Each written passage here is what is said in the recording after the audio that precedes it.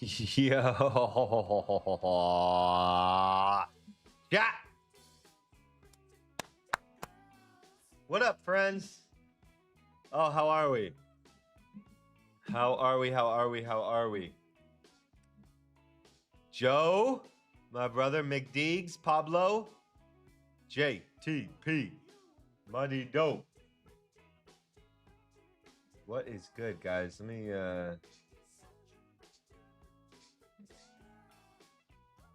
all right. No, dude, I did not get my treadmill yet. It's super disappointing, actually. I did go looking for one today. I literally rented a car. What up, guys? Jake has a car right now. I have a vehicle. I currently have a vehicle. I have a, what is it? What did I get? I have a Hyundai Tucson.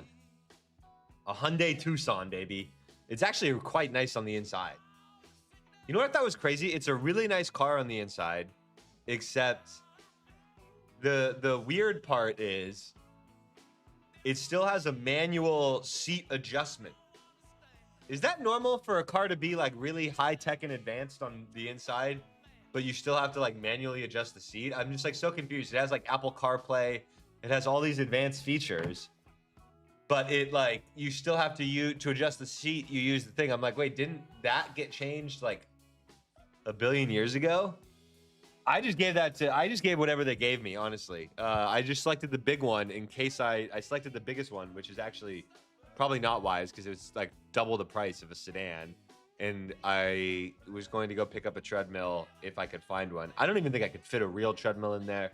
It's a tough situation with the whole treadmill thing. The treadmill is shockingly difficult.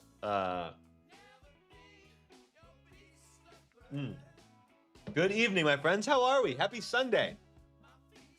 Happy Sunday, baby. Let me get scooted into this frame a little bit better. Let me get this camera set up a little bit better. Let me get myself a little more large and present. Guys, we got to get the, I got to get a Sunday stream banner going. I need a,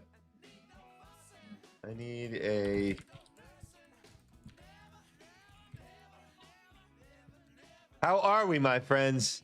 What is good? What is good? What is good? Let me get myself perfectly sized here. And in fact, I'm going to add something real quick. How was the weekend? How was your weekend?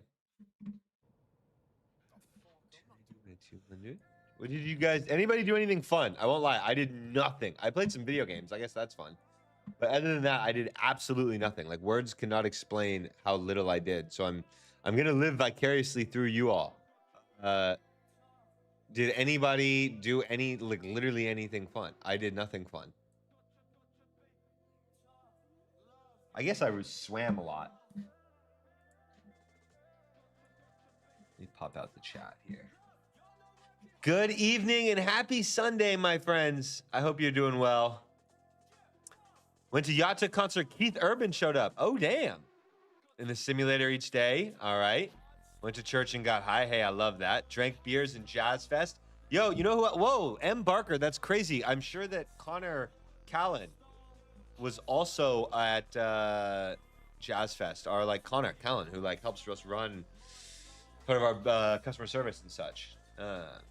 Simulator for the AV Bus 340. Oh, hell yeah. Are you training to be a pilot, Nikita? Is that what that is? Airbus. Okay, got it. Well, went bowling for the nephew's birthday. Hell yeah, wholesome, baby, wholesome. Also, I gotta switch to the AI music for just a second because I don't want to get copyright super early in the stream. We're too early in the stream to get copyright, and that went straight to Fred again, which is for sure gonna get copyright. Copyright free. We gotta chill for a little bit before we do that. Bowling for the nephew's birthday? Hell yeah. Yeah, Connor's in NOLA too. Oh, you ran already? Oh, hell yeah. You've flown a 777 before. Hell yeah.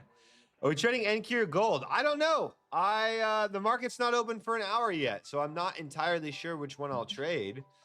I lean towards the NQ. It's been the more favorable asset lately. If the market gaps down and is weak, I'm open to shorting gold. Gold looks like it could use like at least like a little stab lower Maybe down into 4,500. Maybe that's what gold needs. I don't know. But we got an hour. So we got some time here, my friends. We got plenty of time.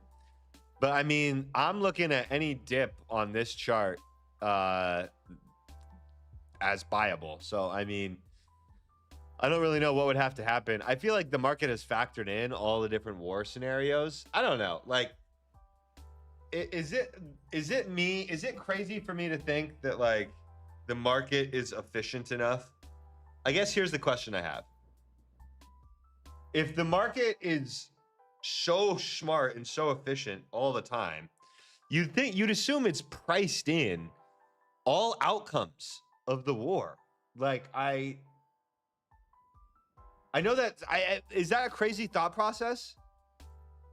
I cannot imagine there'd be a scenario that like the market has not priced in already, right? Like I don't know. Maybe I'm not. But it's like if the world was if we were going to go to a severe next stage of the war, I feel like the market has factored that in. Maybe I'm crazy. Maybe I'm crazy. Happy Sunday, my friends. Methodic, what is good? I am in Puerto Rico. I don't know if I'm going to have a meetup here soon. I am still getting my bearings and getting used to living down here. I want to like just find my own routine a little bit before I start hosting meetups and stuff like that while I'm here in Puerto Rico. I am going to be doing some meetups outside of Puerto Rico this year. Just had some plans to do some. I'll probably do one in Puerto Rico this year as well. I'm just trying to get used to my bearings a little bit before I go too deep.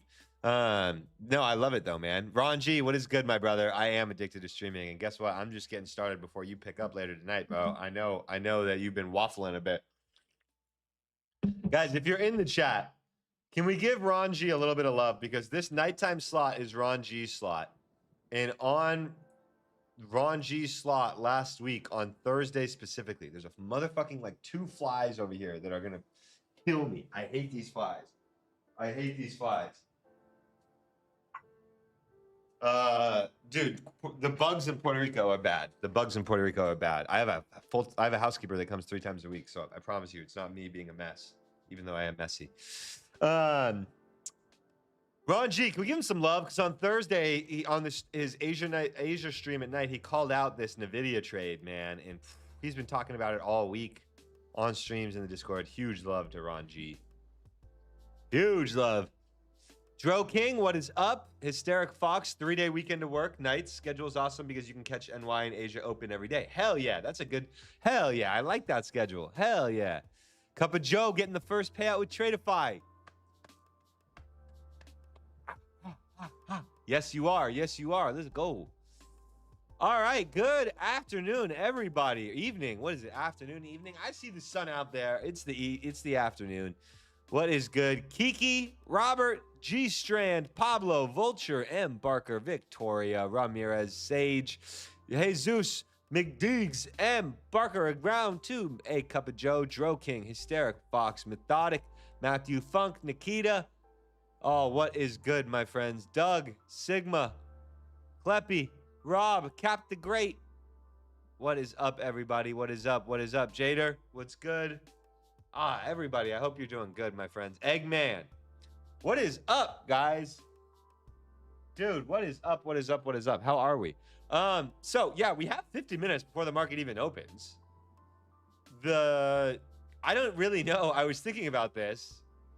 Normally, I come on and I start my streams. The second I start, I have to be really focused because I'm like planning my trade and I'm executing my trades, and like me trading at New York Open is like my literal job. Like I have to make money there because it is my primary source of income. Like it is my fucking job. I have to do it.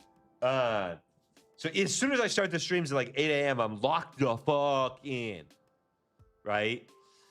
So I don't get a chance to answer questions much. So the goal of tonight is starting an hour early so we can answer some questions. I can talk to you guys, like, because I really love the chat. It's not that I'm ignoring the chat during the market. It's not even that it's being too fast.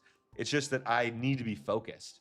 But I was thinking about it. I was like, how do you even prepare for a Sunday open? Like normally on Monday, when I do pre-market streams, like it's moving pre-market, like the market's already moving. I don't really know how to prepare for Sunday. I think we just have like an hour to pretty much talk and hang and answer questions, you know?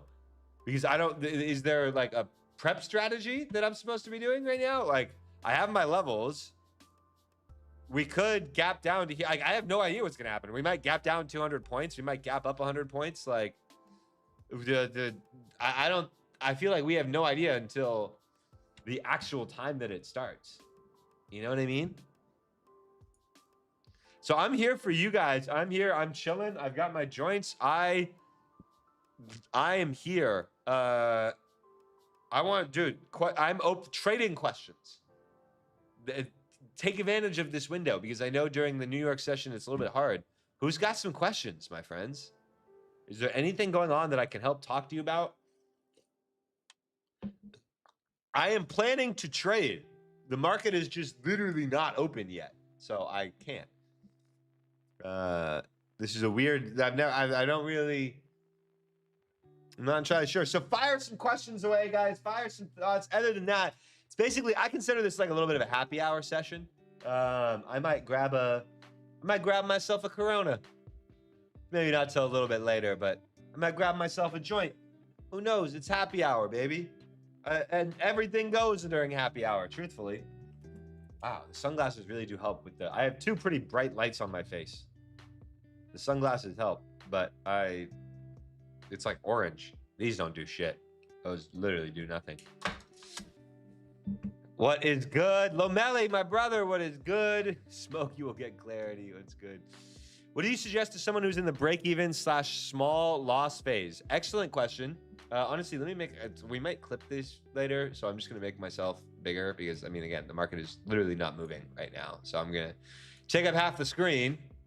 Because, again, the market is not moving. Don't be mad at me if you're like, why is his face so big? The market's not open yet. I'm allowed to have a big face right now. All right, let me move. This is all real-time shit. You guys are seeing this all in real time. Okay, what would I suggest to someone who's in the break-even phase? So it's an excellent question. I at the bottom of my heart, the first thing that I would say is it's really hard to be grateful for the break-even stage when you're in it. It's super hard. But after the fact, you're going to look back at the break-even stage and you and everyone, you're going to be so grateful for it. And so the first thing I would say is like, one, remember where you came from, right? Like, remember where you came from because, you know, it's a blessing to be a break-even trader is what I'll say. It really is a blessing to be a break-even trader. So remember where you came from, right? And now is where you are really at the point where you're fine-tuning, right? If you're at the break-even stage, what that means is that you figured a lot of it out, right? Your strategy is probably there. If you're break-even, I'm not really worried about your strategy. I'm not worried about the fine details of it, right? If you're at the break-even stage, what I'm more looking for is what are the specific little minor tweaks, details here and there that you can adjust in order to kind of figure out and solve the problems that you're having, right? I'm assuming that the problems are something usually psychological, something mental, right? But you're in the home stretch is the ultimate point that I'm trying to make. Now, rather than doing an overhaul, like a lot of traders will ask me, what should they do? And the answer a lot of times is like a total overhaul of strategy, a total overhaul of everything. It doesn't sound like you're there. It sounds like you're in the refinement stage. So now would be the time to be really specific with the feedback on your trades, whether that's through journaling or grading yourself. Like that is really the point to emphasis now, right? Is the specific details of, okay, how do I nail down the edges, right? I'm close, but I want to nail down the edges, right? So first of all, congrats on reaching that stage in the first place, because that's fucking awesome. And then keep going.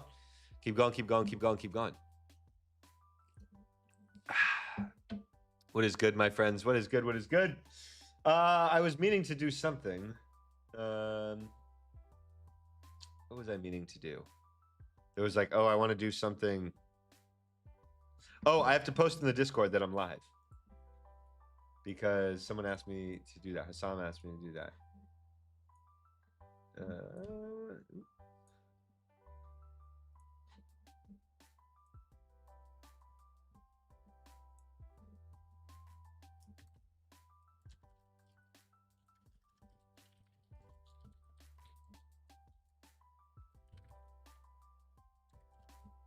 Start of a 4-hour stream.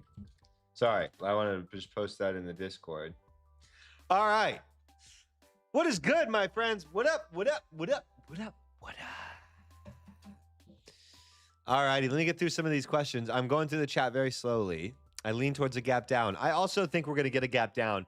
The reason I'm like, actually, truthfully, guys, the reason I'm here is because, one, I want to answer your questions. Two, I'm kind of down to buy a gap down. If we gap down, I'm kind of down to buy it. Maybe, I don't know. Maybe I shouldn't. Dude, I'm honestly not even stoned. And my eyes look super red, I feel like. I'm not stoned yet. I will smoke a joint. But I'll be honest about that. I'll be transparent about that. These lights are just super bright. All right, excuse me for that. The PM session with Lamelli Trades was super educational. Great addition to your team. Dude, we love Lamelli. We love him, we love him, we love him, Methodic. He's the man. Do you scalp the open? Usually not on Sundays. On Sundays, I like to let the market develop for at least a little bit usually. But it depends, man. I don't know. Sunday open is danger zone though, I feel like. I feel like trading the Sunday open is the ultimate little dopamine hit, It's it feels like you're a little bit of just on a little bit of that stuff, Nothing against scalp. If you're scalping the open, I would lean more towards the 9:30 a.m. open. That's how I would feel. Are you trading your live or some evals today? I haven't decided. There's evals loaded, but it's on there. I will always let you know in the moment. But again, there's no need to ask that. It would be my follow-up. And I've seen you ask that before. So yeah, guys, no need to ask. Remember, it makes it not fun when I'm under a microscope and interrogation of I'm tracking every single detail of every single trade. And I know that's not what you specifically was saying, but I'm just saying it makes it not fun for me to do this if that's going to be the process. Do you have a physical checklist for trading or just a mental one? Just a mental one. I don't write anything down anymore. I used to be really big on reading my rules each day. I had a laminated piece of my rules each day. I was really, really big on reading that. And I would recommend that. I would recommend writing your rules out, whether it be by hand or typing it out. I liked to type it out, and then I'll see if I don't know where it is. I'll find the rules eventually, and I'll have next time Connor's on a stream, we'll ask Connor to post the link to them, and you can just borrow my rules. Yeah, I have no idea where those are. But they are great. Regardless, that helped me. That helped me. Yeah, I would say that helped me. Was reading my rules every single day before the session to open. I would physically read them. That was super helpful for sure. What do you see for the week ahead? I think we kind of got to wait to see. So guys, for those of you who weren't on the Saturday study sesh yesterday, I did cover my theory on the charts. This is what everyone wants. Sorry, I gotta make myself smaller now. This is what everyone wants, is this picture perfect pullback and stuff. Yeah, the market just rarely does what everyone wants. I'll be honest. It basically never does what everyone wants. Yeah, everyone would love a healthy retracement in a former all-time highs. I'd love a super hot psychotic wife, you know what I mean? I'd love a toxic you can't get everything that you want, guys. So I personally believe that we're going to continue to go higher. I think this is too much momentum. I think, as crazy as it sounds, this feels like the world's most bullish rest bar. Last week, all we basically did was consolidate and then trend at the end, but we really did consolidate for the first 4 days. Right? So there's a case to be made that we'll get continuation. The truth is that at some point we'll get a puke day, is what I call it. At some point we'll get a puke day where the market does something like this. Those are easy to catch. Do not go chasing the fucking puke day. I cannot emphasize that enough, guys. The puke day, these big red candles, where at some point we're just gonna have it's not gonna be that big, but we're just gonna sell off 3% for no other reason than we're just extended. People are going to think the world's going to end and blah, blah, blah. And it's in reality, it's going to be literally nothing. It's going to be no big deal at all. But during that day, you're going to want to short it. Just wait for a 15-minute entry. It will not run away without a 15-minute entry. I promise you. Do not go chasing the puke day, because the puke day you will find in like minute 90 of one trading day. It won't happen in minute 5 where you'll miss it. Like, it'll happen later in the day. So I promise you, do not go chasing the puke day, because in my opinion, the market can go a lot higher than we think. And I'll see when the market opens up in a little bit whether that's true or not. But like, if we get a small gap down, I'm pretty tempted to buy it and just hold it, because it's like the market has not been going down at all. This is like absurd strength. I don't know what it would take for the market to go down at this point. I honestly don't know. And I guess I'm asking that too. And I'm sorry, but I won't see your guys' answers until I scroll, because I am going to try to answer most of the questions that pop up. I got to start moving faster though. But like, I don't know truly what on earth could happen that could reverse this strong of a bar, this strong of 4 candles. How are you going to fight this monthly chart? What could possibly happen? In order to erase it, you'd need to drop 4,000 points? Think about that. Anything that happens next month, the market could pull back a bajillion points. It wouldn't matter. It'd just be an inside bar on this giant trend bar. The way price works, this is like, we did something here. We don't just reverse this casually, is my whole point of emphasis. And I know that you weren't saying that, so I'm sorry if it sounds like I was saying that you were saying that. But the truth is, we don't just reverse these types of candles casually. This is going to be a fucking process. All right? And I'm not interested in it reversing. So in terms of getting back to the question, because that was just totally me getting distracted and going sideways and ranting. At some point, we'll get a pullback. I don't know when it's going to happen. The market usually goes a lot farther than people think. So I'm of the mindset that we can probably get one more week up, or even at least like a stab up. Maybe early this week, we try to go higher, and then the rest of the week we go lower and we put in kind of like a doji, something like that, you know?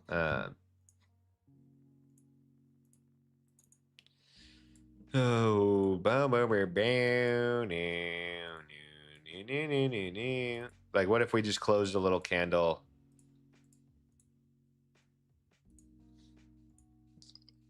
Like that, just like a small red bar, you know, that like tried to go higher, and that tried to go higher. We tried to do today and tomorrow, or Tuesday, tomorrow and Tuesday. And then we go back down, like, man, who knows? I don't know. But I'm definitely not bearish, is what I'll say.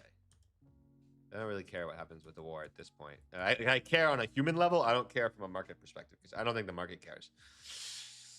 What up, gang? Hope everyone is doing great. How'd you get such a G in the trading space? I love you. I love you. I love you, Robert. Expectations this week. Holy shit, we have FOMC on Wednesday. Well, Jesus Christ. Well, that makes sense. Let's get an early week rally, and then FOMC, we start to consolidate. That would make sense. That would make sense. Hella earnings this week. It might be option season, baby. Might be time to remind some of y'all that I still fucking do that shit, because I know some of y'all think I don't do that shit no more, but I still do that shit. Let me keep going and reading through the. I wish I could put the. Hold on. Let me actually see if I can add. Hold on. Window capture.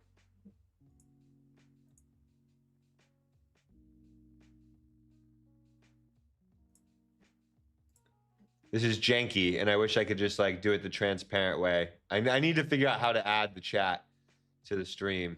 But these are the questions that I'm reading as we go through right now. Advice for FOMOing into trades and breaking out of and breaking one's rules. When the market opens, here's your chair. This is where you should sit. If you have trouble, this is actually genuinely fantastic advice. Please listen to this. If you have trouble FOMOing at the open, this is going to sound stupid, but trading is fucking stupid. It's like the weirdest thing ever that we push buttons and make money. It's weird. Things we do don't make sense anyways. Just trust me. If you have trouble over trading at the open, this is what I want you to do. Oh, it's right here. This is easy. All right, this is your chair. That's you. Or excuse me, that's your chair. Get a second chair. Get a second chair. I'm dead serious right now. And sit a full chair distance away. Okay? Put a timer on your phone for 15 minutes, because you got to wait at least 15 minutes if you struggle to trade the open, and accept that you're going to miss some trades because you do that, right? This is, get your notebook, wherever mine is. Get your notebook, and like Bart Simpson, on the back of it, you're going to write,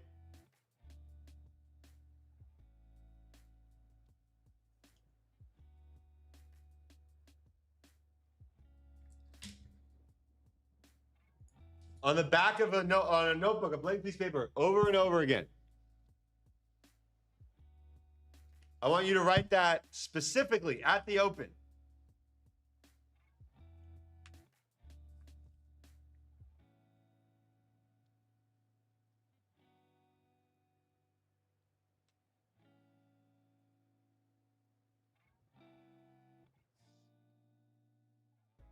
Hold on, I'm writing something very key. This is actually super sick, guys.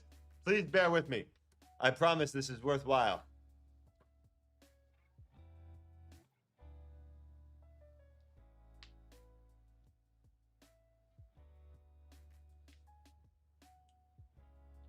All right. I want you, if you struggle to constantly slamming the open, which was a big issue of mine for a long time. If you struggle with constantly slamming the open, as soon as the market opens, you just throw money out and you lose and you blow your account. But your idea was right, but you couldn't wait 5 goddamn minutes or 15 minutes to enter the trade. I used to struggle with this a lot. It's impulse control. It's bad. I want you to write this over and over and over. I am okay missing trades at the open. I lose more than I win doing that.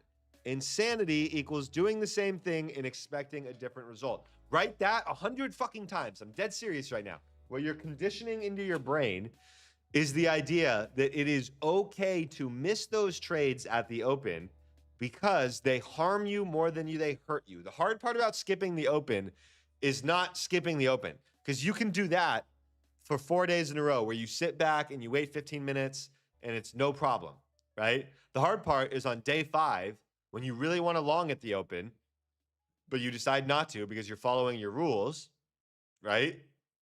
And then the market rockets at the open and you can't catch it or you miss it because you were being patient and following your rules. That's the hard part. Doing this will help train your brain. Screenshot it, guys. Screenshot it. All right? You want to train your brain. You got to train your brain to being okay in accepting. All right? Because that's really, I'm at the bottom of my heart, I mean it. That's probably some of the most valuable advice I'll give all night. It really is. Did I watch any movies this weekend? I'm just going through the chat as they come, baby. I'm trying to think. Did I watch any movies this weekend? No, I played video games and I watched NBA. And I watched, no, I didn't watch any movies, but I did play a lot of video games for the first time in forever. I played some Dying Light.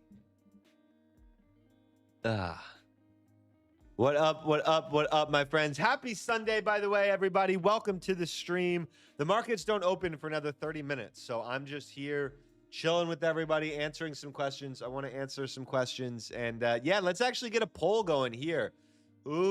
How market vibes tonight? Bearish, bullish? Guys, do me a favor and vote on the poll in the chat. I'm super curious whether you are bullish or bearish, baby. I was playing a video game called Dying Light, which was weird, but I downloaded it on I downloaded it on my Nintendo Switch. Yeah. Oh man. And I've just been playing that. It's great. I only trade a live account, never dabbled in prop firms, but I see value in it. I see value in them personally, and I see value in the ability to scale them and stuff. And they're cheap enough that, like, if you're trading with a live account, it means you have money, and I'm not saying you have a ton of it, but that means you have some sort of income and a brokerage account you've kept safe and all that. Trying a prop firm is not very expensive, especially something like a Lucid 50K account. It's only going to run you, $80, $70, whatever it is. And that's like, I assume that's less than you risk on one trade in your live account, right? So the reason I say that is that the risk is not very big. So yeah, I'd be willing to give it a shot, baby. Guys, throw your question or your answers in the chat. I want to know whether you're bullish or bearish.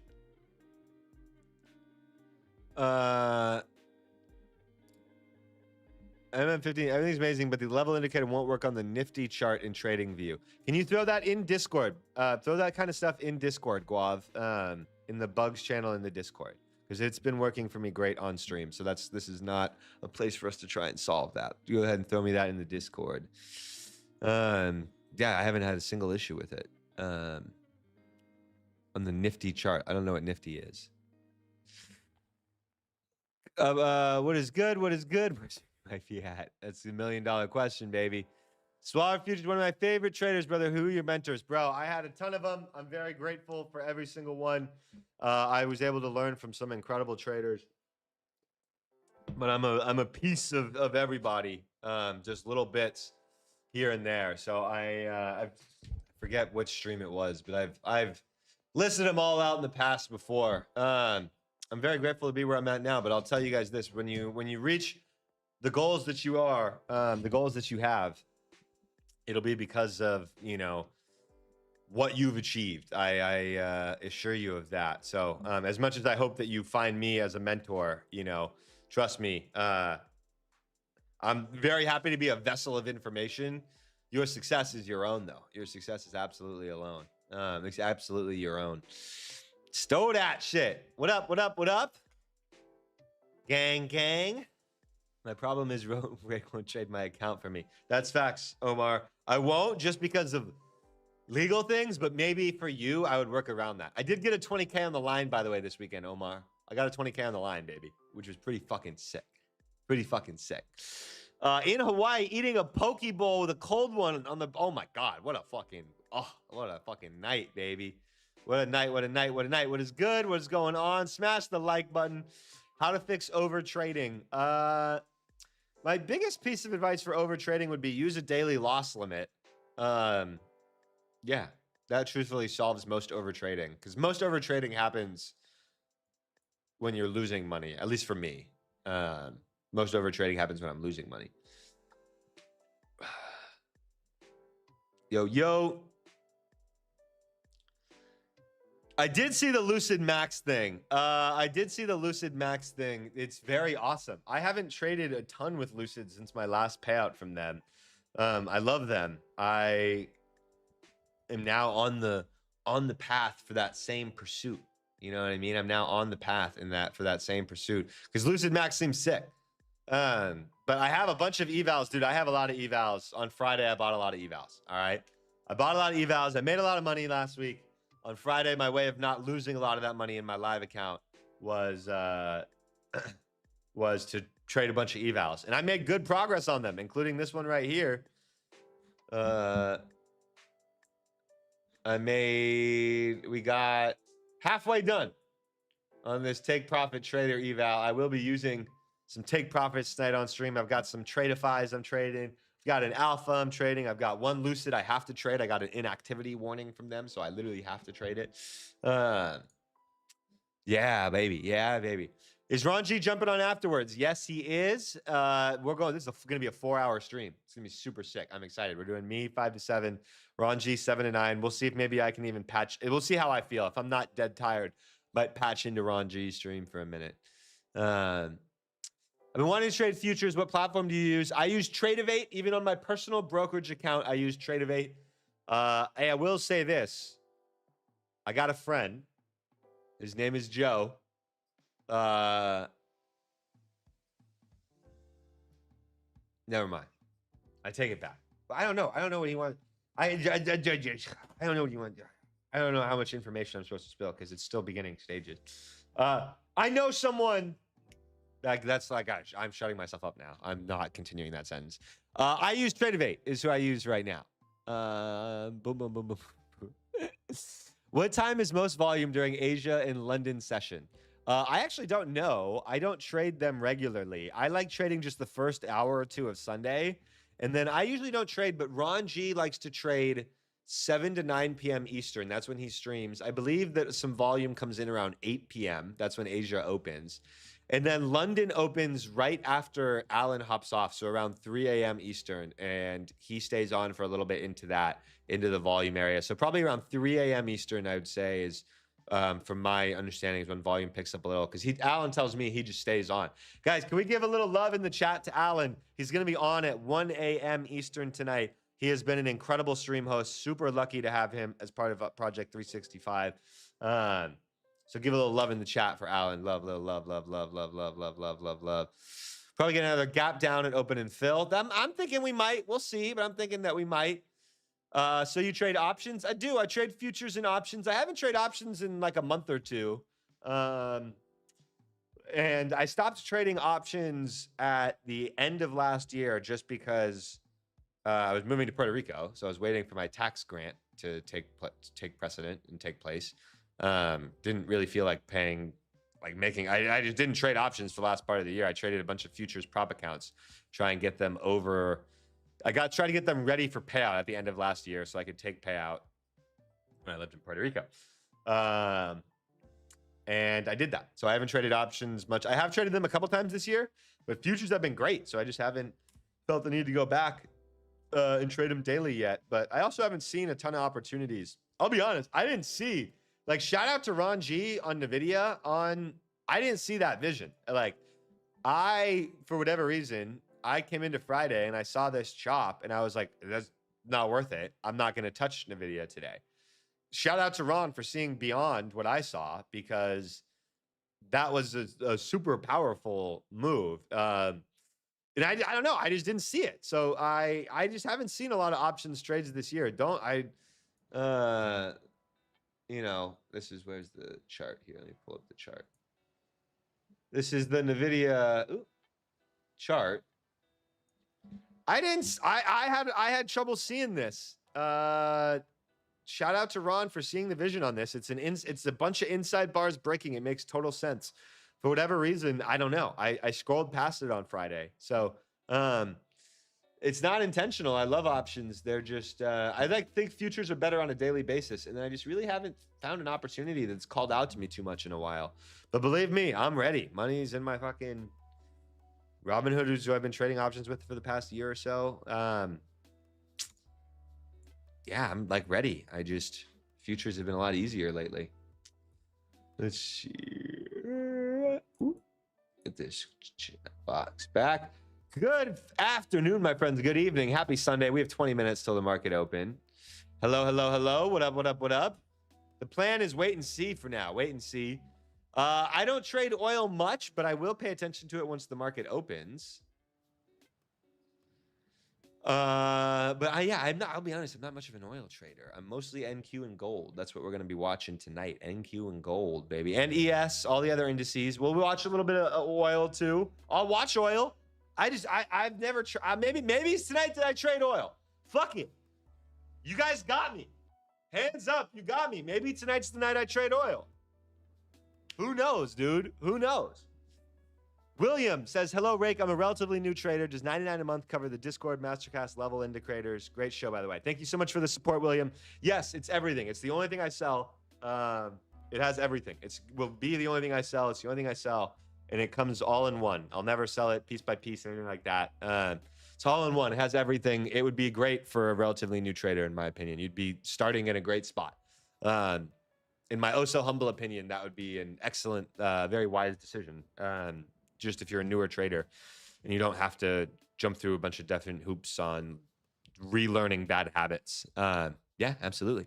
Puts for Pal. Man, I get scared trading puts with Pal on the Mac. You guys want me to die. I get scared trading puts with Pal up there, man. I get sure scared. But Wednesday is FOMC. You're right. That could be the puke day.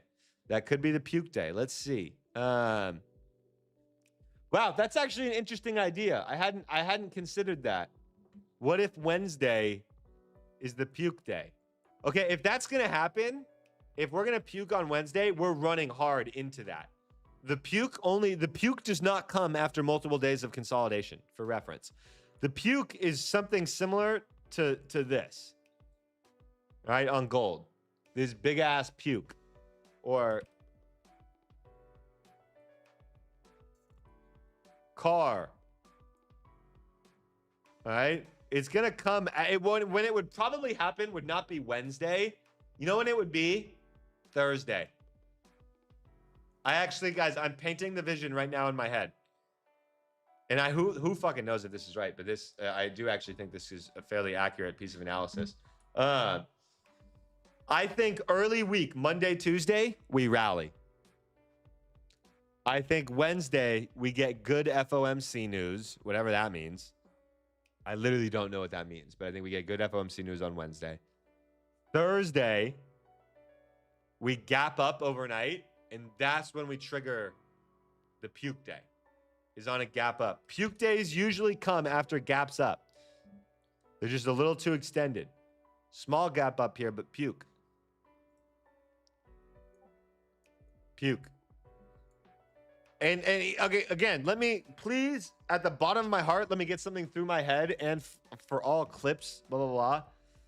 One, catching the puke day should not be your primary objective. Nobody knows when it's going to come. Nobody knows how aggressive it's going to be. And it's literally not the main objective. The main objective is make a lot of money no matter what. The puke day, do not go fucking waiting for that or searching for it or all that. All you have to do during the puke day is wait for a downtrending chart on the 15-minute in a late day entry.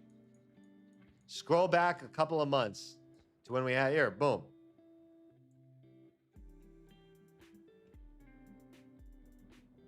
This is what your entry is going to look like on puke day.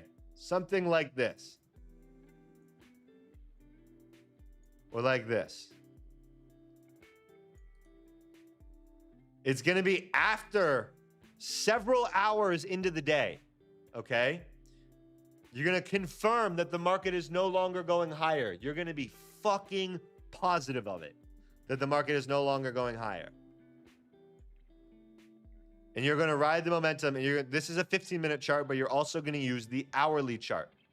For us mastermind reference people, that is lesson 9. All right. INRW. All right.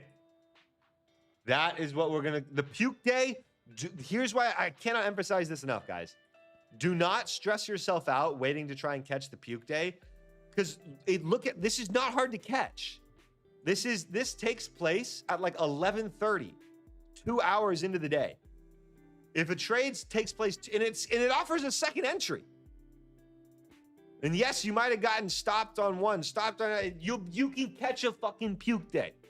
I assure you, you can catch a puke day. It's not hard, but wait for it. Wait the first hour or two. I promise, at the bottom of my heart. Wait the first hour or two, okay? This triggers before the first hour closes. That's not us. We're waiting. Even this works. It doesn't get stopped. I promise you. Just wait. Just wait. Do not short early in the morning. That's my 2 cents. If I'm wrong, I know how I'm going to be wrong in that sense because I'm just telling you to be cautious. But anyways, sorry. That's my rant. Gang to the gang. Full port NVIDIA. That's good. That's wise. Full port Apple. Longs until they work. I agree. Emily. Oh, gold or oil. Let's check out oil real quick. Oil's just been stuck in a range, so I haven't traded it much. I don't even think Ron's traded it that much because it's been stuck in a range, right? Like, yeah, it's pretty range bound right now. Ron, have you been trading oil much still? I feel like I haven't. I feel like I've seen you trade the indices more lately. I haven't really been trading oil too much. All right. Also, now we're far enough into the stream that I'm going to push the limits and start playing some good music, baby. Oh, buddy.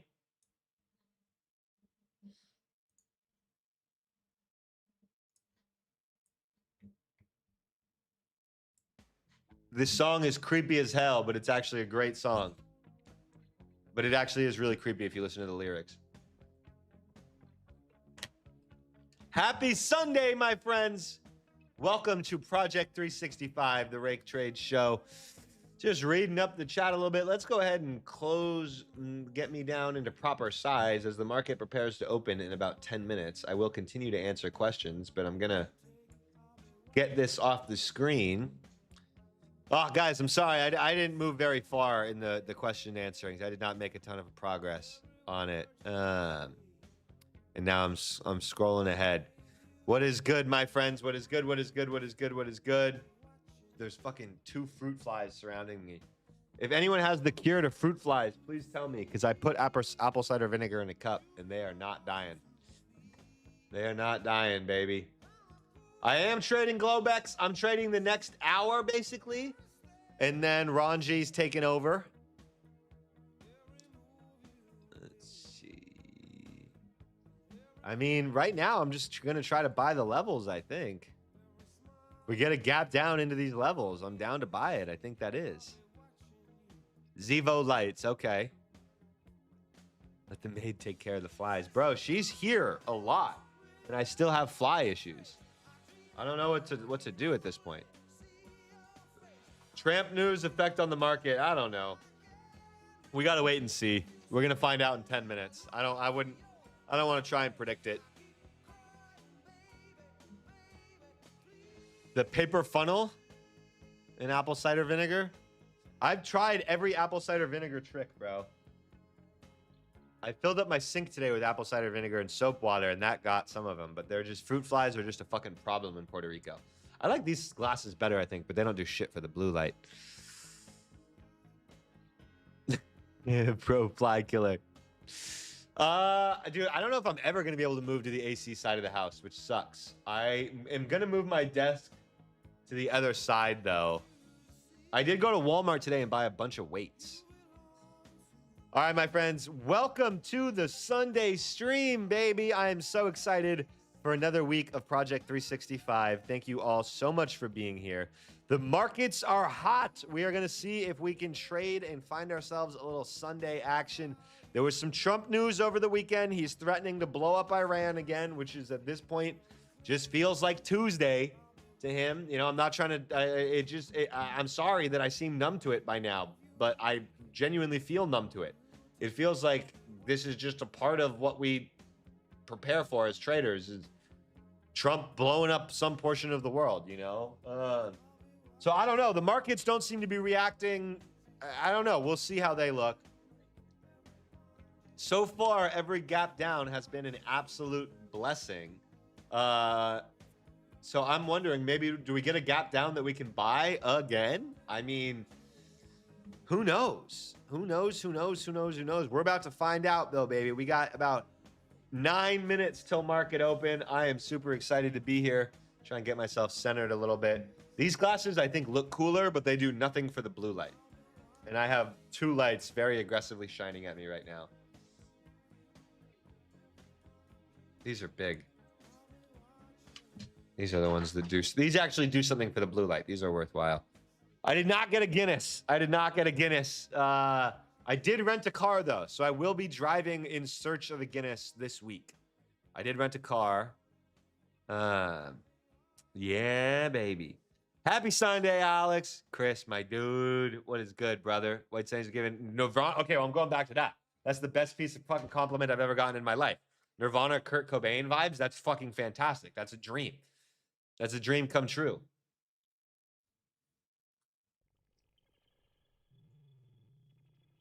Yo, it's pouring now. It's literally pouring. I wish I had a more mobile camera that I could like take outside and shit. It's literally pouring right now. Oh, fuck. Did I leave something outside?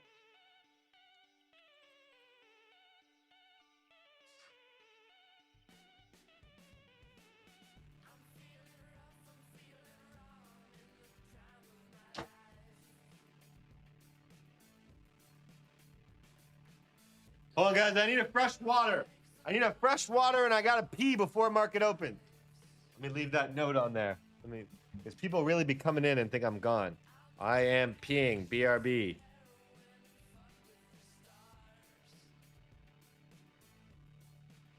Let me pee in peace.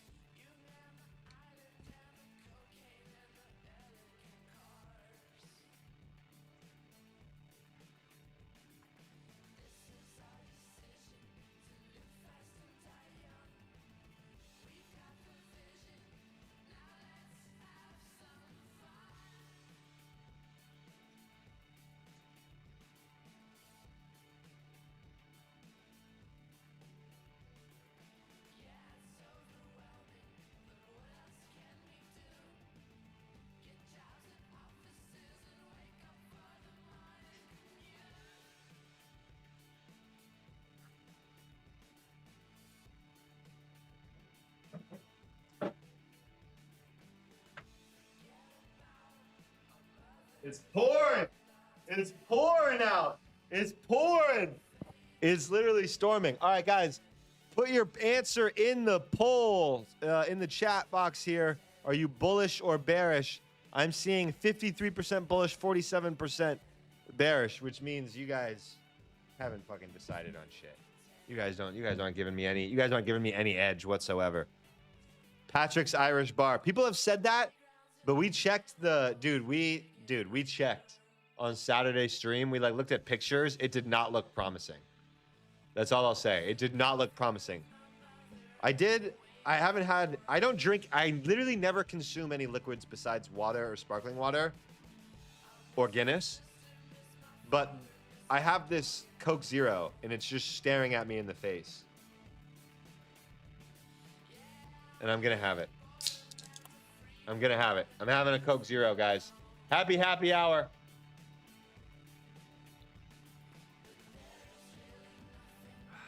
Oh. All right, my friends. Yeah, that is a good idea. I should just call him and ask. That's a very good question. Fucking TV. Jesus Christ.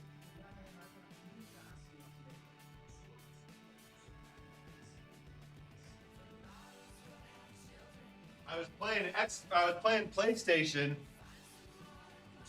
And it must have went to sleep, so my TV just turned on. That scared me. 3:30 a.m. Oh, Didi, go to bed, bro. Go to bed. Bitcoin is moving. I wonder what just happened. Coke Zero is not as good as regular Coke. I like regular Coke way better.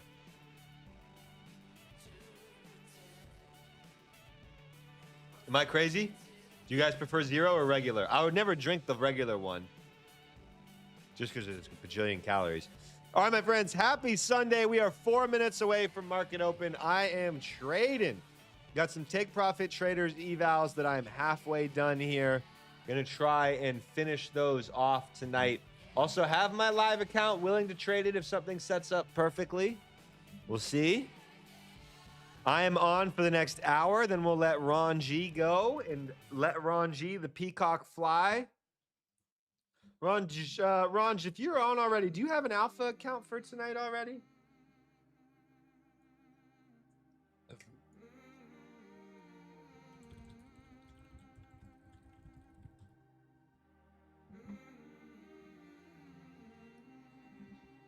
All right, we'll have to get you. We'll have to find you one.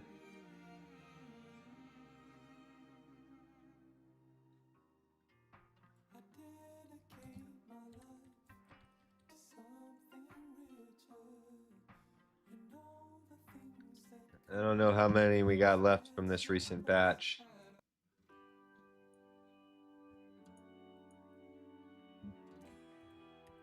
Think.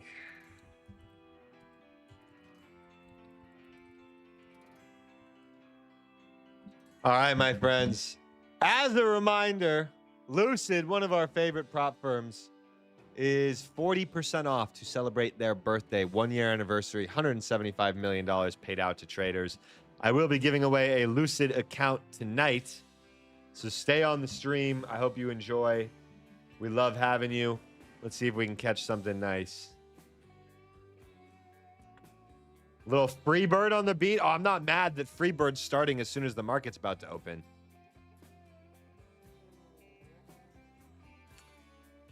That's fair. I don't drink Coke very often, Cole. I hope that makes you feel better. I promise you, I don't drink it like basically never, probably once or twice, a couple times a year. Sorry to jump off topic, but Victor Wembanyama is unstoppable. That's just scientific fact, brother.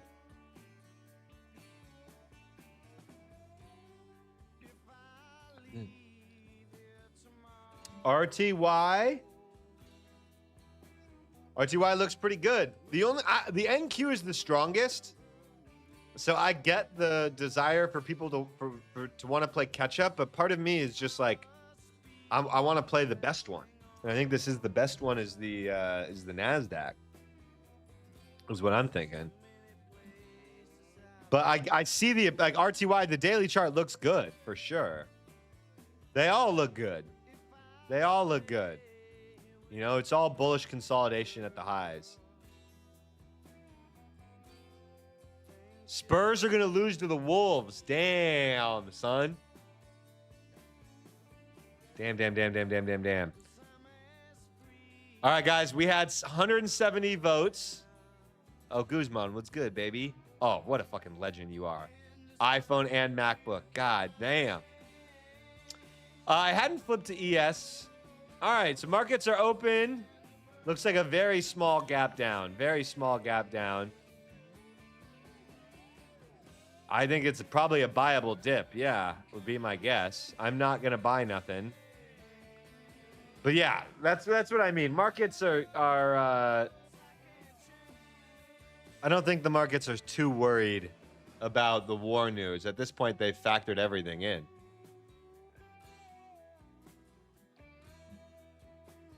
I don't look at the level 2 here. I just execute off of this. So like I'll like use one, I'll press it and I'll get my orders up and stuff. With that buy and sell button. So I'll use these bottom buttons down here. But yeah, I don't use level 2 stuff. I have nothing wrong with it. I'm not that smart. That's above my pay grade.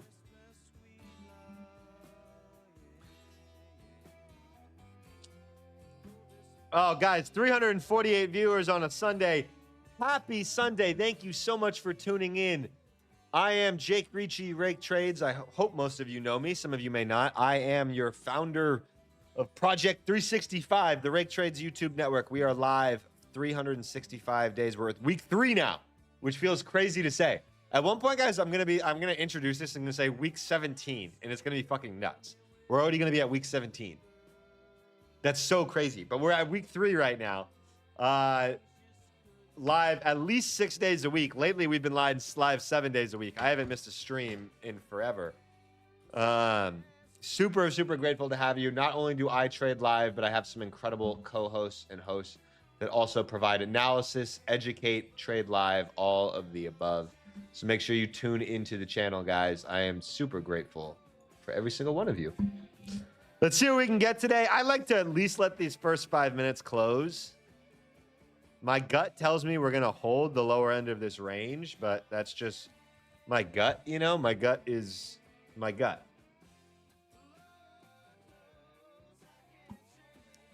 Do we long the level just straight off the level? Do we just...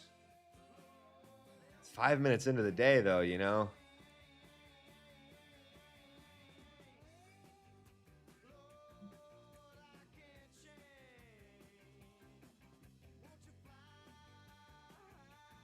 Sometimes you got to shoot a shot on an eval, though.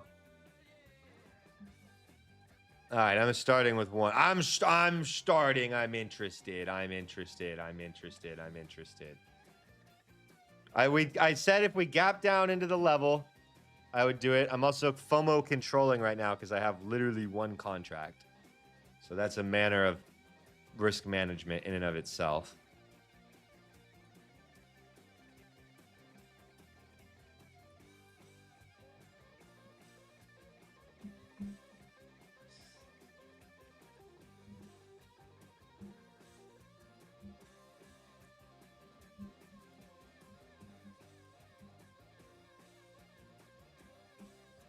Gold, pretty similar gap. Guys, you're only seeing one chart that I'm watching. I have a lot more pulled up, so don't worry. If I haven't looked at something, it's not that I need to look at it. It's that I'm watching the NASDAQ because that's the one that's most appealing to me.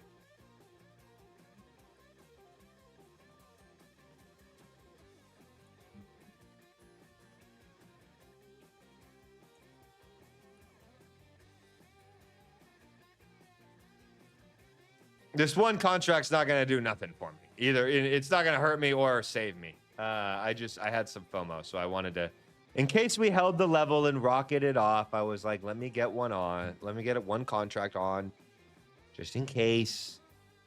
I have a little bit of FOMO. Let me prevent that, but this is obviously not going to be.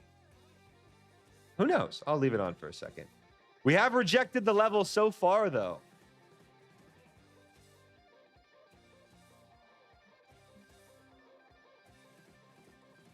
And I took my loss.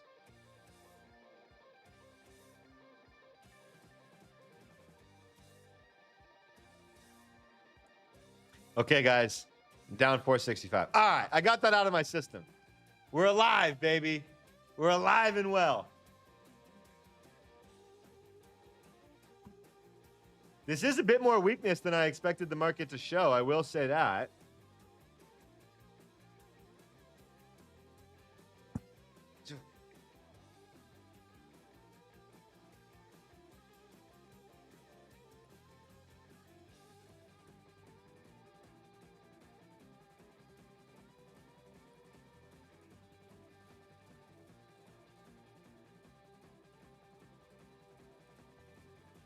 My gut still says try to buy it at some point, but that's a pretty ugly 5-minute bar. So I think I'm going to sit back a little bit patiently here and just wait and see. Let's make it back. Don't worry. Don't worry. I truly traded one. I don't think that one contract was going to harm me. I will surely try to make that back. I am not going to end the night down $400 on an eval. I promise you that. Unless nothing sets up, then I would be disciplined. But, well, no. I would shoot a shot on the eval is what I would do. Let's call a spade, dog. But I really thought we would maybe hold that level is what I was stabbing at.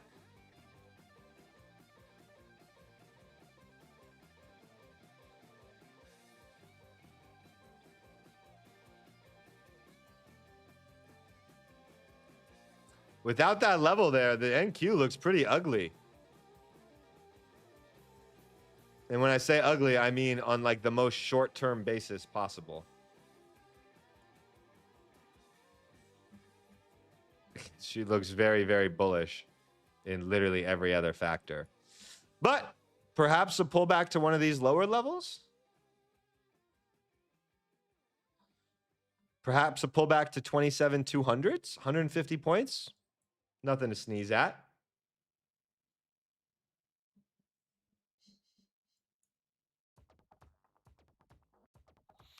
Later, Alex. Good to see you, brother. Appreciate you hopping on.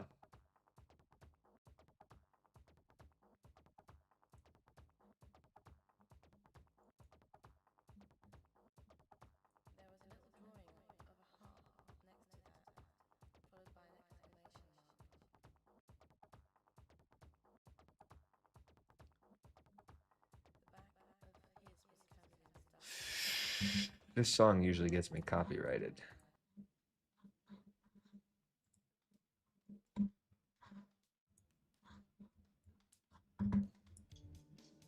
At some point, this thing is going to trigger a 2-minute failure to go lower and pop above a previous bar's high.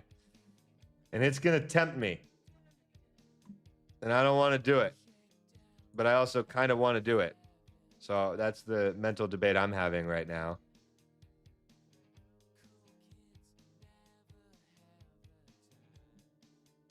Like this. This is that exact scenario that I'm having that mental debate right now.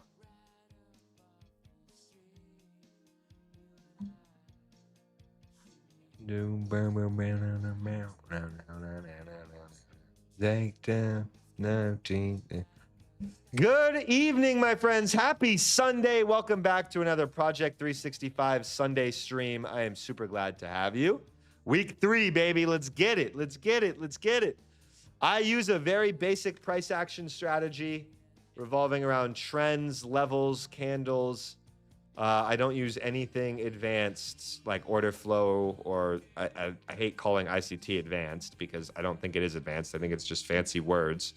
But I don't use any of that stuff. I just use very simplistic, basic price action principles that, when used properly and you manage your risk right, you can make a shite ton of money, my brothers and sisters, a shite ton. And I'm thinking about this 5-minute bar because one of the things I've talked about lately, and it really holds true for me, and it doesn't have to hold true for you. Some of you guys out there hate all-time highs. I love all-time highs. I make a lot of money during all-time highs, but part of what comes with that is shooting shots and taking a risks and doing stuff that doesn't look perfect, right? Like longing down this after this first 5-minute bar doesn't look perfect. But at all-time highs, I have a higher tolerance for what I'm willing to shoot a shot on.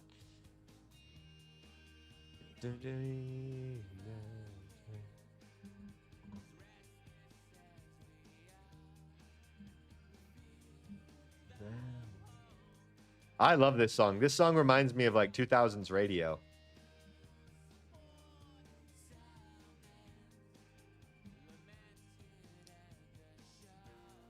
Little weakness there.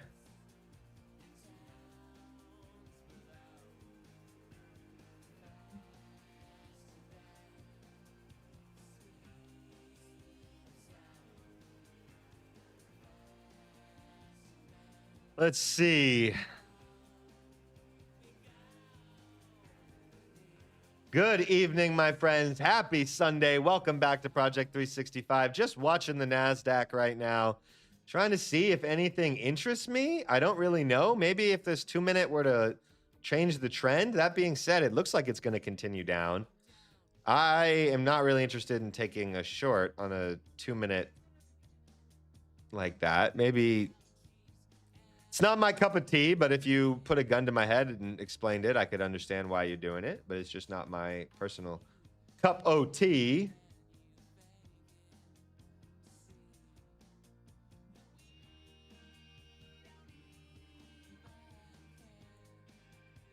I would rather see this 2-minute fail and get back above. But again, that's because I like the bulls. I like the market to move up. It's easier at all-time highs when the market moves up. But I understand some of you don't feel that way. Some of you like to short. I get it. That being said, if we do trigger 2-minute failure to go lower above that high, I will take a long.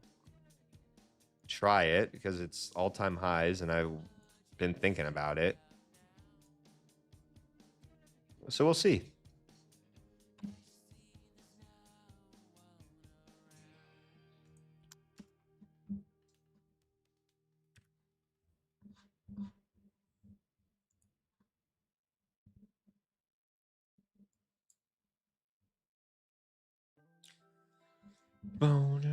Let's see. Let's see how this candle goes. This next 2-minute one.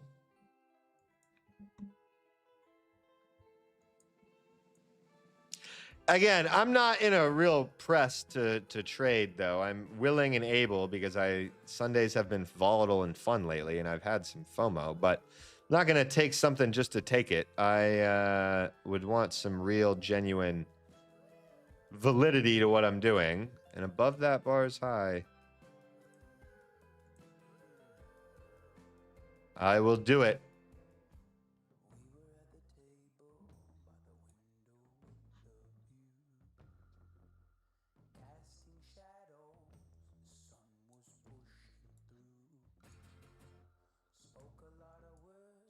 If the 2-minute fails to go lower, 5-minute would be presumably on its way to do the same thing.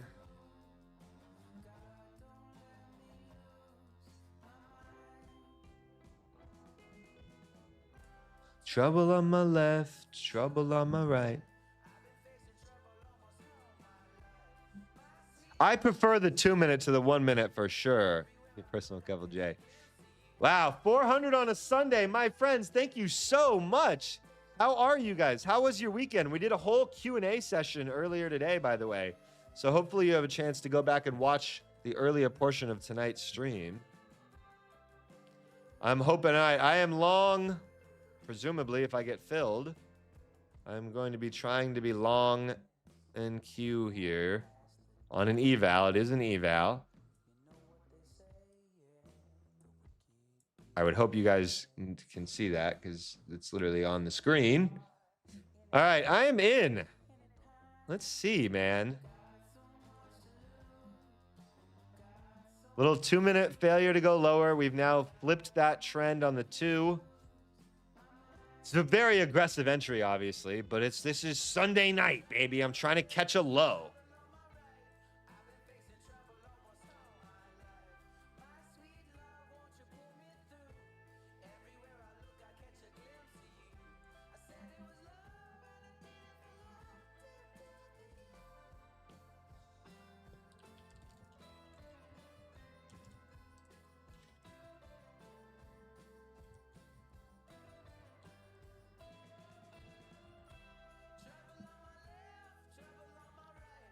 I've been facing trouble almost all my life. Only about a $2,000 risk here on the evaluation. If it works out, can see potentially passing that eval with a 2-to-1. Back to the open. Let's see. Couple of back-to-back inside bars. Yeah, I mean, we're basically on the side of we want these inside bars to break up. They can very easily break down. The bet I am making right now is that we'll break to the upside out of these inside bars. That is my bet. That is the strategy I'm using. This is the risk I'm taking. You guys get to see everything on the screen, baby.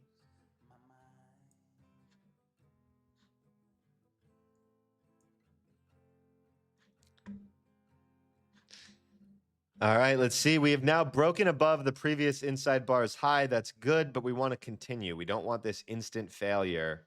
The instant failure would be a scary sight. So, and that is what's currently happening. So let's get back above that high. We really want to hold above that last 5-minute high because that's our inside bar break. That's our trigger, right? So above 64s is really where we want to hold.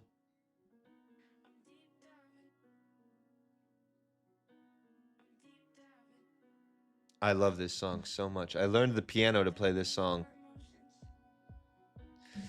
Guys, how was the weekend? Did you do anything fun? I'm seeing someone said smoked out at the beach. It was fucking great. That honestly, I got a joint calling my name right over here. I'm not going to lie to you. At the end of this stream, I'm going to be ending it with a nice old joint, baby. You know how we do it. You're out at 63. All right, that's fair. I'm holding for that's what I want to break. I want that to take us up, up, up, up, up. But we'll see.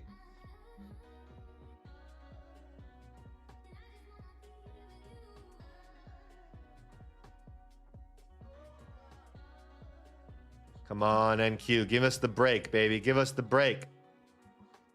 What's gold doing? Gold's a little weaker. But now turning around. NQ, we need the pump.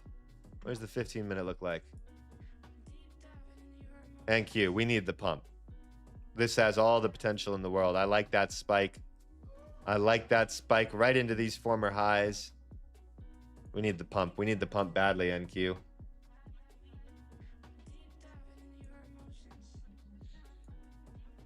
I actually have several other evals I should probably enter this on.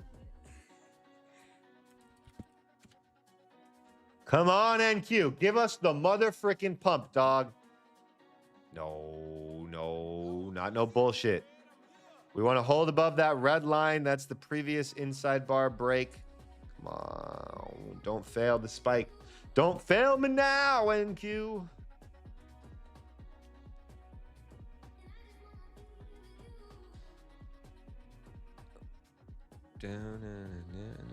Oh, you're on at 63.25. I got you. I thought you were saying you were out there. I was like, oh, damn, son.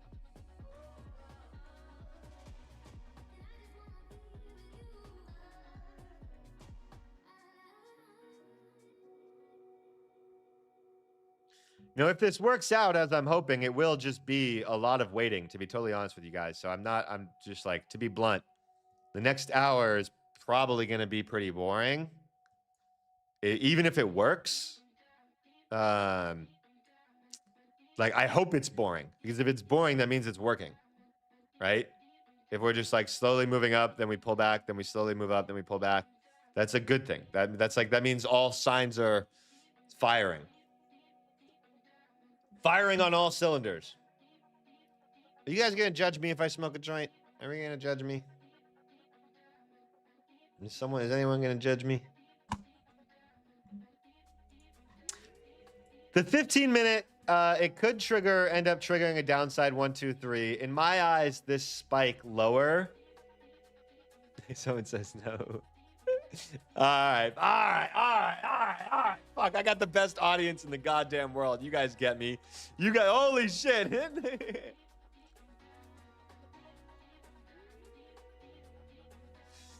Oh my God, I got the best audience in the world. Best audience in the world. It's Sunday night, my friends. Happy Sunday, baby.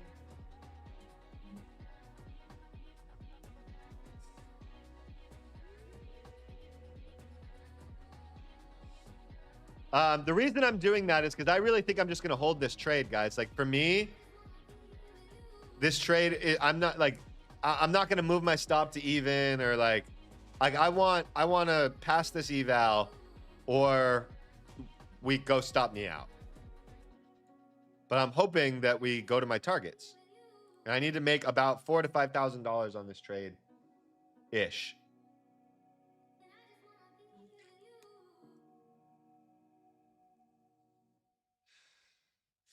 I don't look at this level as a stopping point or like a revert. Excuse me. I don't look at this level as a reversal point.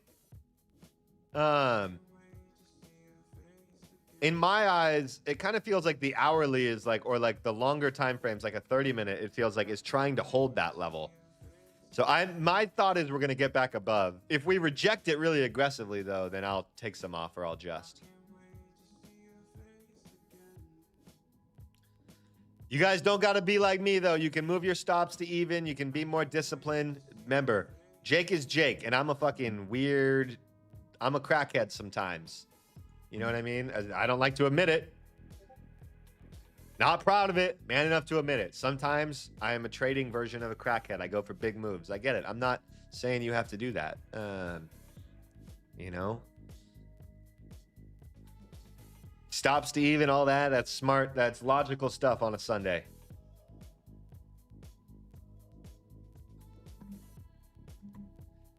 Can you zoom on your phone? 9, Ryan? Just out of curiosity. I think I tried to zoom on mine the other day, and it worked. Let me see if I can zoom on my phone.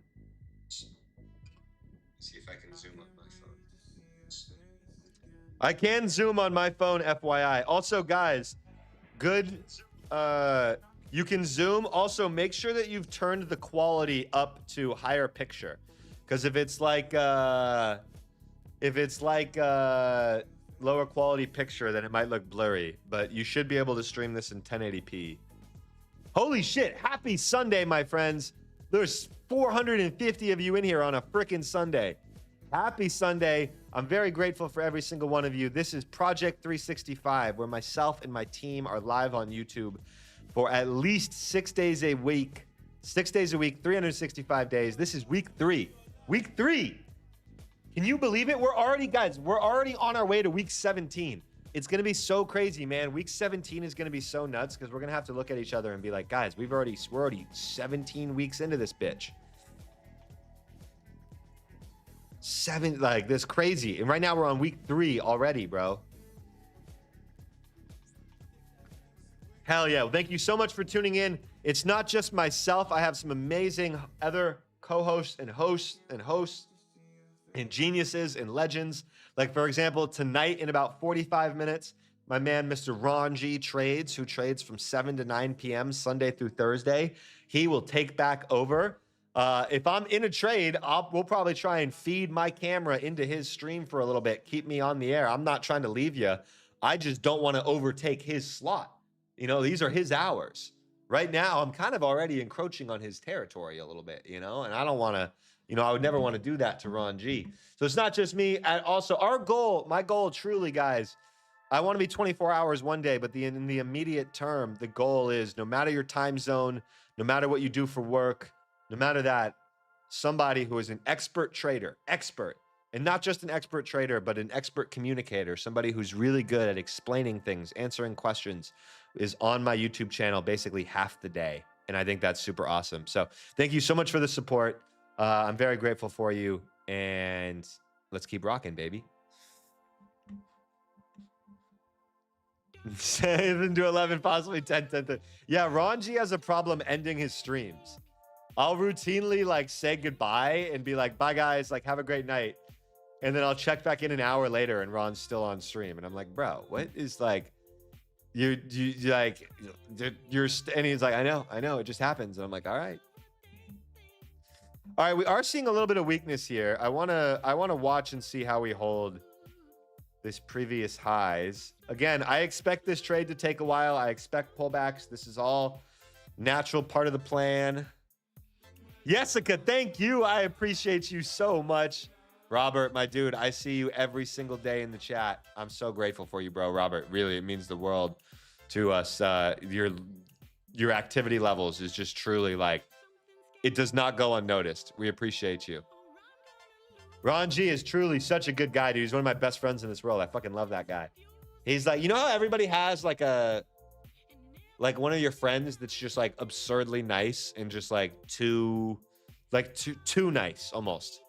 That's my Ron G. He's too nice. But it's not just Ron, man. We've got an incredible team.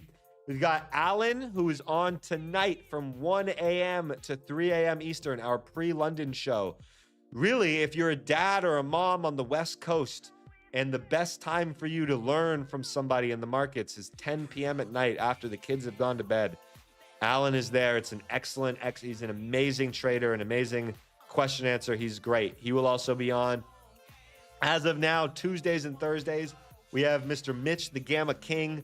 He will be on, leading us way, showing us through the ways of Gamma. Heard a rumor that maybe on Saturday we might be words of a Saturday session with Mitch. It's on the. It might. Hey, that's what I've heard. That's on the table. So guys, if you're around next Saturday, and if Mitch ends up being free, stay tuned for a potential Saturday sesh. We'd love to get you a little bit of a deeper insight into the Gamma worlds. And then how could we forget about our Power Hour GOAT, Mr. Christian Lomelli. Lomelli trades. Guys, he trades ICT stuff. I know that some of you think I hate ICT stuff. I don't. I appreciate anybody who's able to be a consistently profitable trader, because what it means is that they have gone through the trials and tribulations. And Christian is a genuinely awesome dude, a great trader, and his strategy works. A lot of people resonates with them because of the smaller time frames. He goes for these more scalp type moves, one might call them. Great trader, man. We've got an amazing squad, the Avengers, I call them. So thank you so much for tuning into Project 365. Seriously, we're so grateful. We hope to be 24 hours. We hope to take the trading network to the next level. So thank you so much for tuning in. And I will be giving away a Lucid account tonight. Ron G will be giving away an Alpha Futures account tonight, which, by the way, I'm wearing a shirt from Alpha Futures. Guys, Alpha Futures is kind of slept on. I'm going to be honest. Alpha's kind of slept on. All right? Alphas, first of all, they're fucking legends over there. I know this. When I posted that I wanted to do an event in London, the COO, Ben, who him and I have known of each other before that, we like knew of each other, but he messaged me and he was like, dude, you got to help us. You got to let us get in on this. And I was like, no, man, like, I don't want a sponsored event, like, blah, blah. He's like, let us help you. Let us help you. We know London. That's where we're based. Let us put this on and let us give every trader that comes a free account. And I was like, that's fucking sick as fuck. And that honestly was the idea that triggered it. Ben is responsible for a lot of the giveaways that I've done just because he put that idea in my head. Alpha Futures is genuinely good people, and they have great accounts, great rules. Check out Alpha Futures. I should have a link to send you to right now, but I will say code RAKE or RT will always save you the most. But they are really good people over there, and they're just slept on. The zero accounts are slept on. They're slept on, baby. No, I said, how could I say no to that? And then, dude, Ben and I, we just got along so well. And then the Fred again announced a concert. How crazy of it was that fucking luck when I'm in London. I just happen to be in London hosting an event. And while I'm hosting that event, literally like mid-event, guys, I get a notification, and thank God I had my assistant at the time, Tatiana, who is the most incredible woman. Miss Tatiana, she's great, man. I wish she lived in Puerto Rico, because then I could still work with her. Literally, thank God she was there, because Fred again announced a show with Skepta, 2 London legends, while I was mid-event, and she bought tickets, and Ben came with us the next day, and we saw Fred again together, and I was like, that's so great. Tatianas are awesome. Tatianas are awesome. Agreed. Speaking of which, I feel like this song is definitely going to get me copyrighted after the fact, but I think it's usually only after the fact that it gets me copyrighted. But we haven't listened to this since I moved to YouTube, so this used to be our fucking anthem. We got to throw it on once. All right, my friends, happy Sunday. I'm just holding this trade. I think that my target is 2R, but also really this upper level up here. I think we can go take out that high. We have not started the giveaway yet. Don't worry, I will announce it when it's time. I've still got 30 minutes on the clock before it's Ron G's time. I miss Fred too. He's just so copyrighted, bro. It's so annoying. Because like we went from so much Fred to basically only having access to one album.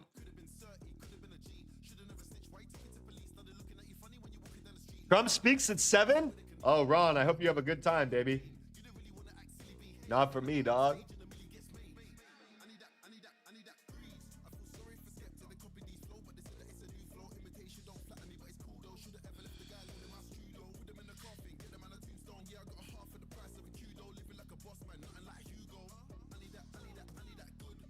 Oh, Chicago was incredible, man. Yeah. Mr. Tatiana is awesome. Mr. or Mrs., you mean? Thank you for the congrats. Guys, please hit the subscribe button. Every time you subscribe or you get a friend to subscribe, we are more able to do giveaways. I swear. The more subscribers we get, the more motherfucking giveaways I run. I'm taking lessons from my elders in that sense to give back. All right, this is the first time I'm leaning up on this trade and potentially considering exiting. I don't think so, though. It still just feels like normal consolidation.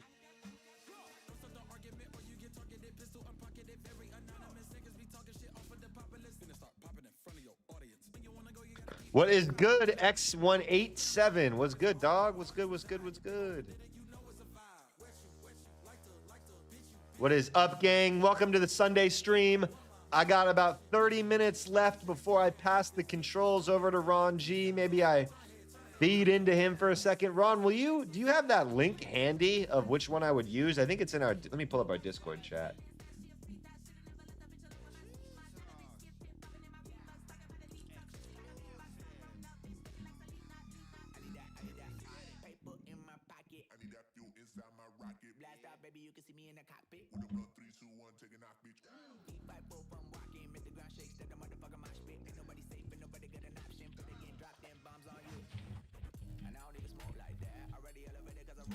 I don't want to steal Ron G's show, though. But I am down to hang if my trade's still active. I'll hang for a couple minutes. He can just pop my camera in.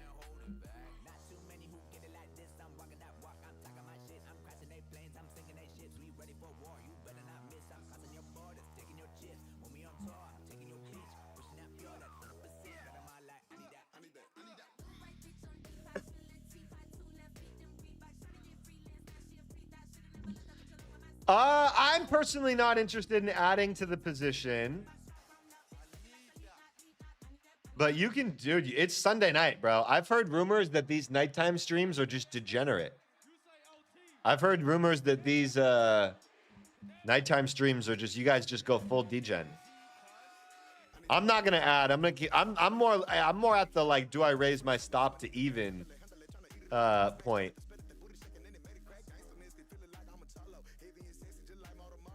But I've heard you guys are, I've heard you guys are degenerates. No. Don't try and call me a degenerate. Don't try and put this on me. I've heard that you guys are degenerate. Bro.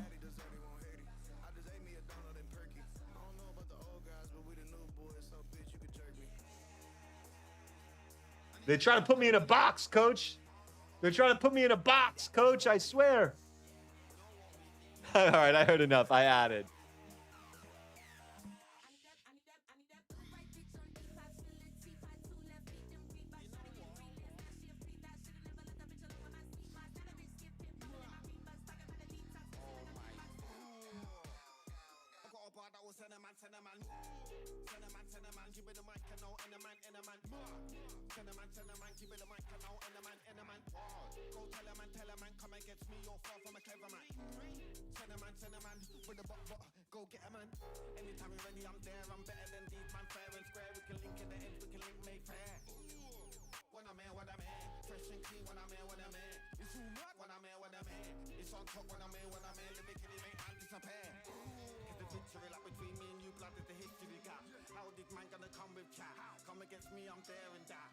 I think we figured it out, my friends.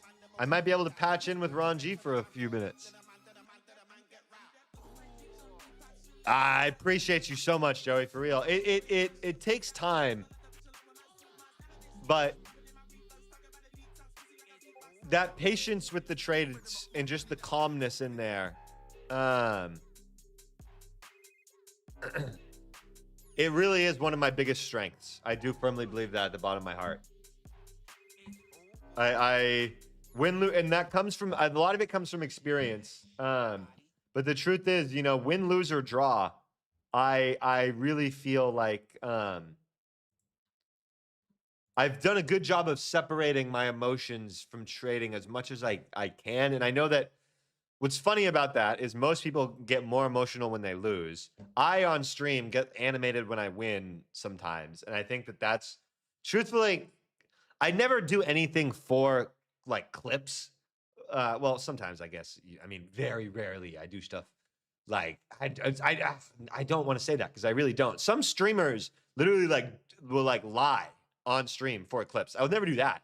But like I sometimes have fun on stream knowing, you know, that. But on my winners, like if I wasn't on stream doing that, I would just take my deep breaths and like go run outside and then like run back in. Like I wouldn't be doing like the it's just not who I am.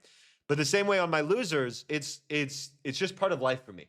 It really is just part of life, right? And I encourage and push you all to try and reach that point in your trading where, and what it really comes down to is one, experience, right? How long have you been doing this? And two, are you actually okay with the dollars that you're risking? Like, I can't emphasize that enough. It sounds so simple. It sounds so simple, but it is so true. It is so necessary to focus on. Are you actually comfortable with the dollars that you are risking? If you're not, you are never going to trade well, right? I can't emphasize that enough. If you're not comfortable with the money that's at loss, you're just never going to trade well. You're never going to trade well. Ever. You're never going to get there. Ever. You have to accept your risk in advance. That's probably like the number one thing that most people could easily work on. That's probably the number one thing that most traders could just very easily Fix. And let's play a game. Guys, let's play a game right now. You and me. We got 458 concurrent viewers. Holy shit. On a Sunday, on week 3, we're so new to this. And the audience has been so awesome. I love you guys. I'm so grateful. Let's play a game together. I'm going to ask a question. I want you to answer it in your head or in the chat, wherever you want. Whatever you want to do. My question is, what is your max risk for a day? What is the most that you would be comfortable losing in one day? You can just answer it in your head. You don't have to put it in the chat. The chat does not give a shit what you're like. I like we're not judging you in a bad way, is what I'm saying. No one cares. But pick your number.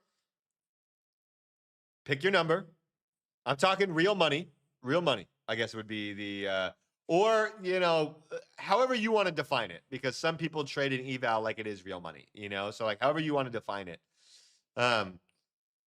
What is your max loss that you're actually comfortable losing in a day? What's that number? No, not number of trades, Frank. Just in this, for this particular example, give me an actual number. I'm seeing 300, 500, 250, 1500 funded prop, 1200, 100 evals, 200 to 250, 500, 3 evals, 1000. Appreciate you, Devo. All right, guys, I appreciate all the answers. Let's let them scroll in a little bit. Scroll in. Because now I'm going to respond to all of you at once. I love these answers. Remember, the question was, what is your max loss that you're willing to lose in one day? Right? What is the max loss that you are willing to lose in one day? Now I want to ask, that was step 1. Everybody answered step 1, right? That was great. Now I want you to answer this step 2. And I swear to gosh, every single one of you better be motherfucking honest with me right now. If you're not honest with me, I'm going to be so upset with you. You got to be straight up with me right now and answer this honestly. Okay? Every one of you just picked a number, right? Of how much you're willing to lose in one day. My follow-up question is, could you lose that amount 20 days in a row, and are you actually okay with it? If you lost the number you just said 20 days in a row, would you be okay? Or would you be like depressingly upset? No, exactly. Okay, that's the problem. That's the problem right there. Right there. You guys are fucking, it's not your fault, but you're lying to yourself. You'd be lying to yourself. And this is the thing. That's not your fault. You've just done the math wrong then. Okay? Again, I would also be upset. Don't get me wrong. Let's not like devalue money, right? Like, let's not devalue money to the sense of saying that, like, you know, you wouldn't be upset. Anyone would be upset losing 20 days in a row, all that. The point of my question is, if you lost for 20 days in a row, would you be okay? And again, 20 is like the maximum in my eyes. I don't think anyone should lose probably more than like 10 days in a row, but it happens. And this is not my fucking, like, this is not my choice. This is like math. Like sometimes shit like that happens. It's just standard deviations. And then you add in normal standard deviations that reset every time you make a mental mistake, right? You have to understand this is simply losing 20 days in a row. I know a lot of you out there are like, that's fucking crazy. That's fucking crazy. Yeah, I don't think it's good. I'm not like advocating for it, but it's also math. When you combine basic math with human error, right, which happens in trading all the time, 20 days, losing days in a row is not that crazy, okay? It's not that crazy. Here's the point of what I'm saying, right? And if you were to think about it, the reason I say 20 days, I don't pull that number out of my ass, okay? 20 days would means that's 5% of your overall drawdown a day, right? So if you're risking 5% of your overall drawdown, right, that's what you'd be willing to lose over the course. Whatever, when you draw down means just money in general. right? Like not money in your account in this example, just literally money in general, right? That is where I think most of you guys have a problem.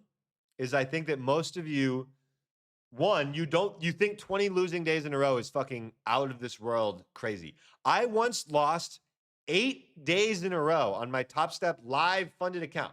This is back when Top Step was tracking it publicly on fucking YouTube without, I guess they probably did have my permissions, but it was still very annoying.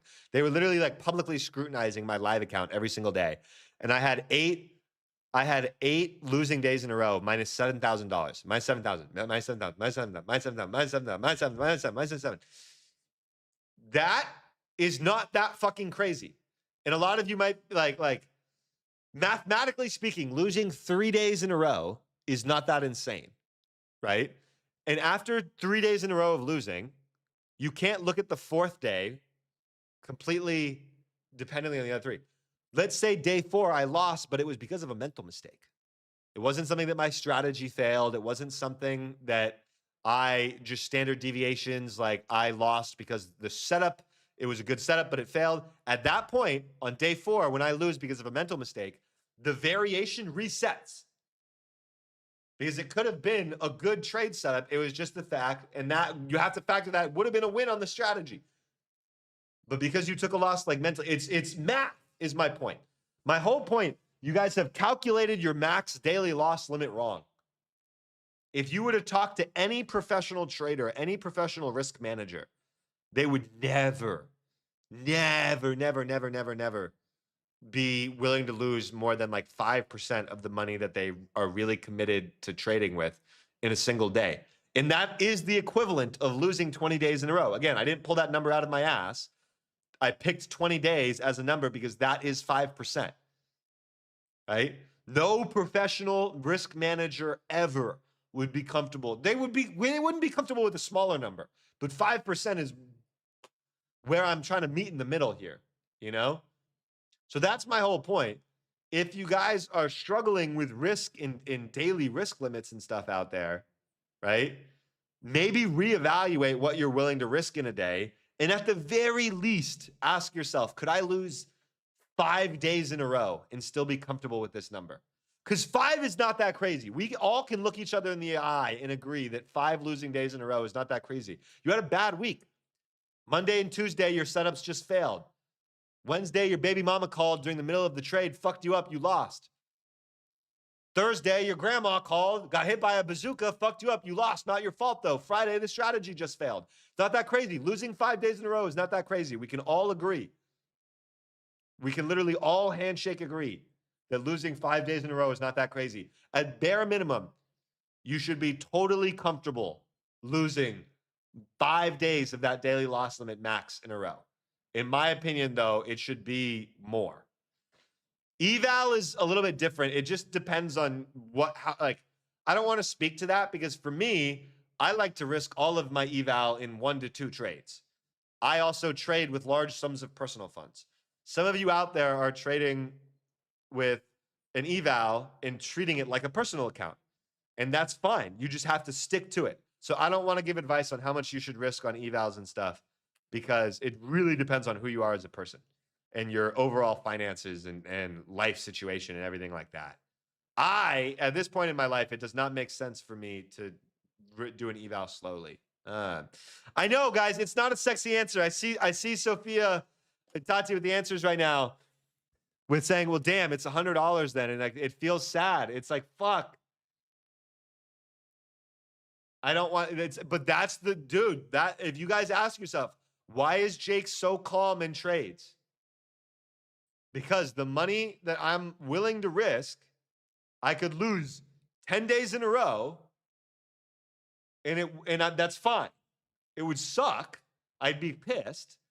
At the current rate that I'm trading, that'd be about $100,000 if because right now I've been recently operating with like a $10,000 a day loss limit, right? So if I lose 10 days in a row, that'd be $100,000. That would suck, but I would be okay with it. I started telling the story earlier about my Top Step live. Yeah, I don't know why. Sorry, I got off track there. I guess it's Sunday night and I'm a little stoned. And cheers to all of you out there.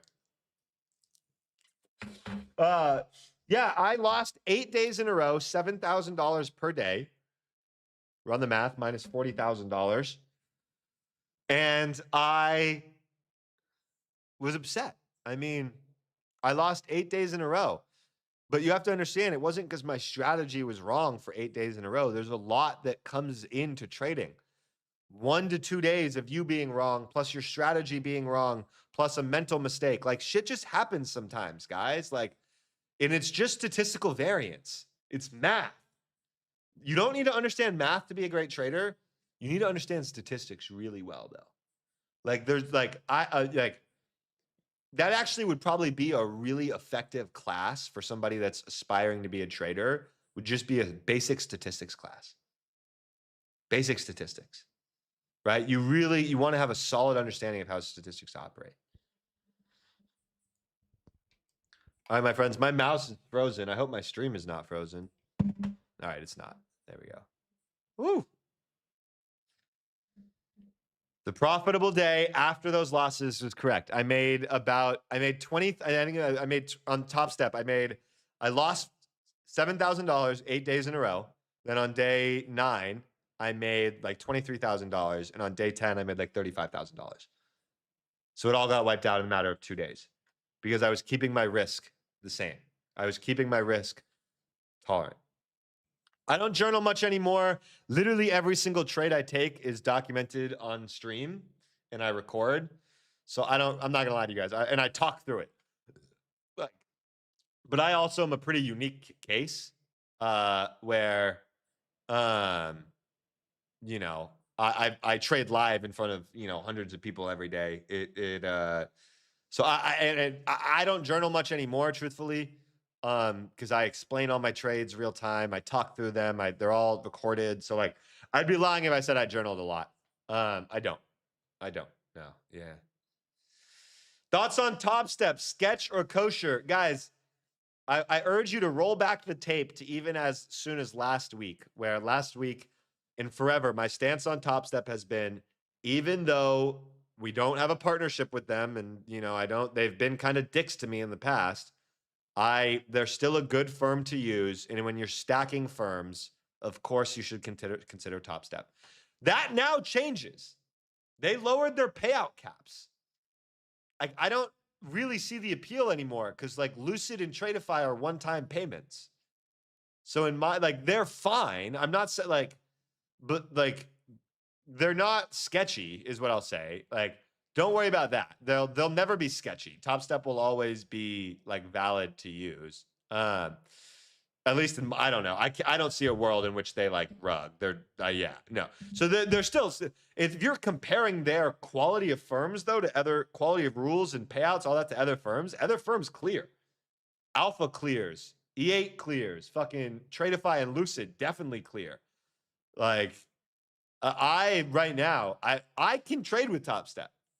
I currently can. I was banned from them for my closing my live account and stuff. Not banned, but it was a mutual handshake walk away for a year and a half. I can trade with Top Step right now. I have no interest. I was thinking about it when they had the $5,000 payout cap, but now I don't know why I would just rather get a Lucid or Tradeify account. One-time fee. Better. Apex is valid. If you follow the rules, you'll get paid out. You just beware that they might move you live after one payout is what I've heard recently. But I have too many friends and too many students that have made too much money from Apex. I can't like deny its validity. It's a valid firm for sure, in my opinion. I trade them individually. I've tried trading a couple of Tradeify accounts linked together, but it doesn't. I've tried trading a few Tradeify accounts linked together, but I don't know. I always blow my accounts when I trade them together. I literally always blow them. I don't know what to say. I trade them better individually. I don't know. Apex data should not be delayed by 10 minutes. You should 100% be able to get that fast up.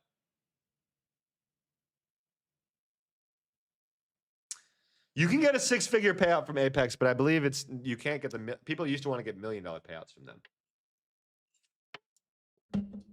Trump speaks at 7. Who offers the biggest payouts? The My Funded Futures Pro accounts still do. I have my own gripes that I'm not going to talk about. But the My Funded Futures, those ones have the largest payout caps, I believe. The pro accounts. Why I stopped the music? By the way, guys, this trade is kind of banging. Like we're kind of fucking rocking. You know what I mean?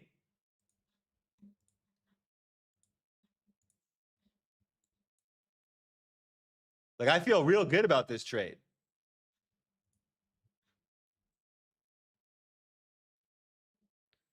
Bro, do you take trades on Sundays or just wait for a setup? Bro, I'm in a trade right now. There's a trade on the screen, bro. Bro. Dog. We in a trade right now, baby. We're live. It's Sunday Night Live. Ron G's going to be on the takeover soon, and I'm going to be, let me check on Discord. I'm going to be a guest on his for about 30 minutes.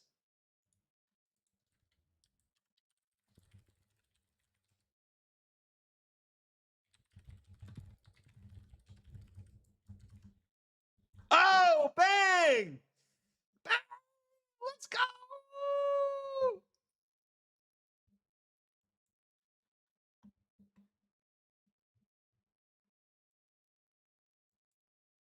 Yeah, buddy. Sorry, I didn't mean it in a bad way. I was more just hyping myself up to JCFTA. Sorry, I was more just hyped. Hell yeah, we're in a trade is my answer.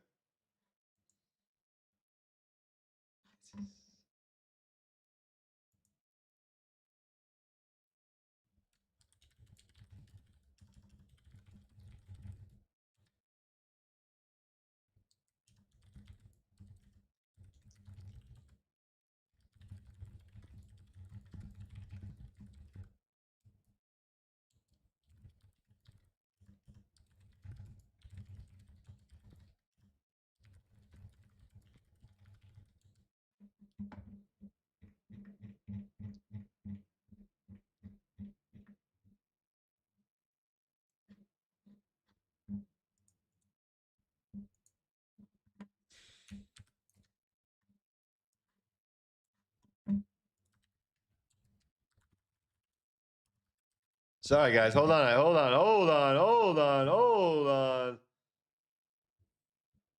I think you know what song we need to hear right now. I think we got to turn it on.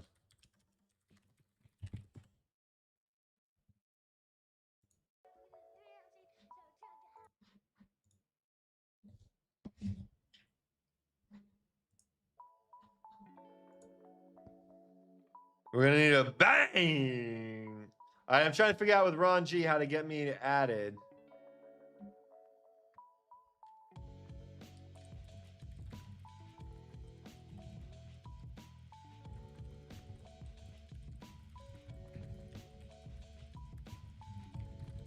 Thank you so much. He says, what is your Lucid code? I want to support. Thank you so much, for real. Seriously, that means the world to me. My Lucid code is just RT. Guys, at every major prop firm, basically, code RT or RAKE will work. I'm so grateful for your support.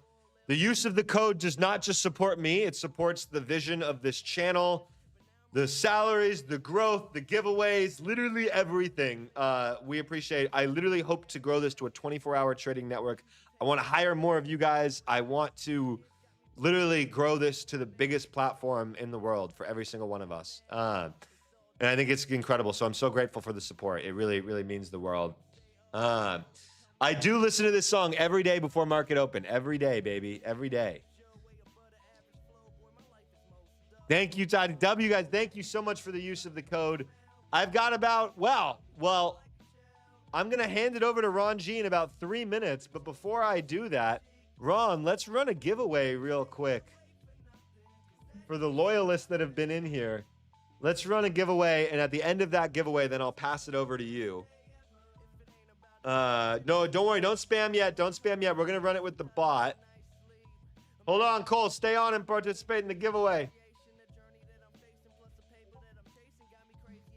Let's see. Or actually, guys, let me just choose the old school style. We don't need to do the, well, the bot's more fair, actually. The bot's more fair. Yeah, 5 minutes. 5 minutes. Give him 5 minutes. Yeah, give him 5 minutes. Don't answer yet. No, we're doing it new school. We're doing it new school. So to enter, you guys to enter. Don't spam the chat yet. All right. To enter, press exclamation. Go to the chat. You have 5 minutes. Go to the chat and do exclamation point enter. We're giving away a Lucid account.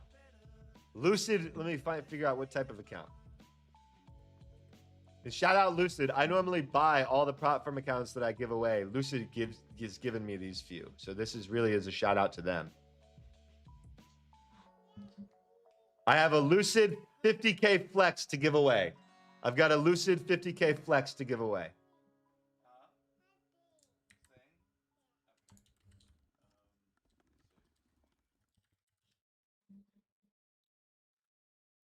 Guys, to enter the giveaway, you do exclamation point enter. Exclamation point enter.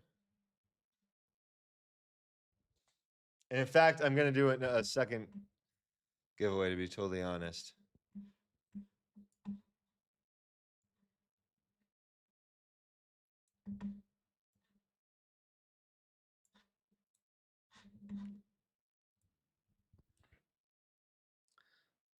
Exclamation enter. Exclamation enter. Just type that in the chat once. You only have to type it once. I'm making an Instagram video too right now. Please bear with me. And I'm going to run a second giveaway. We're running 3 giveaways tonight overall.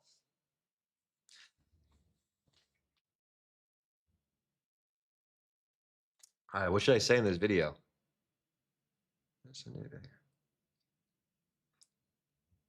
Another Sunday banger. I can't miss on Sundays. I'm hot on Sundays. I'm undefeated on Sundays.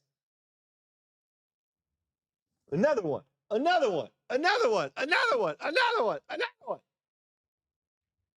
We are live on YouTube 6 days a week, really 7 days a week. Dude, we are live on YouTube so frequently. If you want to learn how to trade or scale your trading, just check my YouTube.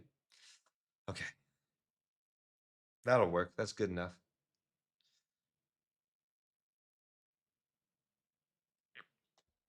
All right, my friends, we're running 2 giveaways right now. 475 of you on a goddamn Sunday night. I can't miss on Sundays. I'm hot on Sundays. I am hot on Sundays. I'm undefeated on Sundays. All right, my friends, to enter the giveaway, again, just a reminder, you just type exclamation point enter in the chat just once. Just once. Just one time for my baby girl. Just one time for my baby girl. Sorry, that was a little weird. I won't do that again. I'll stop. That was a little creepy. To my future wife, if you're watching, any of you out there, I don't normally sound like that. And I would prefer it if you just sort of black that out. Black that moment out. Yeah. All right, my friends, coming down to the wire here.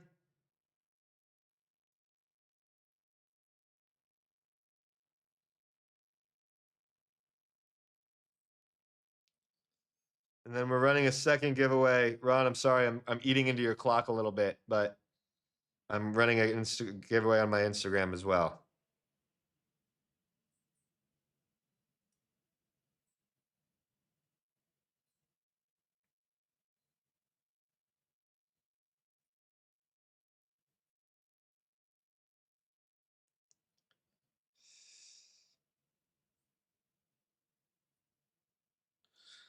One minute, guys. You have 1 minute. You have 1 minute left to enter the giveaway. 1 minute. My sister said it is okay. Jake's future wife. My queen. You're there. My queen, my queen, my queen. Oh, my guys. My guys and gals. Okay. 1 minute. 1 minute. 1 minute.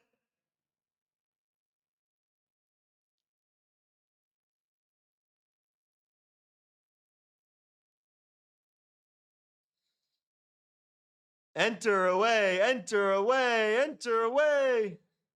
Is Trump talking? Guys, I feel like the markets have priced in everything he has to say. Like the market knows we're basically at war. I don't think that's like a revelation to the market anymore. I feel like the market knows that, you know?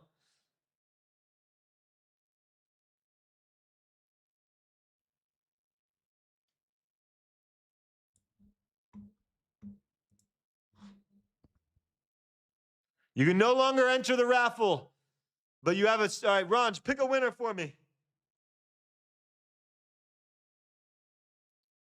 Shoes, 1, 2, 3. Shoes. Are you here, Shoes?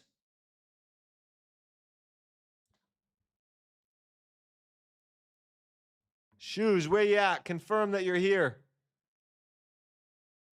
All right. Shoes, message me on Instagram really quickly so I can get you that code. Go ahead, Ron. No worries. I'm going to run another giveaway anyways. I'm running one on my Instagram right now. Guys, in order to participate in our next giveaway, just go throw a like and a comment on, well, don't do it yet because, okay. Like and a comment on my most recent Instagram reel. I'll post the link in here as well. It's the one that says another Sunday banger, the one that I just filmed. You know, you guys got great. You guys are smart people. Go throw a like and a comment on that. Go throw a like and a comment on that. We're giving away another Lucid 50K. I got to get in touch with Shoes real quick.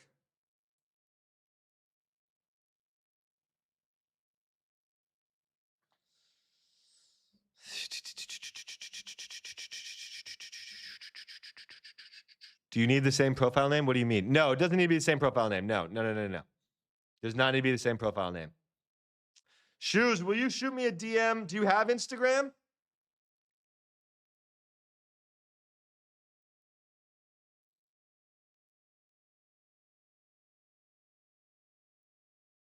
All right, shoot me a DM on Instagram so I can get you that W. I'm trying to find your DM. Or maybe just send your username in here. If that actually, send me your username. That would be great.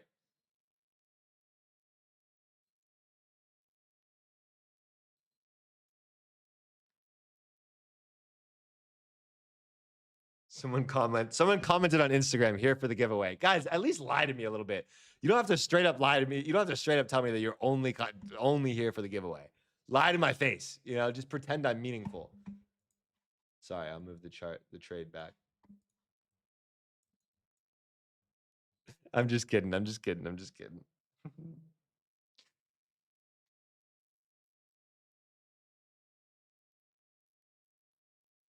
right. Where's my music? Where did my music go? All right, my friends, you have about another minute or two to enter the Instagram giveaway.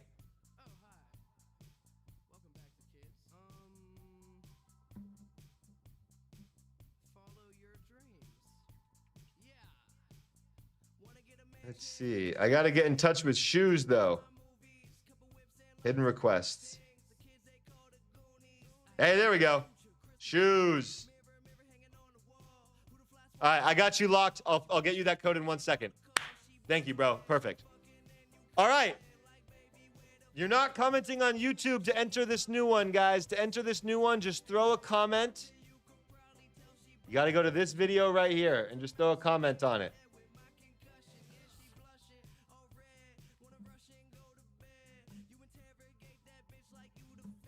Here's the link in the chat again.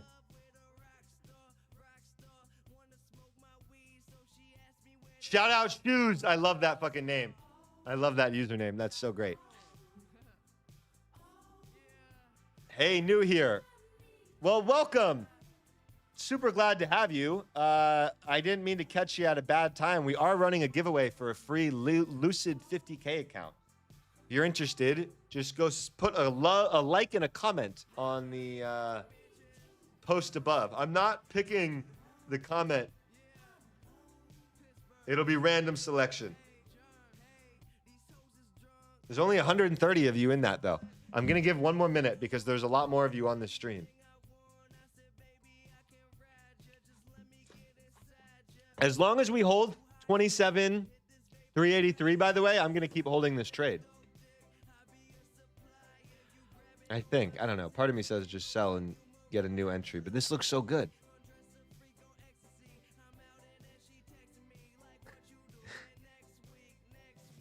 Hear me now.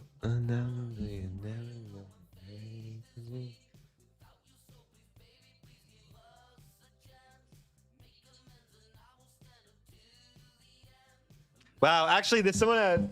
Man. We got to remember, it is Sunday happy hour vibes too. All right, it's a little bit of Sunday happy hour vibes as well. All right, a little bit of Sunday happy hour vibes as well.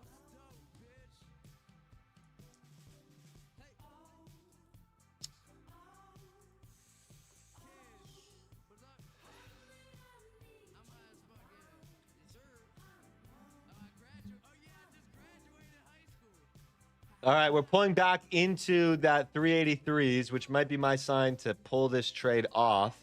Let's see. I'm also going to pick a winner. Just comment literally anything. I'm going to scroll that Instagram post and just pick a random comment. And I'm going to do that in about 2 minutes. Guys, if you are interested in entering another giveaway, go like and comment the Instagram link I just posted in the YouTube link chat. Also, it is time for me to close this trade, it looks like. I don't want to get caught in this. All right. Yeah. No need to get caught in a Trump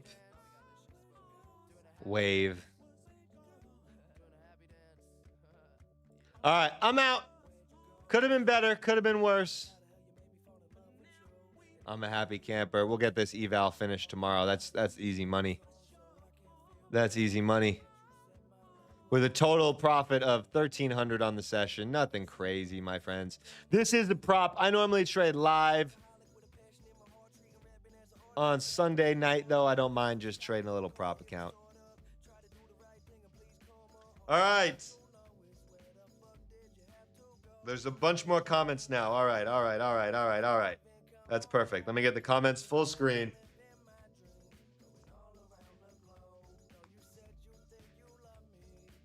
And then, guys, we are not done. I am not done streaming for the night. Mr. Ron G Trades is going to be live. And as soon as I'm done doing this, Ron G is going to be live. And I'm going to pop into his stream for like 15 minutes and just hang.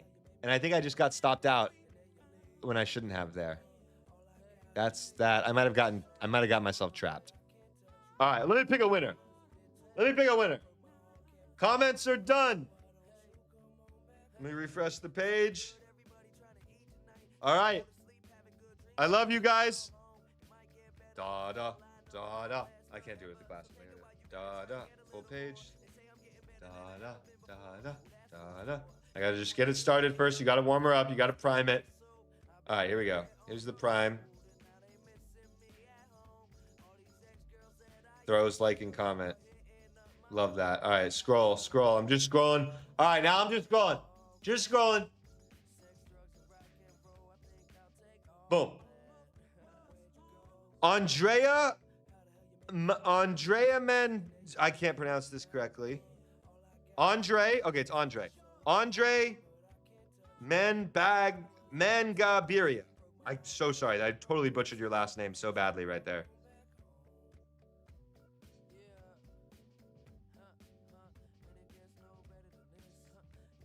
All right, Andre.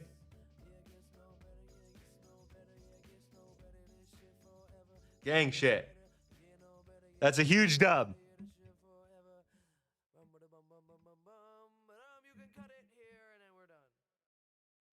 Andre, shout out. How did you pronounce that correctly? How did you spell that correctly just based off? I messaged him, so don't worry. I'm in touch.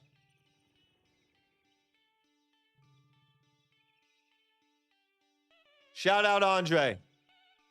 Congrats. Huge congrats. All right, my friends.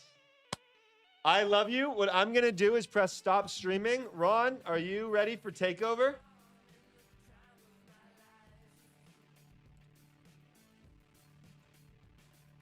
If I press stop, And you just press start streaming on OBS. Let's do it, baby. All right. I'm gonna press it. Yep, just manage broadcast. Exactly. All right. Stay on, my friends. We are just transferring over. I'll be right back too.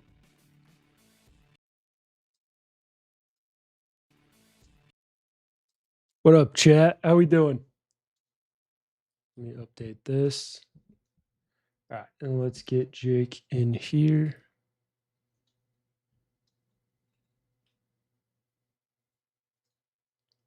What up, y'all?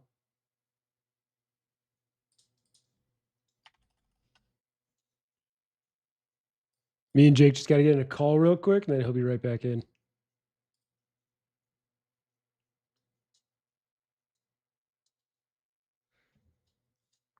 What up, Wagner? What up, Cole? What up, ZP? Out the way. What up, Swift? How y'all doing? Yeah, Robert, NVIDIA was a good trade. Dude, I spent like 2 hours looking for something to trade this week, and I just could not find it. All right, I hear Jake. Yo! All right, wait. Ron and I need to get on Discord call so we can hear each other. Hold on. Let me get my headphones. I bet Jake's on stream. Did you guys were you able to hear Jake say yo? Probably gonna hear an echo once we get on a Discord call. We just gotta do that.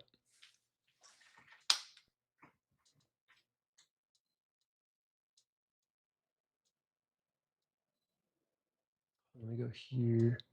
Notifications. Disable. So y'all don't go deaf.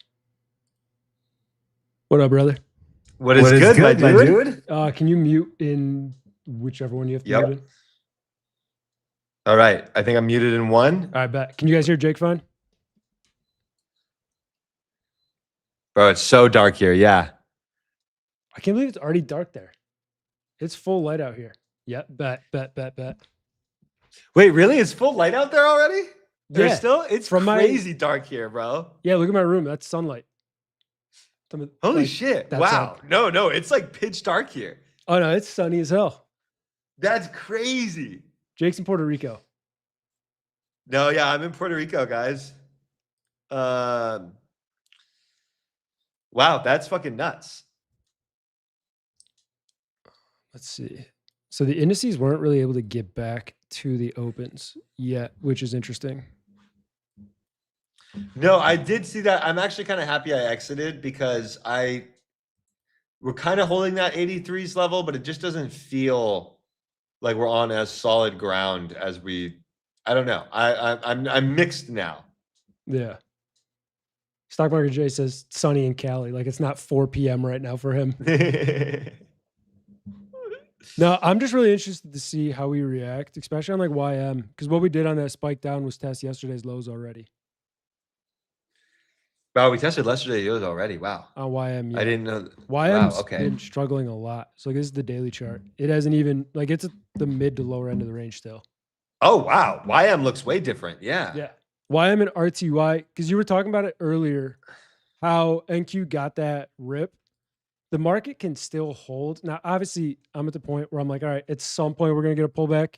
If you draw it off the lows for YM, we are quite literally, I did it. It's 19.5% off the lows with 3 red days, all 3 being very tiny dojis. We're going to get a pullback. But bro, bears are literally like, bears are half dead at this point. Yeah. Like, I don't, bears haven't been alive since the Vietnam War. Bears are liquidated right now. Bears are liquidated right now. All right, let me get your key. Oh, yeah, your cam's good. All right. Well, no, because what I was looking at is the other 3 indices, which you can see here on the daily chart, didn't really make that break. Like ES did, but it closed, 15 points above all-time highs? Yeah, I didn't really get it's really only NQ. Yeah, wow. Yeah, NQ closed 600 points above the prior week's highs. So there's a lot of divergence here, just what I'm watching. The reason I'm like torn on this week is these 3 are still consolidating. Now, obviously, I lean more bullish and bearish. Right. But the big thing with me is on oil. I know you talked about it earlier, like what I was interested in here is this like 97, 96.8 area. Because if you look over here on the left, this daily consolidation, this is like a massive pivot here. Okay, yeah. I see what you're saying. Yeah. Oh, oil's right there. Holy shit. It's like head and shoulders almost. That looks like a head and shoulders. That's what I was about to draw next. If you're a pattern trader, this is what you want to look out for. Oh, all right. Well, apparently that's not going to do it. But just the overall head and shoulders aspect here. So if it does reject, I'm going to be leaning more bearish on oil, bullish on the indices. But if we break over this chart can get really aggressive.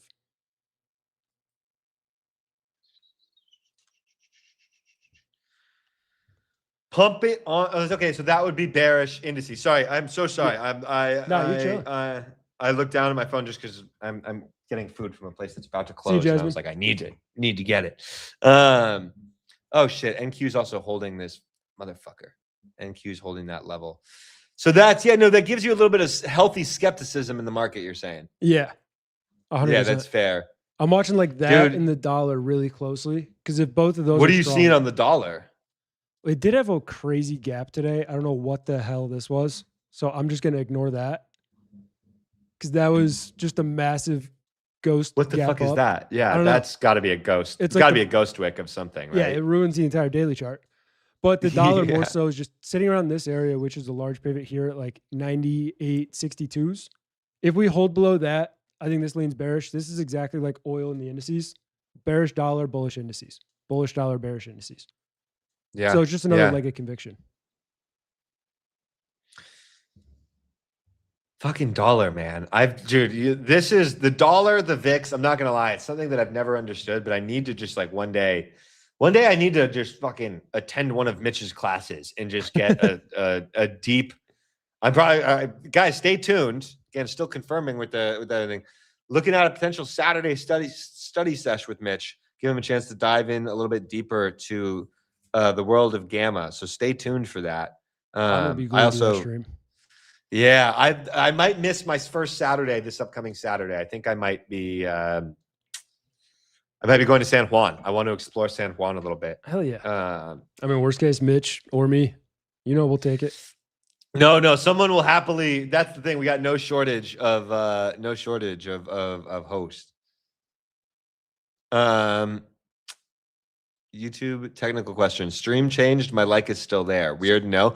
So the stream didn't change. That's what's cool, guys. We're actually on one mega stream right now. Yeah, I just took over. Andre also shouts. I'm just seeing your message. But no, yeah, we're on one mega stream. So the stream has not changed. You don't need to re-like it. I think Ron should have all the same likes. Should be, yeah. Also, give me 1 second, guys. My favorite restaurant is about to close, and they're also closed on Mondays, which means I have no choice but to get it right now. All right, I'll dive into Brian's question. Yes, do it. Yeah, Brian. So with the YM, if we do lose yesterday's lows, I get a little more bearish towards last week's lows. I think we have like 200 points of room down there. If we break that, that's where I think it can get a little bit ugly, especially because this is the end of the week or the end of the month. YM, while it just finally triggered on the monthly, if it does slam back lower towards the end of the week, like with FOMC or the Mag 7 earnings we have an hour after FOMC, then we start to get that little monthly fail to go higher, and that can be a little bit more bearish in the long term. Bearish or consolidative, either or. Yeah, the YM is definitely weaker, really, really small inside bar within the range. If we break below it, it's technically like an unconventional-esque 3-bar play to the downside, which could start to push the other indices lower. It's basically going to be how YM and RTY react to this range is going to determine what we're going to do on the other indices.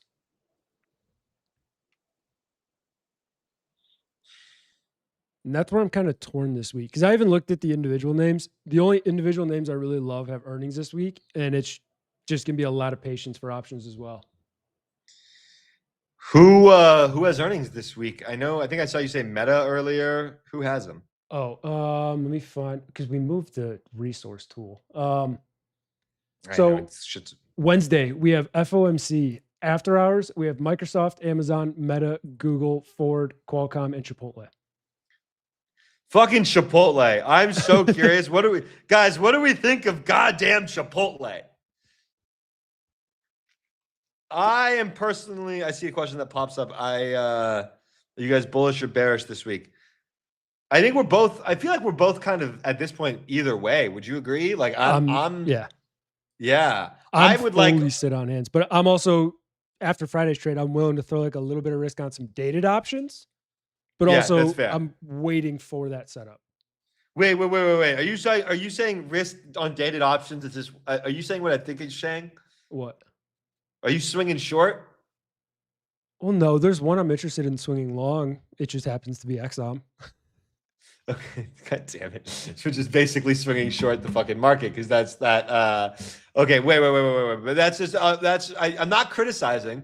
We listen and we don't judge. Okay, but I was just asking. You said you got some cash dedicated for maybe some long term positions. I guess my question is are you talking? Are those puts or is it just what like? So What kind of long term positions you buying here? So I do have a few things I'm watching. One is going to be Meta, which unfortunately is just they have earnings. Microsoft as well. You were watching them. What if they didn't have earnings? What were you watching them for? Longs or shorts? 100% longs. Okay, fire. Daily higher low, daily buy setup over like that 670 area. I'd be looking for it up towards 700. Fire. Yeah, agreed. Same thing with Microsoft, daily higher low, triggered. They have earnings the exact same day as well. I think that chart has room up to 455. Worst case. God, that looks good. Everything that looks great has earnings. Even XOM, I was like, all right, if this daily failure to go lower holds, it can maybe set up. But this chart looks like shit right now until it breaks. I wouldn't be interested until over like 150. But with this chart, it has earnings Friday. So everything I'm watching has earnings. But then kind of like a they're forcing you to be on your hands a little bit, basically. Yeah, kind of like a Hail Mary I'm watching for longer term would be something that you might still have shares in, which would be CRM. I do still have shares in CRM. I hope it comes back to fucking earth. I own it at 230 and I didn't sell it when it broke below 220 or something like that. And I'm the worst long-term investor ever. I've come to terms with that. I'm not good at it. It's not my skill set. We're two different types of long-term. You can hold for forever. I sell it like a swing trade. Yeah. I just can't do it. But no, you screw yourself over basically by selling too early. Yeah, 100%. And yeah, this chart looks weaker. That's why I'm watching it. I'm not in it. Main thing I'm paying attention to is we retested the prior all-time highs from 2019. Yeah. And if we hold that, this week's the monthly close. If we get a monthly fair to go lower, CRM loves to squeeze aggressively. If we get that monthly fair to go lower, maybe get back over like 92s, 90s, I think it can go to 220s really fast. For now, it's weak though. Oh, 1000% agree with that. Damn, though. I believe me, I'm all in favor of that. Please bring us back to 220s, bro. Now, I was looking at some names in case the Dow rips. And one of them was Sherwin-Williams, which I've never traded before. I don't even know what the options are like on it. But it's in a really, really long consolidation. It could be interesting if the monthly close is stronger in a weekly inside bar from last week. Let me see here. Oh, yeah. Okay. It's not conventional. It's not picture perfect. It's like no, it's not. That's not conventional. I like those, though. These are, my friends, if you're out there as a swing trader, take note of what Ron is talking about, because this is some valuable insight into not just some potential trade ideas, but also what is he looking for, right? Like, these sessions are incredibly valuable to be able to get some insight into just like, okay, what is the process in order for Ron to take a swing trade, right? And I don't want to gas him up too much, but one of his most recent swing trades just went 2,000% or something like that, or swing trade ideas ran 2,000%. So the man knows what he's talking about. He comes with receipts. All right, guys. That's also why I really want to wait till after Wednesday, because premiums are inflated. Dude, they're gonna be jacked. Yeah, bro. Yeah, I'm praying that this week works out like to my dream way, which is I'd like an early week rally and then later week pullback. But that early week rally is key. I want to make a lot of money early in the week and then call it basically low stress the rest of the week. That would be low stress FOMC, just eval season. Maybe try and get a TPT payout. Well, I can't get a TPT payout this week, actually. I got to pass all these evals, and then it takes 5 days. So, no, that's true. I can't get TPT till maybe next week. Actually, wait, I got one take profit that I got to – okay, let's see. I might be able to get TPT this week. But I'd like to just get a big dub early in the week and then fuck off, you know? Yeah, I kind of have like the opposite mindset, which is That's it's fair. the exact same thing. I love that for us, though. I just think in the beginning of the week, I have such little interest in everything. That's totally fair. Because usually, if we have FOMC, we'll start to consolidate Tuesday. If we have FOMC and 4 of the 7 Mag 7 names, earnings the exact same day, I'm like, there's going to be so much uncertainty and anticipation. Yeah, that's valid. But I also I wouldn't want to short until we saw NQ rip over all-time highs, and then I'd be waiting for a 4-hour lower high to really take anything slightly worth like, hell yeah, I want to take this. It's like I'm not interested in shorting yet. Fairs. But I think when it comes, it'll be really nice. Also, the people still trying to enter the giveaway. You either need to refresh. I know, I saw that. Or that thing's gone by 30 minutes. Yeah. Ron, I'm also going to send you. I'm going to send you my Spotify copyright free playlist. Okay. I don't know if you ever put on music, but if you ever get an interest in it, this is the one I'm building. And the other nice thing, the other piece of advice I'll say, at some point after like your first hour, from 8 to 9, you can like experiment with new music too, and you'll get a warning sometimes, but just pause the music if that happens. But then like play whatever music you want, and I encourage you to try new stuff from like 8 to 9. That way the stream won't get like, they'll just give you a warning. You won't get blocked. It'll be perfect. But then I can also like check if that song is copyrighted or not. Okay, but because I already showed you what I asked Claude. I showed chat, and my chat is obsessed with wanting me to play Yankee Doodle. So maybe we do it later. I don't know, but for some reason, they're Yankee Doodle. Why do you guys want Ron to play Yankee fucking Doodle? Brother, they beg me every day. I haven't played music yet. I won't try it right now because I think it'll come through the exact same volume as your voice. Yeah. No, I was gonna say wait till I'm off. Yeah. Yeah. See, but no, for some reason they want it all the time. Yankee Doodle. Yeah, Wow. Amazing Grace is another one. Claude, don't ask Claude what things are copyright free.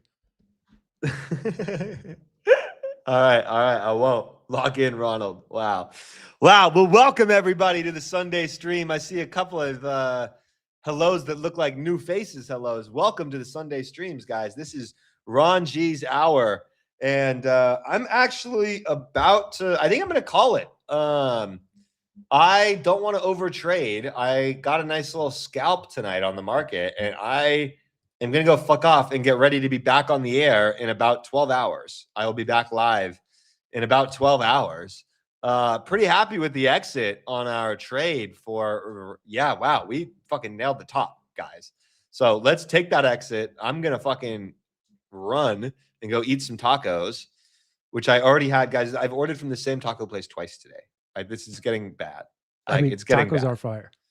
No, they're super fire, and it's healthy. It's like chicken breast. It's like I got fajitas earlier. It was pretty much mostly chicken breast. Like I'm eating real healthy lately, but like I ordered the chicken breast and the steak fajitas again, and then I'm not gonna lie, I threw a crispy taco on there. You know, yeah, I threw a crispy taco on it.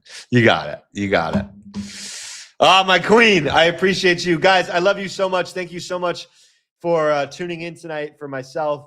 And please, Ron, be the nicest ever to Ron G. I love you guys so much. And I'm going to hop out of here. So I will see you guys all tomorrow. I'm going to end my video now.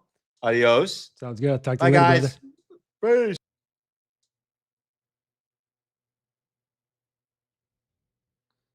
Oh, sorry. All right. And then I'll end the Discord call too. All right.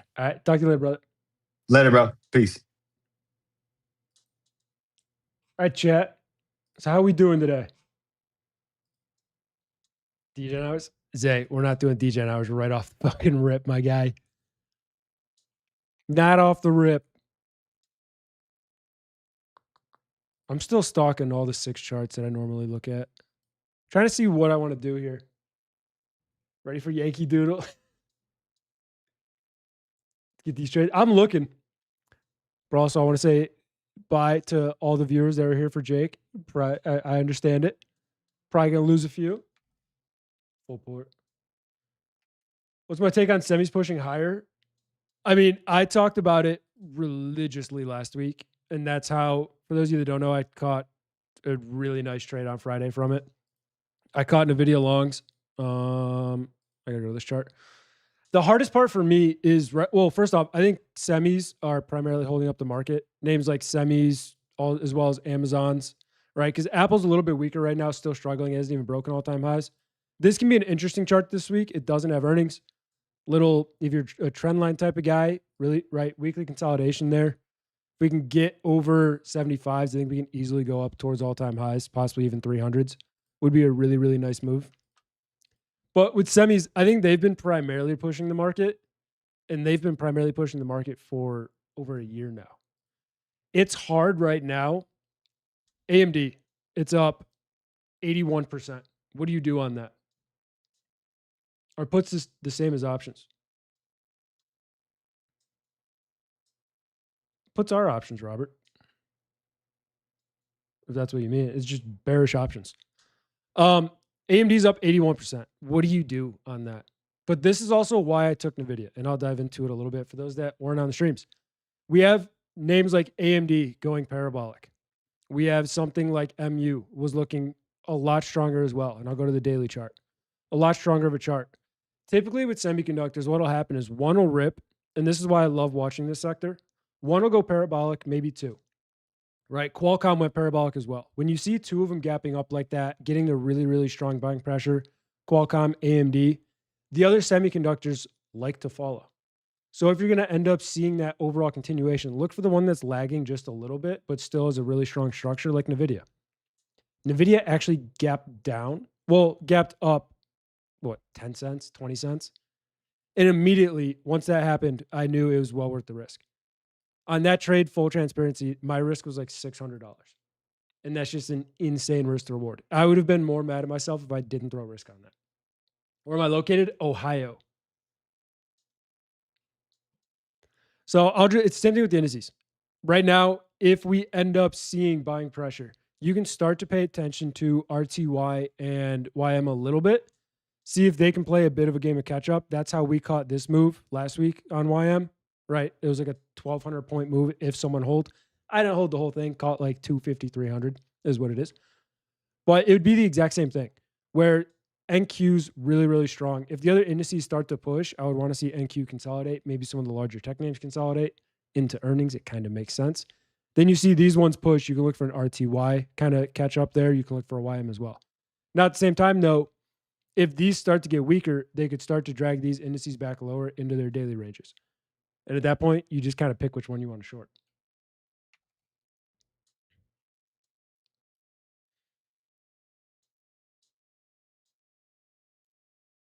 Yeah, Robert. I wasn't being harsh on you. Yeah. Calls are long, puts are bearish. We're in Ohio. I'm up east. I'm like 45 minutes southeast of Cleveland. Sam, I've been wonderful. Asia didn't work. Yeah, dude.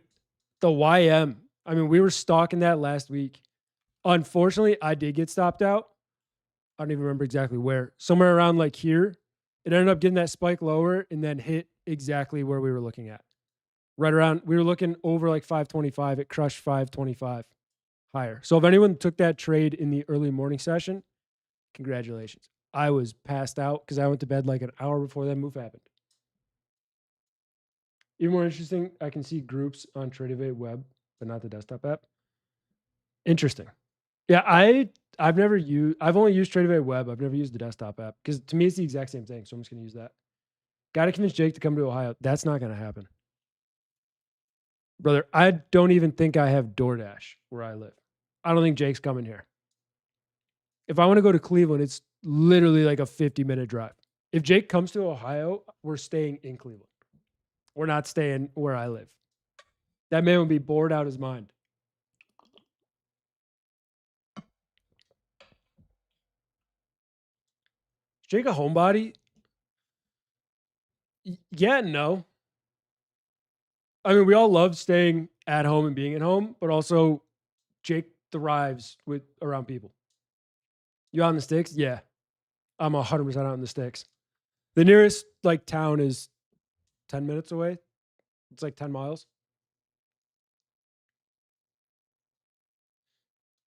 You're in the sticks taking fishing. I do have a pond in the backyard.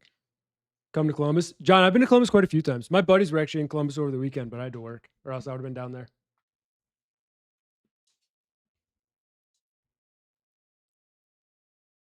What up, OG? I'm just trying to figure out what I want to do. I really want to watch because obviously the indices are a little more bearish and bullish right now. So I'm not overly interested in longs. If we get back towards the open, I like it. But now we just broke into a 5-minute downtrend. At this point, it looks like we're going towards low of day. If ES does start getting that pressure, we can go down and see 65s pretty easily. This like 70 to 65 area is pretty important. If we break that, we have all of this range to play in. And I think we can easily trend lower if we get into that range. So we're going to want to try to stay up above that range for the most part on the indices, or else it's going to get a little bit weaker. What are the speed limits and traffic laws by you? Every road is 65 miles an hour. And traffic laws are basically don't crash and don't do 90. All right, I got a question. How are people still trying to enter the giveaway? That was not even joking 40 minutes ago. Are they just not up to date on the stream? What's going on? You got a farm? I don't have a farm personally. I grew up on one, and my family like lives by one. I've worked on farms my whole life. I started working on a farm when I was 13 years old. Big white bucks in Ohio, dude, they're insane in Ohio, especially even just by me. But I am right now keeping an eye on oil for the most part, as well as the indices. Just seeing how they react together. So far, NQ's obviously the strongest. It's been the strongest for the last 4 weeks. It's not a shocker there. It got closest to the open. ES is not too far behind. Kind of want to see how we react to this overall range here. Like 75, if it holds, we can potentially look for longs back up to the open. Right now, it's kind of like a blind stab, but it'd be more so playing off of YM. I'm honestly open to trading any of these 4 names today. I do have lower expectations early in the week, but that can change quickly. I had lower expectations last week until Friday, and we saw what happened. What's with the waffles? Oh, yeah, Victoria, I still have to answer all those questions. I still have them all. I just got to answer them. The waffles, my family has a concession business. So we have 3 concession trailers and a food truck. That's what I was doing over the weekend. So I just go help them out. It's pretty humbling when you make, for those that don't, like $8,000 Friday, and then immediately go and work for $15 an hour in a trailer that's like 100 degrees. Makes you realize how much it actually is nice to make $200 in a day. Yeah, OG, I definitely, even though I made a good amount on that trade, I could have executed better. I trimmed a lot faster, but that is solely because I looked at my P&L and I just was not willing to let it go back down. I would have been more irritated if I lost, let's say, 2,000 of those profits than if I made another 4. Never traded CL. Oil can be very, very volatile. Very volatile. So that's the number one thing you want to know. It's like gold, but on crack. And that it's crazy because that's why I love trading it. Because if this wants to make a move and this wants to break, if we push up and break this like 675 to 96.75 to 97s, it can shoot up towards 98.5s within 20 minutes. And it would be like, all right, yeah, that's just oil. It can also do the exact same to the downside. It is just very, very volatile. Oil and ES has similar structure. No. So what it actually is they're kind of inverse. It's like 85 to 90%, they're inverse. If oil is stronger, it's going to be the same as like the dollar. If oil and the dollar are stronger, the indices are going to be relatively weaker, like they are right now. Oil is trying to hold above its open, push back up towards high of day, while the indices are all below their open, trying to push back towards low of day. It's when you see them trading the same that you're like, all right, what's going on here? What do I think about the MU chart? I mean, it looks good. My problem is, where's it going to go? If I was trading MU, I would have been looking for 500. And that's the hard part there. We already hit 500. Now, I mean, you can look for 510, 520. At this point, though, just because of how something like AMD looks, to me, it's all right, when's the bigger pullback coming? Because in this kind of structure, it needs to happen. AMD just ripped 80% off the lows. That's not a normal market. We're going to see a big red day that's, I mean, it could even be like 5 to 7%, and it wouldn't be crazy. I would like to see some charts start to set higher lows structurally, and then I'd be interested in actually sizing into a position again. Going into tomorrow, I don't have like an overly strong emphasis of looking to size into an options trade.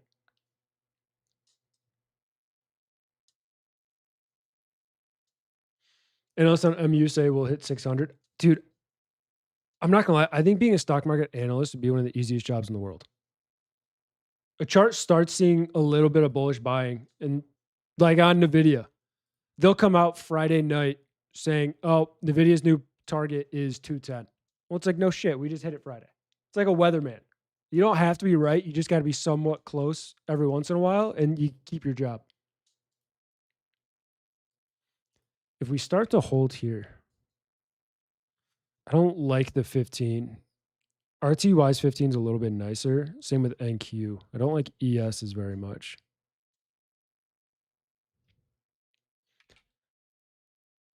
Hourly, still an inside bar. Because we could set that little fail to go lower on the 5, trigger that. That would look a lot better on the 15-minute chart. Potentially at least go back up towards the open. Which, I mean, at ES, it's only 8 points. It's nothing crazy.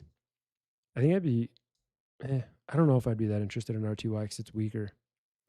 If I got an RTY, I'd be like for a longer term, but I want the hourly to look a little bit better. I just don't love the hourly charts right now. And that's the hardest part for me. I think this first hour could be a lot of what we're seeing. And then in the next like 16 minutes, once Asia actually opens, we might see some decent movement.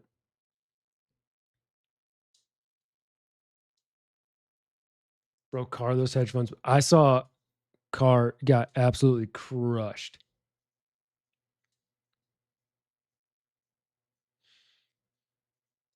No, nerd. So if you want Gamma and Gex, our morning man Mitch is your person. He's actually in the chat right now. I know nothing about Gex at all. Nothing about Gamma. Hang on.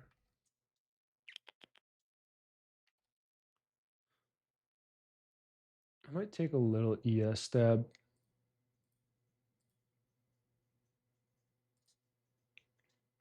I'm watching them not in yet, but I might stab here. Because what's oil doing? Oil's possibly setting a 15-minute lower high as well. If that sets and triggers, these could easily go back towards the open, possibly up towards like 90s, 200s, which would be about a 12 to 20 point trade.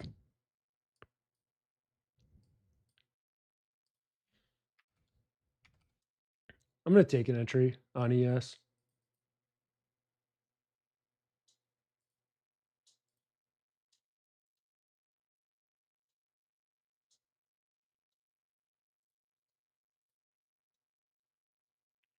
I'm going to throw a tighter stop, probably at, not tighter, but like 73.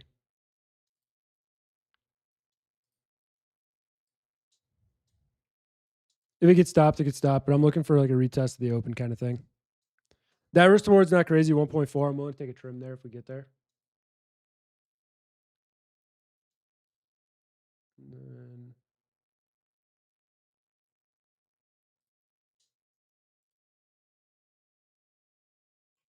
what I'm going to do, so where's that at? 85.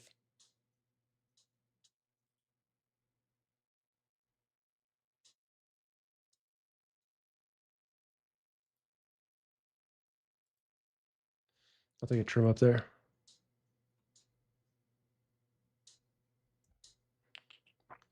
Gave you the indication for the NVIDIA trade. Yeah, so I am in ES, but I'm going to flip over to NVIDIA real quick to answer that.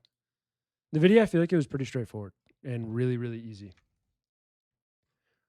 I got in within the first 5 minutes of the open, and I was just looking for the move over 202.3. If we got over that, I knew we could easily go up towards 210 without much hesitation at all. So once we started to get this candle, I got in within this. We ended up consolidating for a little bit. Then we got a really nice potential entry there, which I was already in, so I was just holding. And then it was history after that. I mean, the trade just absolutely ripped. I didn't hold to 2095. I paper handed like a little bitch.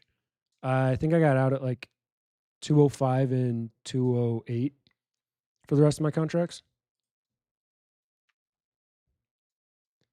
But it was just the overall structure, the overall just daily consolidation, looking for that break. If we broke it, we could easily go towards all-time highs, which we basically did.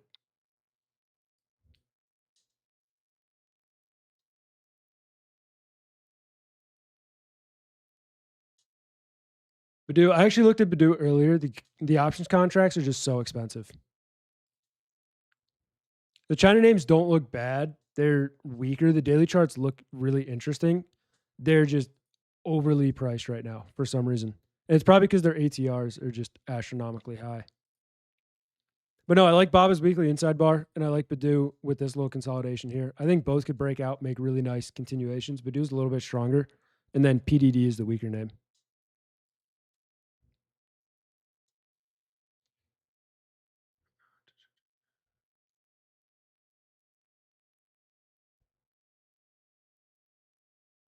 Do I strictly use hourly levels? On options, I do. On options, I use the system through and through. On the extended hours, not really. I do. I have a whole different structure that I kind of use on that. I'm not going to dive into it too much, but I use broader pivots and then like prior day, high, low, weekly, high, low, and the opens. So things like that.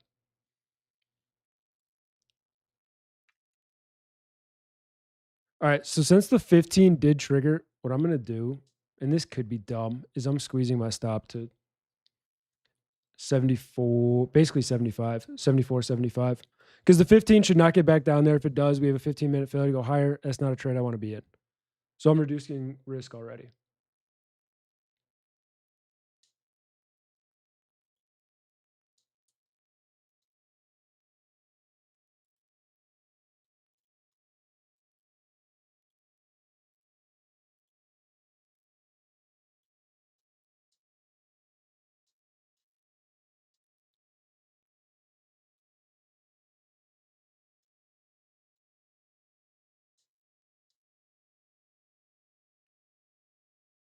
No, OG, I'm in a long. If we end up breaking and getting this 15-minute failure, I can see shorts playing out really easily. I'm actually already starting to lose interest in this just because of how that 15 closed.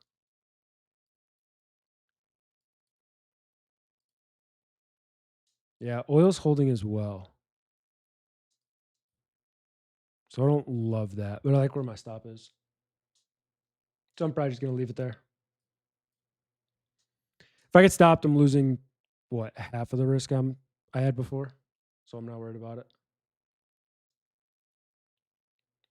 Mind, I am in a trade, but it's probably going to get stopped out. Sam, I like the 2-minute in the after hours just for entries. Get tighter entries overall. I look at every single time frame 15, hourly, 4-hour, everything. Like I said, I don't absolutely love the hourly. I think it was definitely worth the stab. Now we need to see how this 50 or this 5-minute closes. If it fails to go lower, trade's still valid. Anything other than that, we're getting stopped.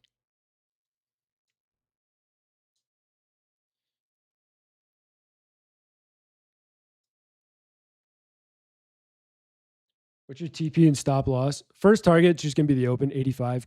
I'm keeping my expectations reserved. I moved my stop up to 74.75. That could bite me in the ass, but we should not lose this low if this is going to hold.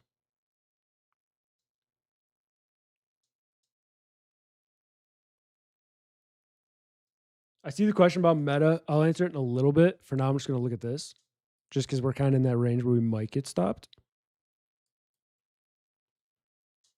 NQ is going to be the same thing. As long as we hold this low, it looks decent. If we get a 5-minute failure to go lower, it looks perfectly fine. The only thing is that hourly, and with Asia coming in 9 minutes, we could see volatility where we go spike low of day, get bought back up if longs really want to play out. If that happens, I'll be stopped out, but I'm more than happy to look for another potential entry.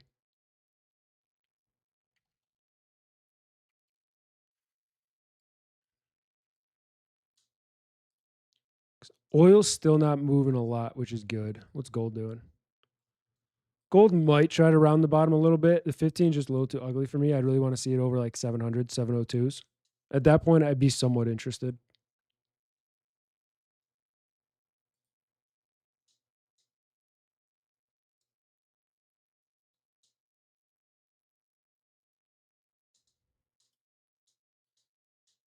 Not a bad 2-minute. I like the lower wick, but it's not as strong as it should be or could be.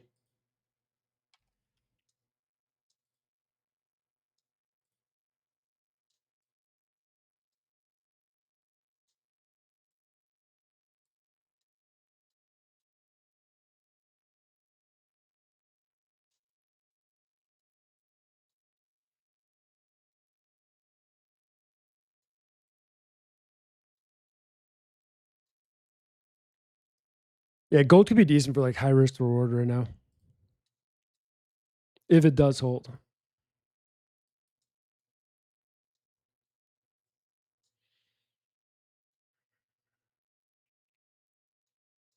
Appreciate you, Elevated.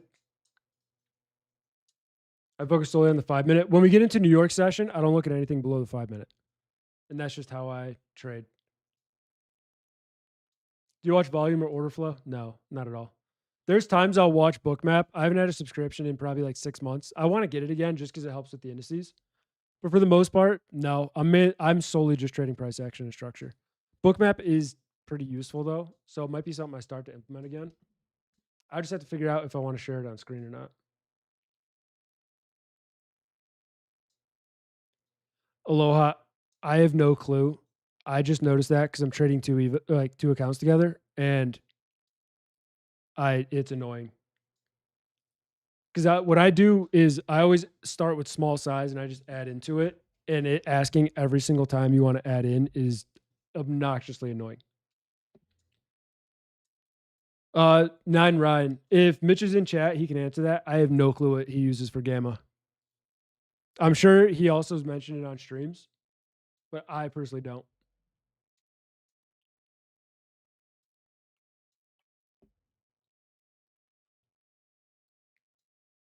How do you access Bookmap? When I use Bookmap, I go on Thinkorswim, which is Charles Schwab, and I just have them activate it. It's like $40 a month, which most people will be like, oh my God, it's $40 a month. That's what, one trim on a trade? That's like one contract on a micro for one trade. That's not going to kill you.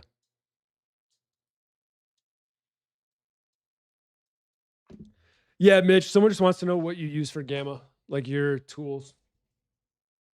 I figured you'll probably answer that on your next stream.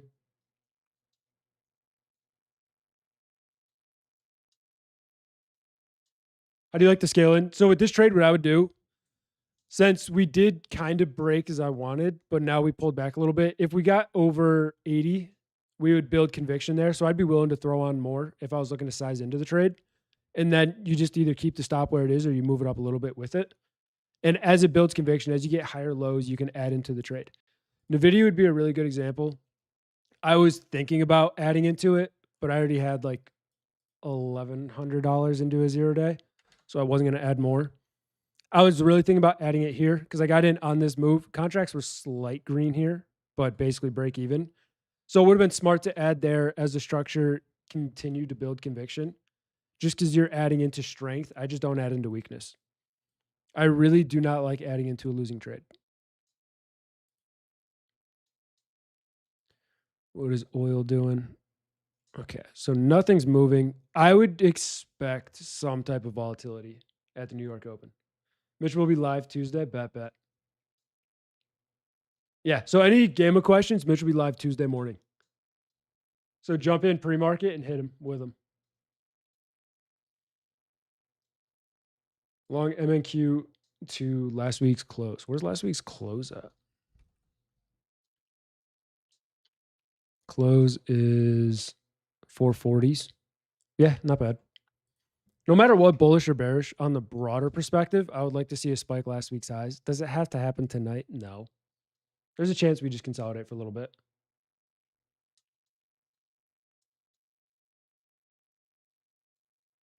I use free Bookmap stream. That's true. Yeah, there is Bookmap on YouTube that's free. So you can easily use that as well. And they basically have it for like everything. No, right. It's basically stuck. We're just waiting to see if it moves or not. If I get stopped, I get stopped. I'm not stressed about it. I already tightened my stop, so I have less risk than I initially planned in the first place.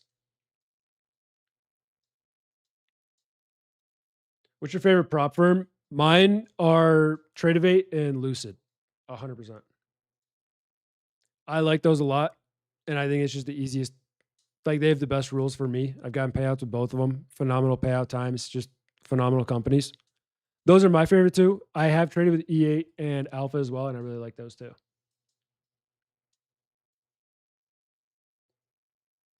Minecore, just see if I know there's an actual company that's just called Bookmap. If not, you can open up YouTube, type in bookmap, and there's live bookmaps of most futures instruments, like the main 6. Well, main 4, because I've never seen RTY or YM. So like ES, NQ, gold, and oil. Jason, did I say Tradevate?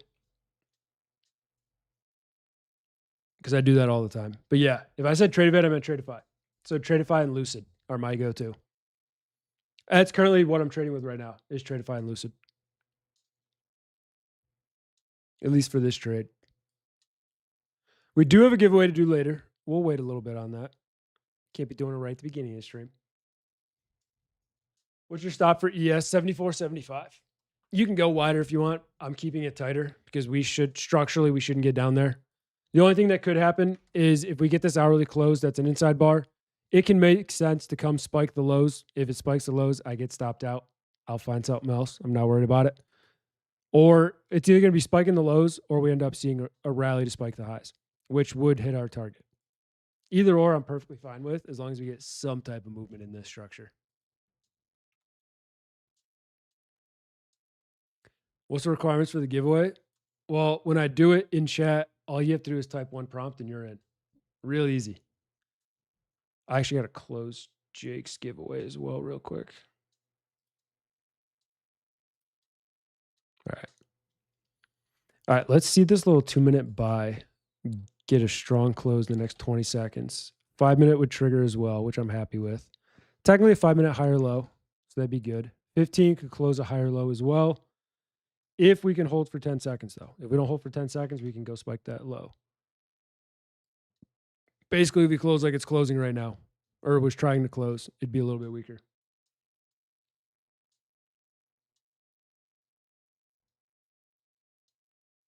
I need the phone call meme. I don't know how to make it so you can send that stuff, Mitch. Yeah, Asia Open is here. If we see volatility, it's not going to shock me. Happens all the time between like 8:20 and 8:40-ish.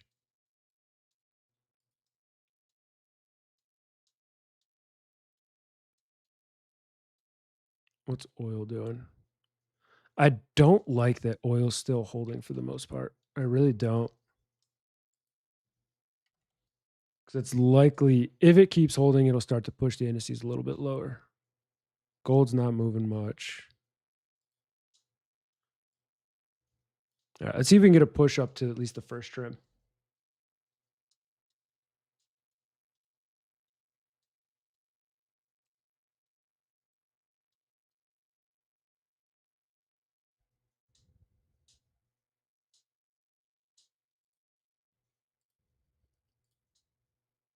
Can I explain this trade, please? Of course. Main thing I was just looking at was the overall 15-minute, looking to try to hold off this. I was looking for a fail to go lower, didn't quite get it. Now we're getting the push up, which is fine. All it is a higher low. We're in a consolidation, longing the lower end of the range overall, longing off like 75, the hold. And now we're just looking first target's the open. This is a very reserved trade, in all honesty. But if we do get above the open, I think there's a lot of potential. At least because high targets would be like 200, which would be spiking last week's highs, which I think is great. Gold's looking a little bit weaker right now. Yeah. Okay.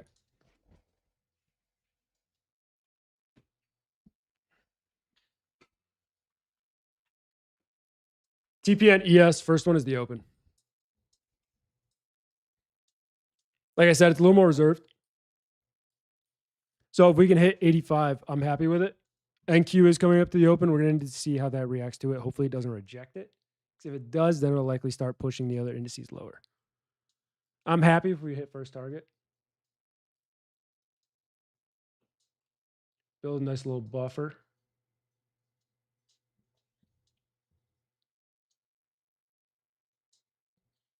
Right. Usually right at 8 o'clock, we don't get much movement. It usually waits till like 8:10, 8:15s. I'm happy if Asia can push.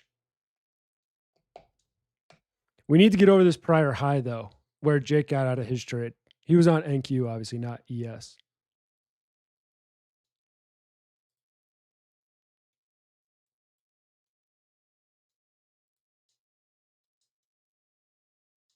Yeah, we're gonna be fighting this high while NQ fights the open. We need to see it get above. YM and RTY still have a lot of room to go to get to their opens, which could give this enough momentum to get there. Oil's not selling. Gold is selling. The only thing I don't love is NQ testing its open. I wish ES caught up a little bit more.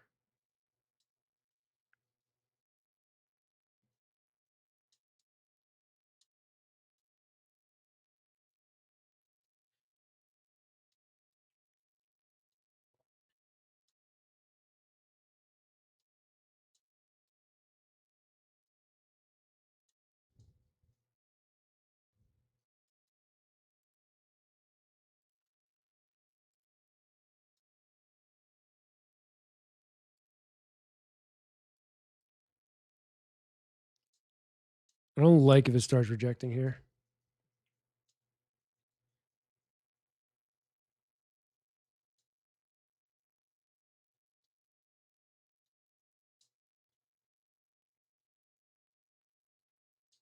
Mitch, I read that twice, and I have no clue what that means.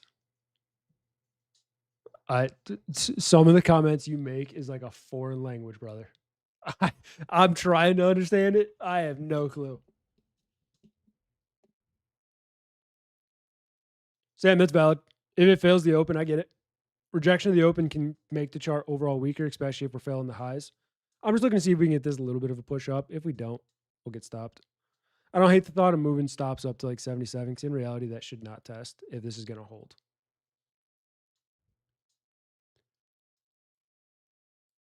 Gold's still an inside bar. Couldn't even spike the lows on that little bit of pressure there.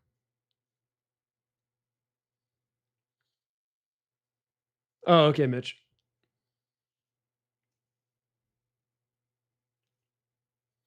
Let's see if we can get a little pop at least. I feel insanely weird looking for 7 points on ES.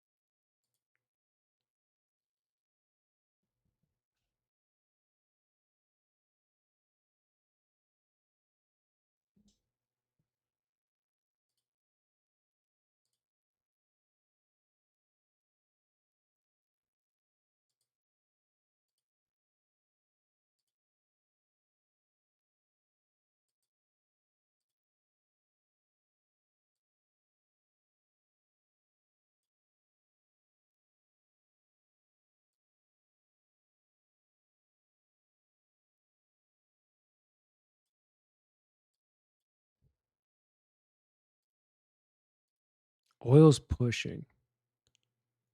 I don't love that.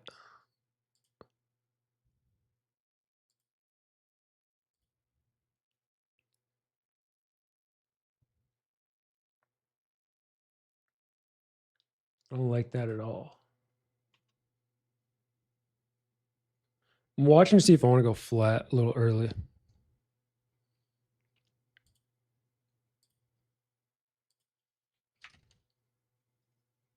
Because I don't like that 15. It's more of an overall bear flag with that rejection off the highs there.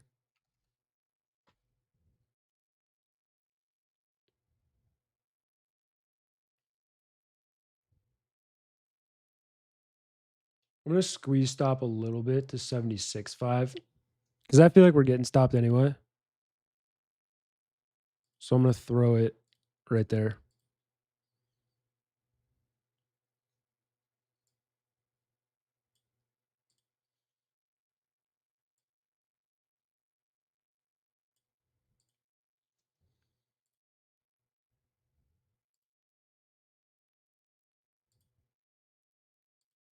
I just don't like oil strength and how NQ reacted to the open. If we were going to hold, NQ really shouldn't be seeing that much selling pressure.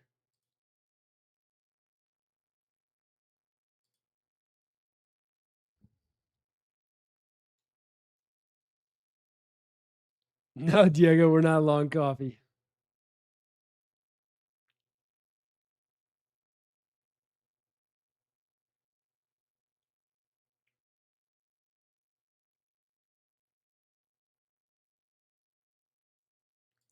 Yeah, Mitch is live Tuesday morning.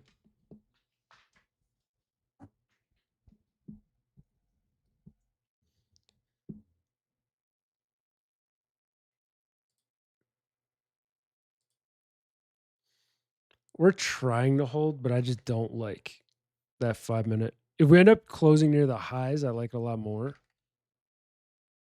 15 still has 6 minutes, so it can recover. That pullback's just a little more aggressive than I like to see, even though it's only, 4 points. So it's nothing crazy.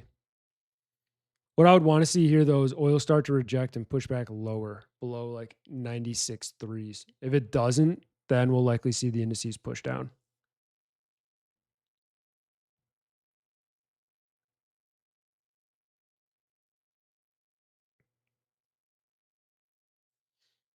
Five is amazing. Well, you're looking to short, aren't you, Sam? So if it is, you like the 5 a lot more. Yeah, gold's really weak. I would need to see an aggressive hold on the indices for this to continue.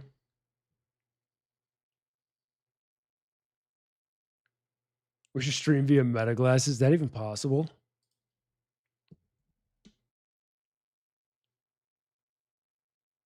Really, I don't blame you there. I usually don't like moving stop to break even until we end up at least getting a target. Just because I'm going to have risk on the trade. If it goes break even and hits a stop, I'm perfectly fine with it. I typically don't have any emotions in trades at all. I'm mainly just usually this is weird for me too. I don't always move stops up like this, but with the current structure, if we do reject and hold down here, I think we're getting stopped anyway. And if we hit this, we should hit that like 95 area that we had or 75 area that we had it at. Still holding for now. Just letting it work.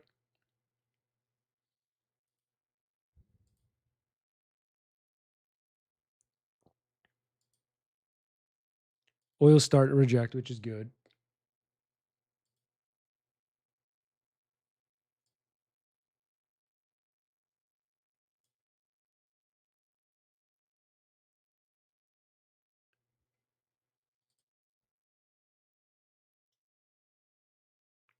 Still in the orb. Yeah, 100%. Well, it also doesn't help that the first candle is the largest candle of the entire day.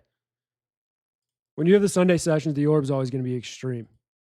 Because, I mean, you're talking 19-point range. Yeah, we're still well within that for now.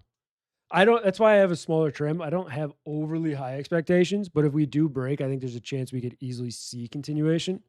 But until we're out of this range, expectations are lower.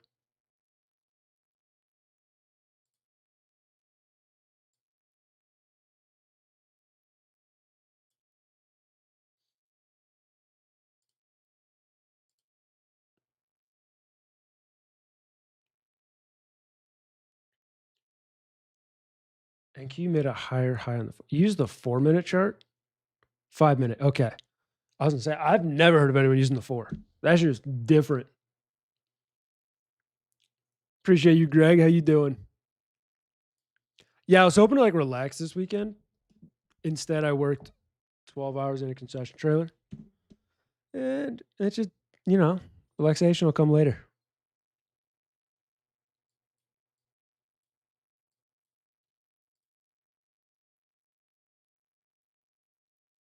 Interesting. So, Sam, what do you count as the orb for the Asia session if you don't use the first candle? Appreciate you, Greg. Yeah, you can guarantee once that money settles on Monday, I'm taking a fat withdrawal.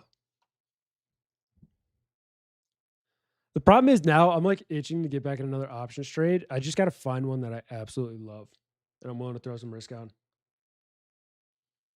Thought about those waffles all weekend.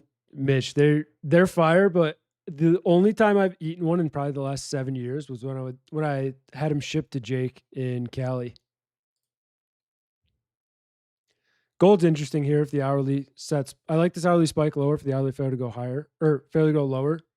If it gets back above that like 700 area I was talking about, I think there's a lot of potential for it to push back towards the open at least.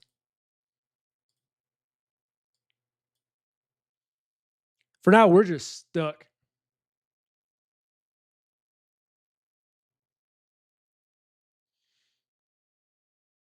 Yeah, Victoria, this is the greatest thing about options on Fridays is you get a fatty Monday withdrawal if you do well.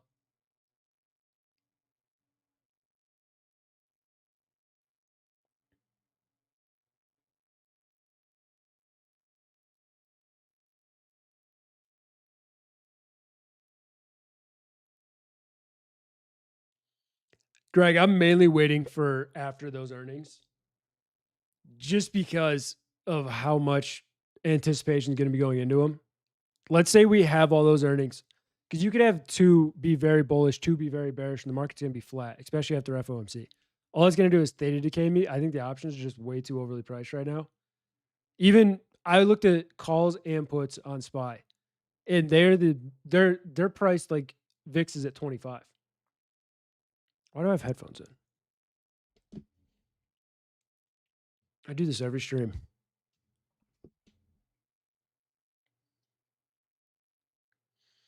I'm long oil and short SPX put dated on my current midsummer thesis. Well, yeah, you're probably long oil dated, right, Mix? Or right, Mitch? I'm interested in that. I'm just waiting until I have a little bit more conviction on it. I'm log crude too. Nice. Yeah, crude is working. It just, if it continues to hold, it looks great. But I don't like this little 5 and 15 minute. It's failing, which is what I wanted. I wanted us below 96 threes. It's getting that. So far, it looks great for a potential move lower, which should help the indices at least get to the open. If I get to the open, I'm happy.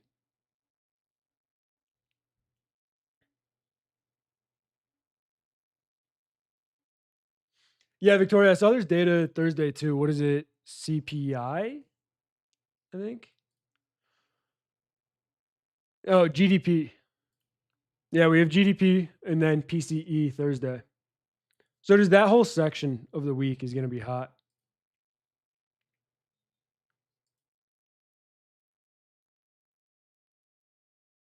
Appreciate you, Sam.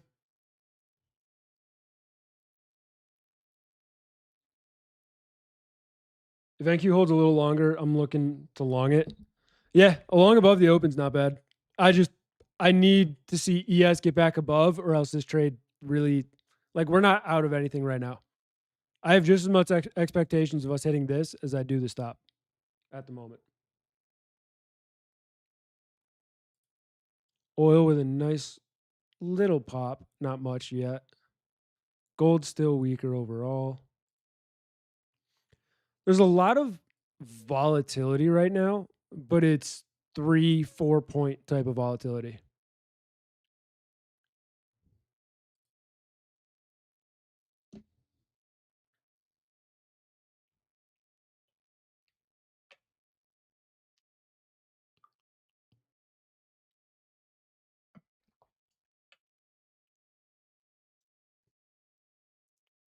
Christian, I don't trade news at all. And I know it's different. A lot of people on social media, oh my God, long, short FOMC to pass evals. I won't even trade it on an eval. I have no interest. For me, just because I've been destroyed so many times in FOMC, what I would rather do is just wait till after the event and then look for the opportunity there. Because also, if you look at the last, what is it, 6 FOMCs, nothing has happened. It's been flat every single time. That's not something I want to mess with. Same with big tech earnings. I don't trade earnings anymore. I used to gamble earnings religiously. I would hit 2 earnings a year to think I was king shit, but I lost 20 others. And it's just not worth it to me. I'll trade post earning moves 1,000%. Now, the one thing that I will do is if I'm in, let's say for some reason I longed one of the big tech names or I traded Exxon. If I agree with a chart thesis, like Microsoft, for instance, or Meta, if I agree with Meta being overall bullish and I like the pricing on the contracts for some dated contracts, I would take them and hold because I'm trading the chart, not the news. Usually the news will correlate with the chart overall. That's just how it typically goes. And if it works against me, it works against me. But if I have to hold through something like that, like I've held through FOMC before, but on a swing trade, I just won't take 0 days and be a complete degenerate. And I know it's fun. I've just lost my ass doing it, so I won't do it.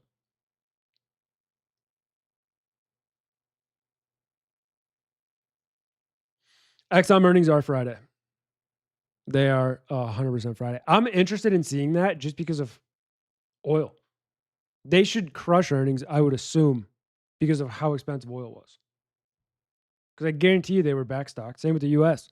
U.S. in general had so much oil backstock that we are dumping that shit as oil goes higher.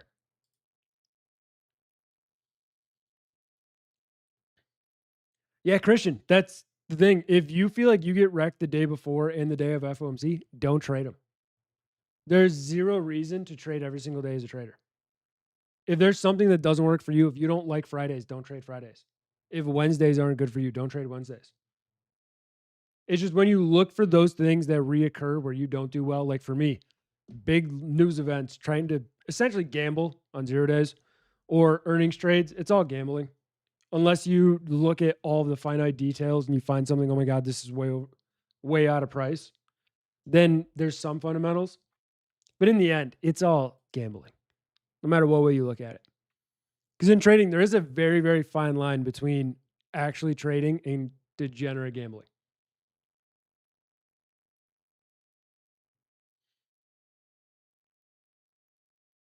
Yeah, Mitch. I mean, plus waiting for the event volatility makes sense. Yes, VIX will likely rally a little bit into Wednesday because that's where it is. Like that's where the volatility is going to be. There's going to be volatility anticipated within that. That's how VIX usually works on weeks like this. But how we react after will be important. Even if VIX rips on FOMC is what it is, you can still find a misplaced trade or a mispriced trade post FOMC pretty easily. Find a chart that looks incredible like NVIDIA. I thought NVIDIA contracts were the most mispriced I've seen in a long time.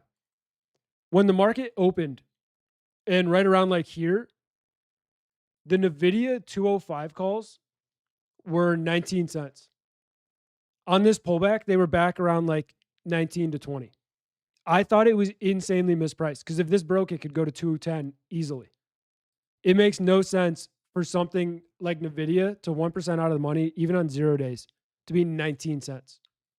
That is why I was fully willing to stab that trade. The risk to reward made no sense not to take it. Maybe to hit the casino before trading. Hell yeah. I actually don't gamble much. I used to, but now I really don't. Bro, my fire rate was so frustrating. If I just told my original stop would have been stopped out of break even after taking partials. Yeah, and sometimes it'd be like that. I mean, I've had that happen on stream multiple times where I move a stop up to where it ends up getting wicked. Shit, it happened on what was that Thursday Wednesday when Jake made like 47,000 or whatever. My stop got hit by 2 points on ES because I moved it up. Where if I would have kept it where it was, I could have caught a majority of that move overnight.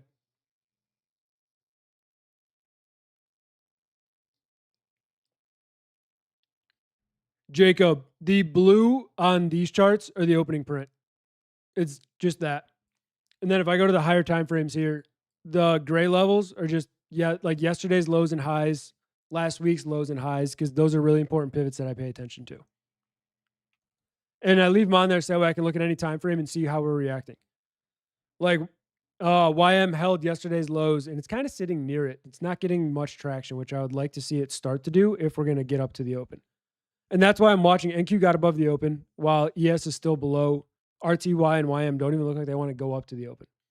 So that's going to be something interesting to keep an eye on. Gold's well below its open. Oil is slightly above its open. Not much, though. I don't like how much NQ's rallied while the other indices haven't moved, though. I will say that. Because so far, we're just in a 15-minute consolidation. We're at the highs of the consolidation. If we want to continue to consolidate, we'll go right back to the lows, which will stop me out. I'm golden with this trade. I'm golden with this trade when target hits. Sam, I mean, even I'll talk about getting stopped, but it's not like, oh my God, we're gonna get stopped. It's just because if we get stopped, it doesn't bother me the littlest bit. I'm anticipating a stop on every trade just because I accept the risk overall. It just helps keep me level-headed to where I'm not really caring about it. What time am I playing Yankee Doodle? Should I try to play music?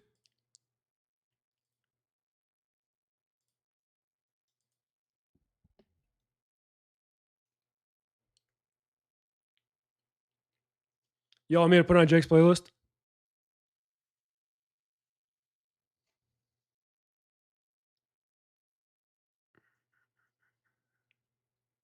Try out Jake's list, but You guys will have to be my ears to let me know if you can hear it or not. And I'm going to turn it down a little bit because I don't know how loud it's going to be. Turn shuffle on. I sit alone in my four-cornered room staring at candles. All right, can you guys hear music? Let me drop some shit like this here. Even if it's faint. At night I can't sleep. I toss and turn, candlesticks in the dark, visions of bodies being burned. Four walls just staring at a nigga. I'm paranoid, sleeping with my finger on the Louder, quieter. My mother's always Let me know. stressing I ain't living right, but I ain't going out without a fight. See, every time my eyes close, I start sweating and blood starts coming out my nose. It's somebody watching the act, but I don't know who it is. So What do you mean change it? Pretty good, but when I awake, I don't see the motherfucker. He owns a black hat like I own, a black suit and a cane like my own. Some might say take a chill, B, but fuck that shit. There's a nigga trying to kill me. I'm popping in the clip when the wind blows every 20.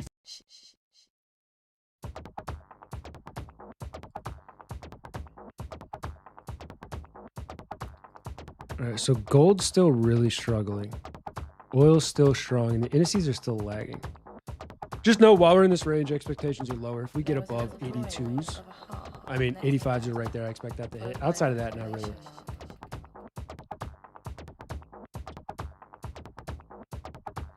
The back of his was covered in stuff like Brandon is not a very nice guy, but Alex is so nice. All right, one person says louder, but everyone else says it's good.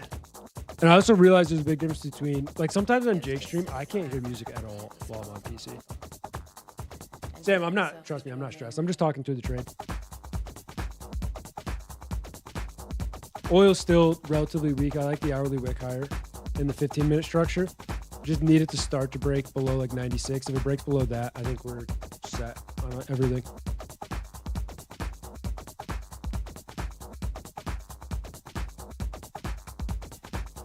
Okay, perfect, Christian. That's all I need.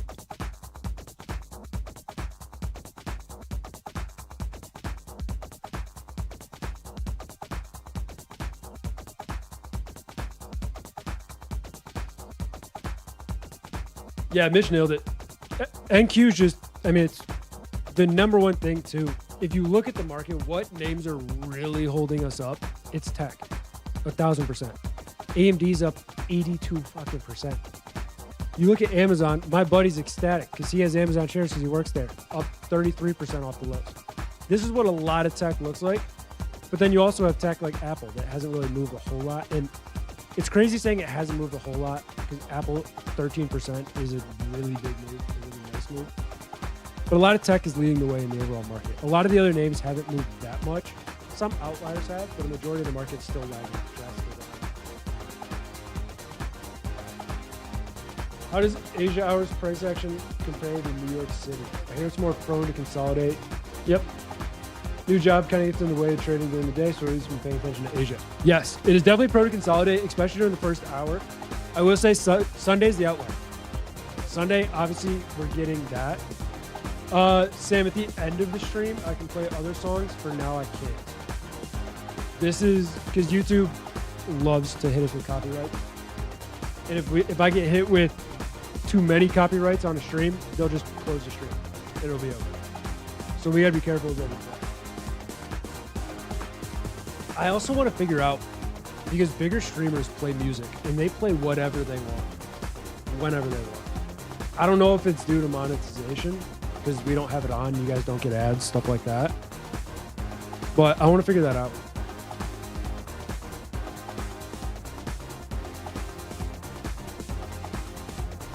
But yes, Jacob, a lot more consolidation for the most part. You just have to remember the volume overall in Asia is a lot lower. Right now, I mean, this trade is abnormal for me, looking for 7 points. It's not that often to do that.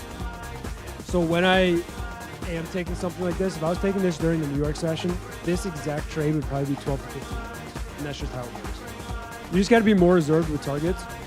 What I love to do, though, is look for the trades, and chat knows this, that can work during the actual thing. And then as they break, they can go during the overnight, and that's when you get the really big moves from Asia into New York. Those are my absolute favorite things to find. So I usually trade target in the opening print. It depends on how far we are from the opening print. For me, since we're in this range, opening print's the first trade. This is not my full out. I trim trades. That's where I'm different from Jake. I don't just go full out at target. What I would do is take this trim, likely stop, break even, or even leave stop where it's at, because stop is literally 1.5 points. It's minimal. Remember though, this trade in the beginning was a 1.40. I moved my stop. It's not 5. I'm an honest man. I ain't gonna lie. Say, oh my god, a 5 banger. It's not. It's 1.4. But if we get over the open, we can start looking. In reality, I like 72. Let us take out last week's highs, because whether I'm bullish or bearish, I want us to take out last week's highs.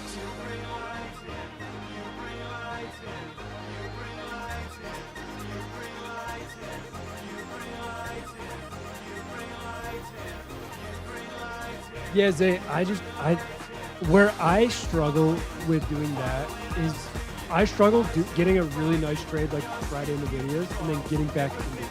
I don't know why. But for me, when I do that, when I catch a really, really nice trade like that, I basically write off that name for at least a couple days and just look for something else to trade. And it's something I've done since the beginning.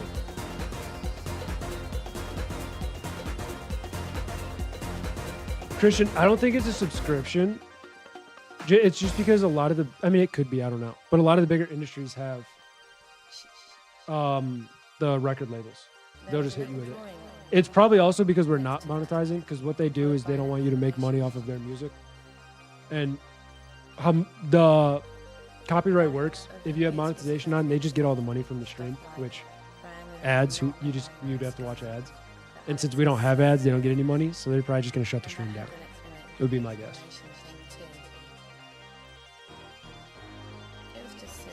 Thought a short from the opening print was decent. On what chart? You also have to remember the last 3 weeks, what we've done on Sunday is gap down, find support, rally right back up and reverse the move like it never happened, and then hit new all-time highs. If that keeps doing it, I'm going to keep doing it until it doesn't work. It's the same thing with the overall market structure. I'm going to keep long until the longs don't work anymore.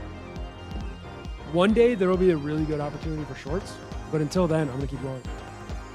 You guys have heard me, I've been talking about shorts for 3 weeks now, since we started streams. I still haven't taken one, just because I'm waiting for it to set up whenever it does.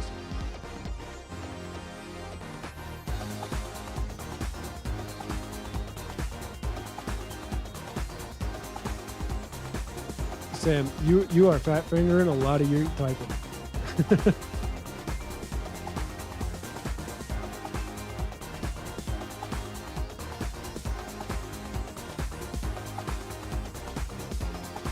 Opening for limited downside profile needs a lot more approaching longs on. Yep. I'm fine if we dip. Just give me the open really quick. Just a little 3-point spike higher and I can tap for that.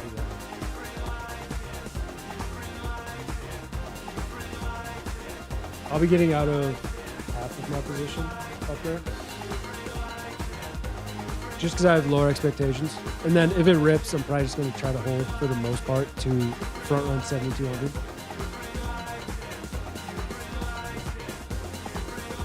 Nothing's moving more.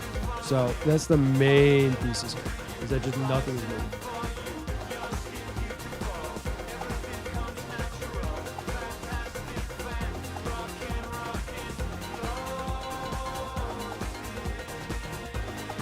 I also do want to I need to find more songs, because right now there's like 2 hours of songs on the playlist. And with us basically streaming 2 to 3 hours every single day, plus 2 other streamers using this playlist, you guys are going to hear the same songs a lot.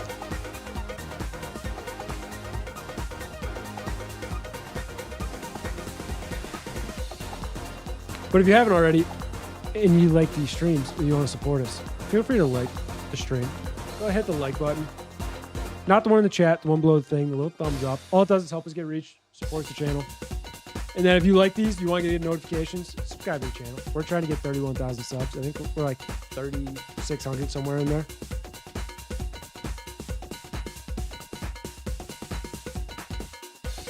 I'd say I appreciate it.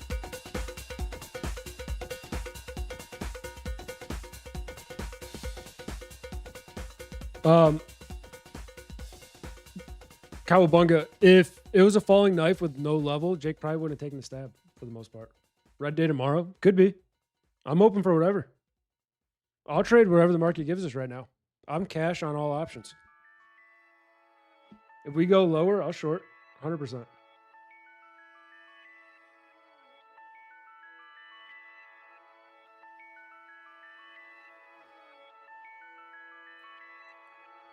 Yeah, Jacob, those work a lot for me personally. And it's just because they're broader targets. And you got to remember, levels are support resistance. And it's just kind of however you want to use them. And with this, like a good example, YM came down, hit yesterday's lows, and pushed higher.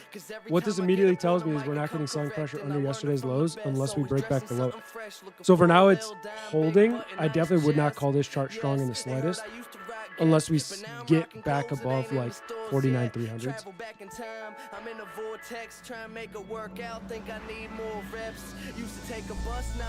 So gold's pushing lower here. Gold still looks weak overall. It's really struggling lately. Oil's pushing higher a little bit.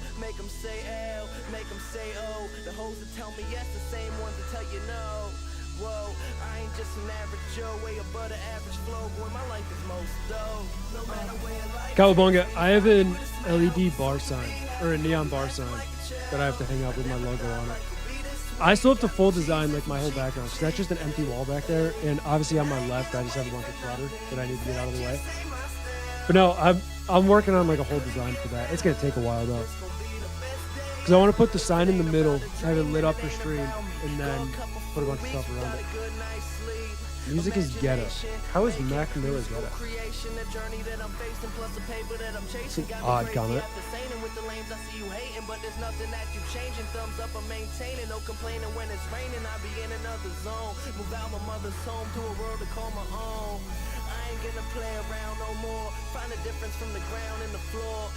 No, Jacob, that's why I'm like, what? The first song could be, but no. That one's Mozart. No, I'm not flaming you at all. I'm just saying I don't think Mac Miller's ghetto. Do you include other prior daily lows and highs if they've been untested or sold? I primarily just pay attention to the prior days and weeks highs and lows. I also have the monthly on there. And the main reason for that is simply because how, like, I can see them test on the lower time frames and I'll know. If we come up here and hit this on ES, I'll know we're testing last week's highs. If we reject it, then I know we're starting to set a weekly fail to go higher. And that's the main reason I have them on it. But I've seen them be respected a lot, and that's just why I put them on the charts. Please grow up. Because I'm listening to Mac Miller. Interesting take. I'm just saying, though, if you think that's grow up, brother, if that wasn't get copyright, I would blast white girl music right now just for the fun of it. Casting shadows, the sun was pushing through. Jay jumped in at the wrong time.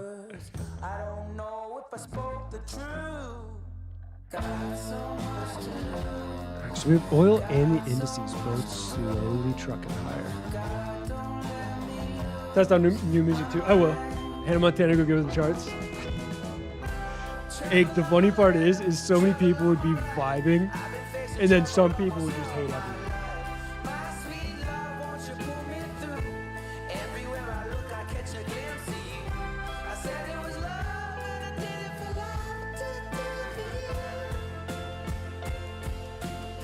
Victoria's like, white girl music? Uh-huh.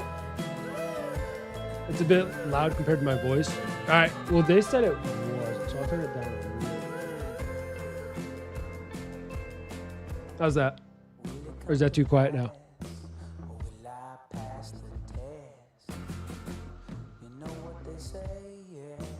Who's stronger, Jake or Ron? Jake, 100%. Man's jacked.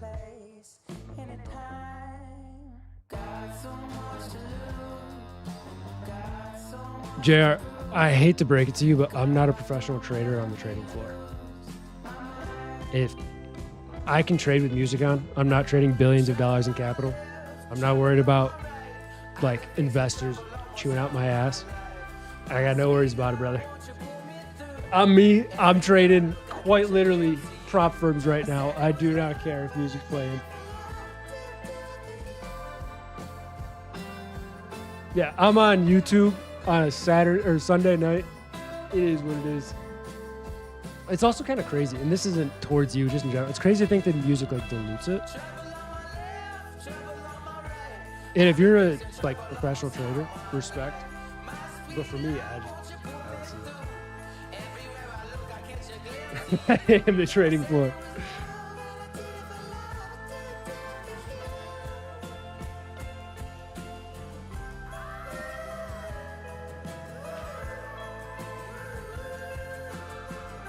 I mean, if we're doing trading floor vibes, I need to be absolutely locked in a suit and tie. 'Cause you got to remember, I am currently in a sweatshirt and sweatpants. So I'd be kicked out of a trading floor immediately. This guy just woke up the chat. What are we at? Omar, I'm long ES.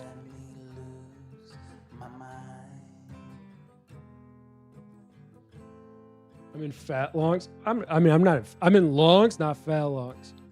We should hit first target here. Just give me half a point. Give me 2 ticks. You probably business casual. My business casual is sweatpants. Because this is also my business. I work in my house. I go for comfort, not fashion. Cowabunga, I don't know if you realize, but we don't sleep. None of us. If there's a stream open, we're on streams.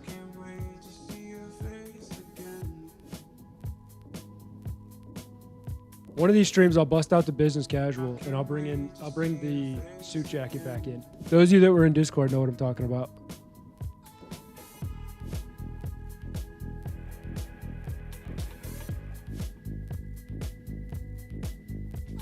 Just read my kid a bedtime story with me in the AirPod. I just filled first trim on MES. So we got 1 trim filled. Now, I'm going to be honest. The rest of these contracts, I have 1 main target. 1. And that's this. If it hits this, wonderful. If not, I'm going to throw stops at break even and let it do its thing.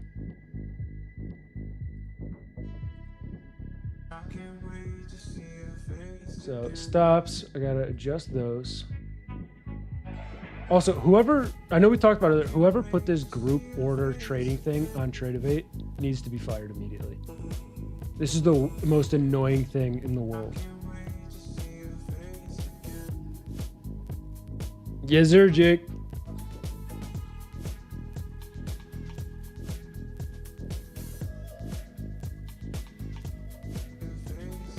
Hello from Mexico. What up, Semper Crazy? How you doing? I'm short and fat, not talking about trading. Well, Joe, sometimes it'd be like that, my guy. The good part is you can fix one of those 2 if you really want to.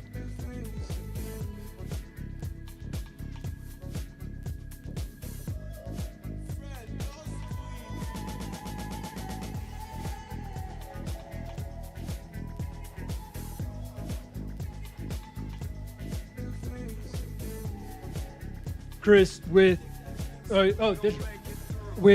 Asia session, I always use wider stops in the beginning. I mean, you guys saw me. I had a 5-point stop, 4-point stop, and then I just tightened it up as the structure built, just because in case it pushed lower. I always use wider stops because this session loves to wick. Especially if you look at something like gold, maybe even oil, they love to wick, and they'll just wick your stop enough that it'll hit, and then it'll completely reverse.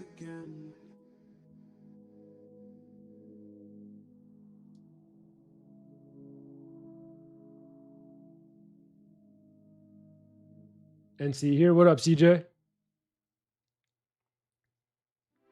Yeah, it's minimum ES for me is 5 points. If I'm during New York session, usually 5 to 7. If VIX is, and then I adjust my stop to VIX accordingly. If VIX is over like 25, I'm looking 7 to 10 points. Let's dance in style, let's dance for a while. Heaven can wait. We knew you had vids to play. What vids am I playing? I ain't got no videos. You don't need to see those. Joe's trying to fight. Let us die young or let us live forever. We don't have the power, but we never say never. Sitting in a sand pit, life is a short trip. The music's for the sad man. Jake, one of those songs just got hit. Just so you know. I don't know if it's Forever Young or the song before it. Well, one of them just got hit already. So I paused the music for now.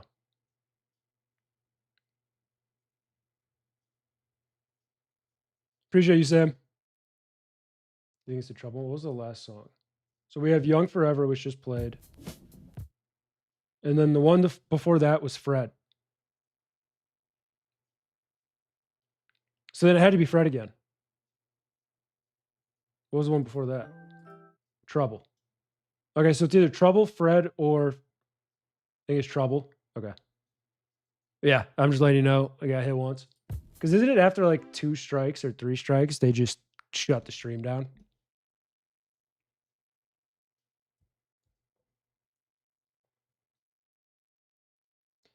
YouTube is lame about music.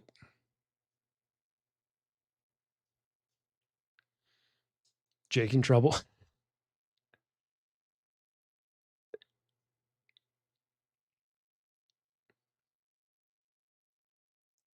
Yeah, I have no clue how the YouTube stuff works. Cowabunga, to explain YouTube, for instance, if I hum a song that is copyright, they'll copyright strike me. And once you get one copyright strike, there's an AI program that watches your stream. And if you continue to play more, they'll hit you again. So they're horrible with it. Yeah, Jake, I just want to figure it out because I wonder, it could be wrong. I wonder if it's because it's not monetized. So like the record labels can't take the money that the stream makes, if that makes sense. So they just try to shut it down. But I don't know how any of that works.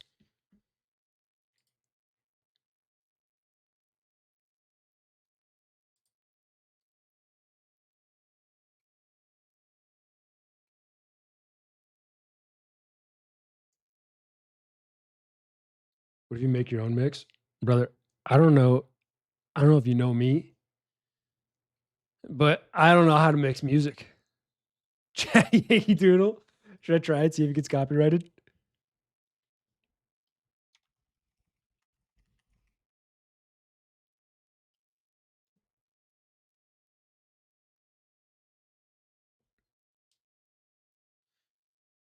Yeah, YouTube's very strict.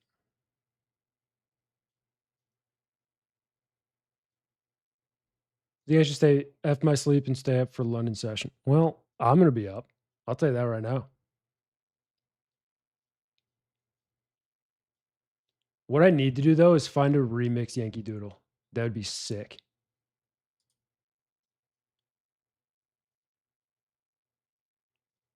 Bro, there's 400 Yankee Doodle songs. What the hell? I can play Revolutionary War Marches. Hell yeah.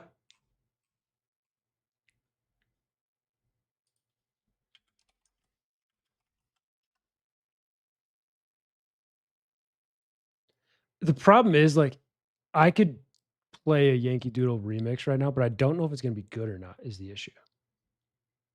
So I just don't want to play a shitty version of it. Fred again, Yankee Doodle would be crazy.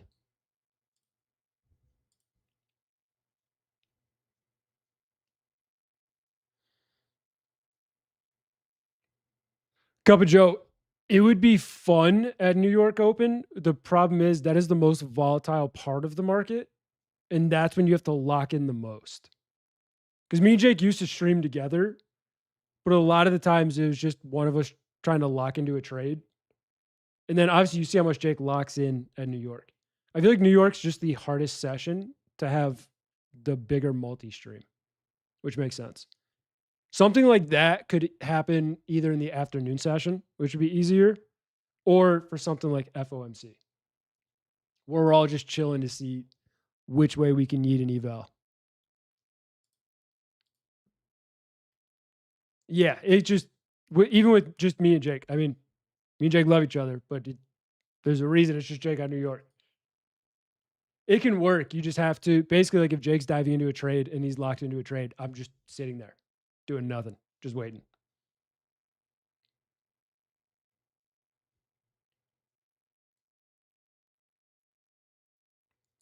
Hell yeah, let's go Nomad. Yeah, Nomad, that's the thing, is I was hoping to see a lower high on oil. It never came, but also neither did the indices. So it's one of those days where longing both just wins. But I see you later night. Mitch isn't on London that often because Mitch has to typically be up earlier in the morning. Gold's not moving at all. ES is fine in the open. I'm perfectly fine with the stop and break even here. I'm going to leave it there.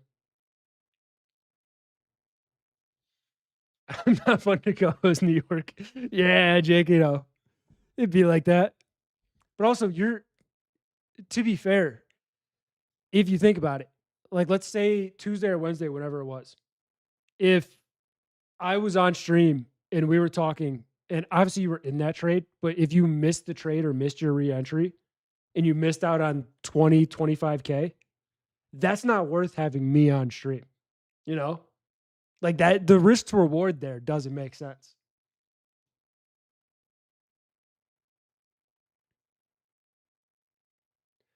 Someone run interface on chat while you're in something. Yeah, I mean, that can work. But also at the same time, like if Jake's trying to update stream and Jake doesn't want to hear me sitting there talking to the chat while he's absolutely dialed the fuck in on a trade, you know?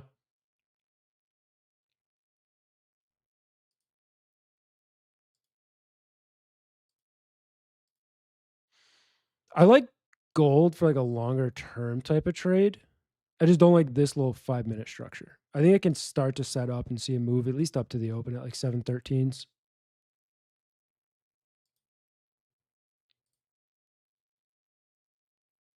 Yeah. Plus, if Jake's cooking in the morning, I'm not changing that. If anyone else wants to co-host with Jake, feel free. I'm not going to be the one taking the heat for him missing a trade. Not happening. You think ES will hit 7,200 before London? I hope so. I would enjoy it. There's a chance it hits it during London. It can hit it tomorrow during New York. The world may never know. The thing is, like, it makes sense if it wants to go there. If we get this strong hourly close, right? You look at this chart, if it was a 5-minute, you would look for the recent highs. Problem is that could take 2 or 3 hours, which would still be before London. It could consolidate in this range. If we reject, push back lower, we could sit here for a little bit. So it's hard to say. I'm still in that more like overall neutral bias until we get that confirmation. If we start to see a stronger structure push us over the open, I'm looking for 7,200. But I'm 100% front running this thing. Yeah, Cowboy, we were co-hosting for a while. And then I took over the London session. And to be honest, I love it. London's also a lot easier to co-host, or not London, Asia. Asia's also a lot easier to co-host on because I can sit here and talk to the chat the whole time. Unless I'm stalking an entry, which once you get an entry, you're typically in it for 2 hours. At least if you have a slightly wider stop, a slightly wider target, unless you see some Trump volatility.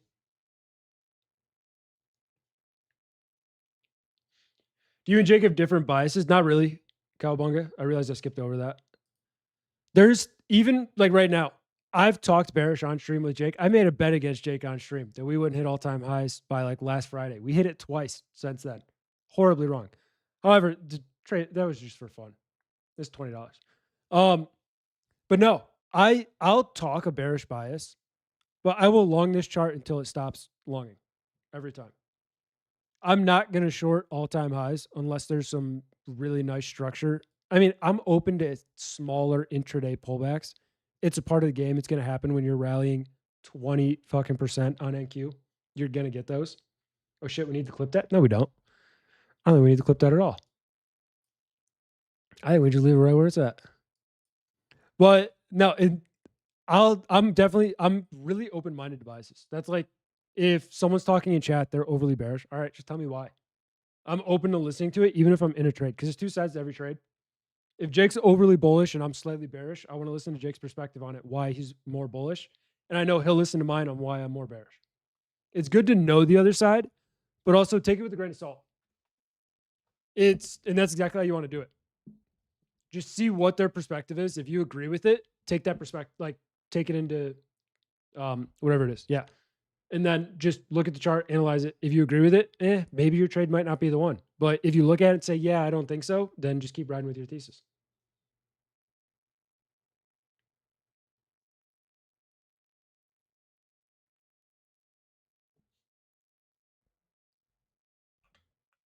Cup of Joe, I'm just NQ's Jake's baby. ES is mine. It's just how I am. I've been trading ES for 4 or 5 years now. So for me, I'm mainly just going to focus on that one. If they look similar, lately, yeah, has it been, I wouldn't say dumb, but better opportunities than NQ? 1,000%. NQ's been a lot stronger, and right here's a good example. Very similar structures. NQ, I even talked about it being slightly stronger. I just know how ES moves a lot more. And to be honest, it's mainly just an excuse to trade ES, me saying that. I just like trading ES. And like how Jake said earlier, he doesn't trade oil that much because he hasn't paid that much attention to oil. I'm the same way with gold. I don't trade gold a lot because I don't pay a lot of attention to gold. I really want to get more into gold. I've been saying that for like a week now. Yeah, I know. But I love trading oil because I typically know how it moves rather well if I'm looking for a trade on it.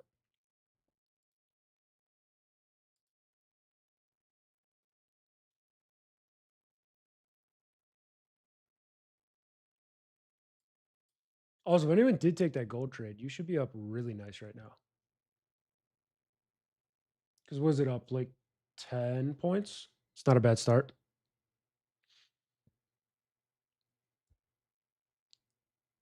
Yeah, JRG, I think ES just moves a lot cleaner. NQ is definitely more volatile. Plus, I can't tell you the amount of people on Instagram I've seen complaining about the wicks on MNQ versus NQ. MES isn't doing that. I have a great time trading MES.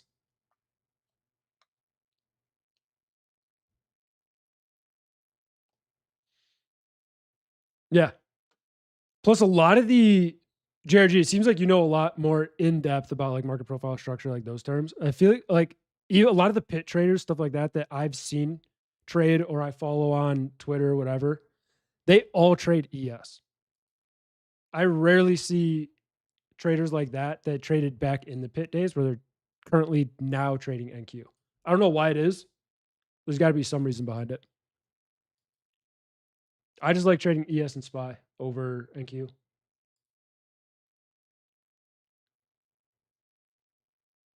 Yeah, I'm sure it means nothing. I love NQ on an eval, brother. Everybody does. Most people love NQ because of the volatility.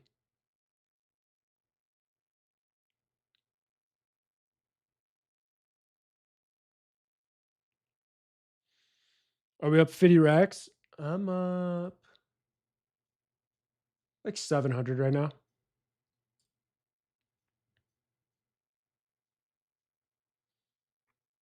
Or I'm trading live and funded. I stick to ES. Hell yeah. 50 racks another. Omar, I don't know if you know the size I trade, but 50 racks ain't in the question, brother. Friday was Friday was like the biggest day I had in, I think, 10 months, something like that. So I'll take that any day. What up, Connor?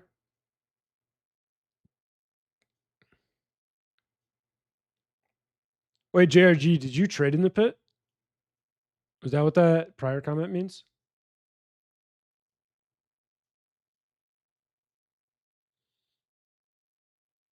He saw the video, knows coming next.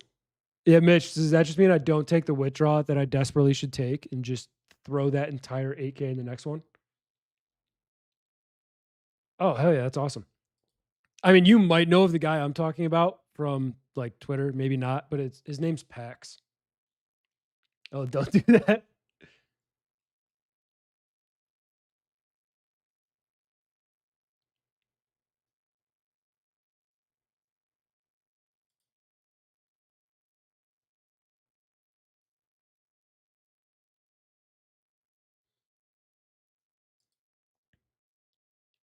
Really nice push there. I don't hate trims anywhere in this area. For me, I'm just looking to hold up towards probably like 98s. In all honesty, I'm gonna front run the hell out of that, is what it is. But I do not hate trims.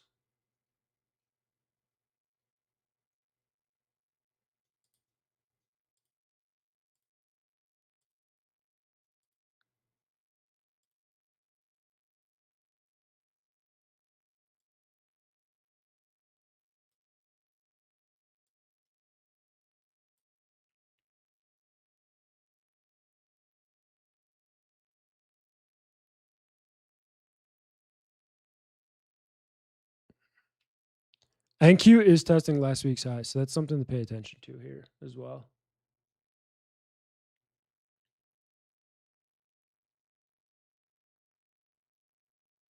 What the hell did Trump say?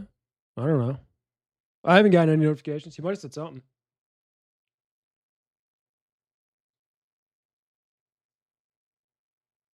Good experience is worthless today. Interesting. Yeah, I mean, that's the crazy thing is the main thing, the reason I pay attention, not even like pay attention, but just like I just read what they post, mainly like Pax, because he's been in the market for like 20, 30 years. My thesis for that, and obviously some people be like, it doesn't matter, whatever, is I want to at least listen to someone who's been in the market for 10, 20 years versus a lot of people who listen to the people on social media who are 19 years old and have been trading for 16 months. So that's the main reason I do it. I listen to him, Stock Market Wolf, just those people who have been in for 10 to 20 years, just because they can give little tidbits of information that are useful.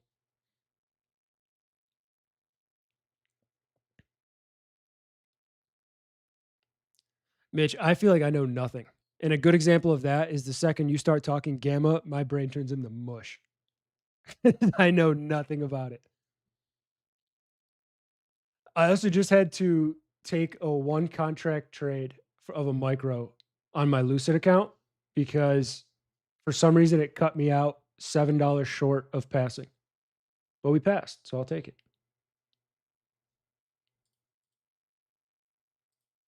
So I'll have another funded coming there.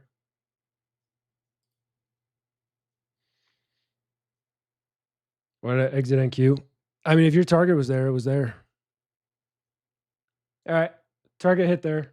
I have like 20% of my initial position size still sitting in it. I'm probably going to get kicked out soon-ish. Actually, no, I won't. I can let that ride. All-time highs hit. GG's. I mean, you can start. At this point, it's just where do you want to target, you know? Where do you want to target? Oh, wait, I'm going to leave this one. I'm going to do what I usually do. So this was 98. Welcome to the Sunday stream. Jake had a nice little trade, and then we just caught. Now I'll say it's a really nice trade.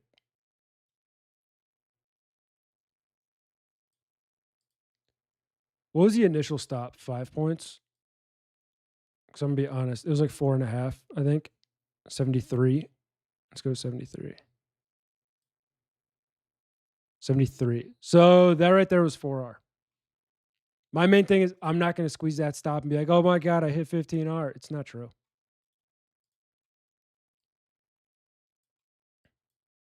What I'm going to say is above all-time highs, just, do your thing. How do you find a new target above all-time highs? Right? I'm not beautiful at doing that yet. To be honest, I usually just look at like 15-point intervals on MES. Could be completely wrong, right? But that's typically what I do. Order was long 3, 7 sell 91. Beautiful trade. Actually, I'm going to say fuck it and go flat. Could keep going. We hit all-time highs. I'm beyond happy with that trade. I'll take that any day. Could have trimmed to 200. Don't care. I like front running. It's just what I do. But I'm cash. Hell yeah, GRG. Is that what you put? Is that what you made? Might take the day off tomorrow. Beautiful, Omar. Yeah, with Individual stocks, I use whole numbers. With futures, I'm typically using like 15-point increments.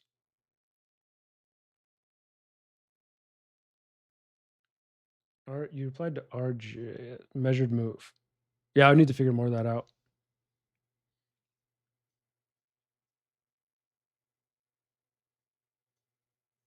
You're at work? I mean, if you just caught that while working, beautiful. Anyways, since y'all have been on for 2 hours, we still have 240 people in here, which is beautiful. Should we do the giveaway? Should we give away a 50K alpha account? What do you guys think? Also, I'm going to turn... Yeah, I'll leave that for now.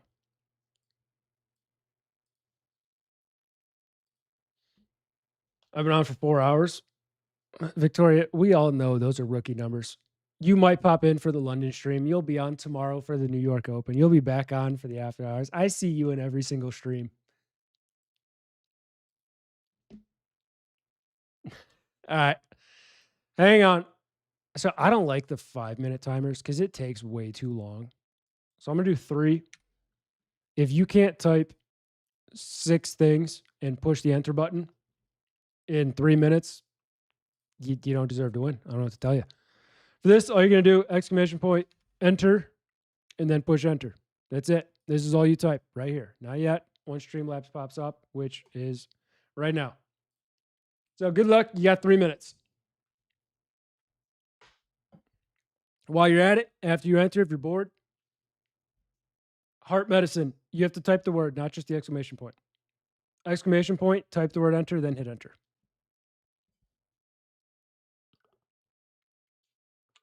Appreciate you, Omar.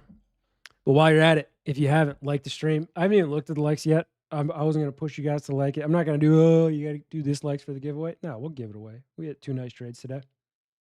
What are we at likewise? I'd expect at least 200. 300. Beautiful. Since the morning stream, I don't care. 300 is good enough. If you haven't, though, and you want to be a part of the streams, feel free to subscribe. We're at like 30,600. Trying to get to 31,000. Auto enter, Geo, type exclamation point giveaway right here on the middle of the screen. And then hit, sorry, exclamation point enter. And then hit enter. You still have 2 minutes to do it. There are currently 66 people out of 225. I expect more of you to be able to type 6 letters. Unless you just don't want an account, then respect.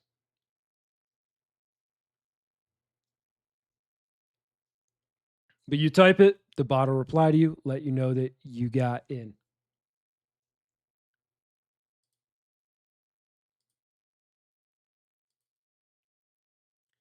All right, let me make sure all orders are canceled.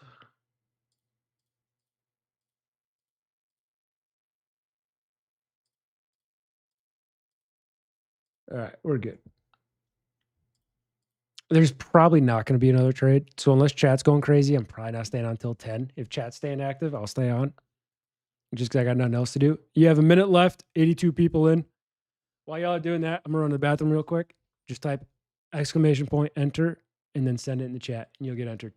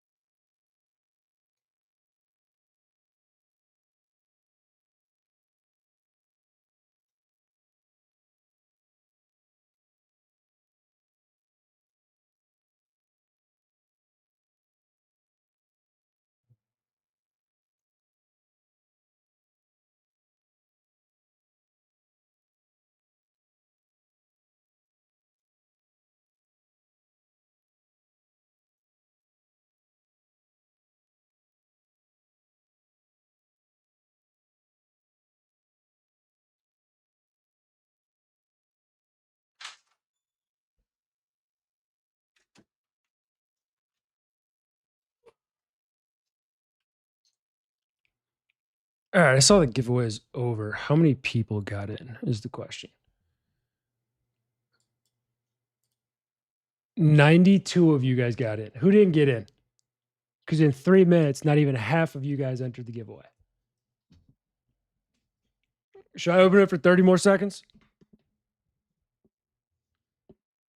So I see a lot of you still typing. I'll tell you what, 30 seconds. That's all you're getting. So I'm going to resume it. 30 seconds. We better at least get like 110. 92 out of that. I already won, so I won't enter. That's fair. Respect. I mean, massive respect. No, fuck him. Con, you almost got yourself kicked out of one giveaway. Or no, that was the other counter. How do I get in? Omit, type exclamation point enter like the rest of the chat's doing, and then push enter to send it. And it'll give you a ticket. All you have to do is type this right here. Very easy. But it's a free 50K Alpha Futures account. 101 in. Let's see if we can get 9 more at least. I'm giving you guys a few seconds. If you didn't get in after like 4 minutes, you didn't get in. I don't know what to tell you.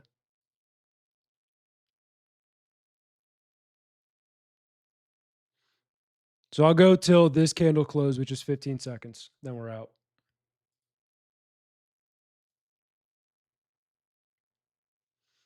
Five seconds. Playing our creators heard me on the phone. Got to jump in real quick, Robert. All right, that's it. No more spamming. And let's see who wins. I don't know how to pronounce that. AK Ham. I'm just going to call you that. Probably saying it wrong. But, all right, brother, congrats. All you have to do, shoot me a message on Insta. It's that link right there. If you can, send me a screenshot of your YouTube. If not, just let me know it's you, right? No one's tried to take one that wasn't theirs yet, so I trust you guys. Y'all are reasonable people. Shoot me a DM on that Instagram right there, and then I'll get you the account after the stream. With that, though, how'd y'all do today? And this isn't for an Instagram story or nothing. Just how'd you guys do? Yeah, you have to get a payout on the account. Rigging them again. God, I already told you, if I rigged it, I would take the account and then just say there's no giveaway. That would be the greatest option I could do to rig it. Didn't trade. Appreciate it, brother. Slap thank you. Hell yeah, Omar.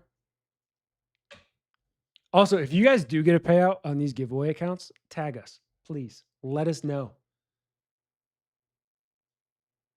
Locked in my 5th day on Lucid, need a bigger balance though. Nomad, keep chipping away at it, my guy. If you just keep chipping away at it, you'll get there. That's the easiest thing to do.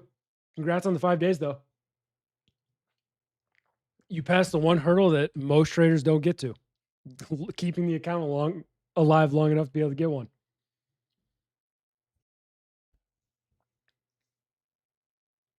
Fumbled to fund it. That's tough.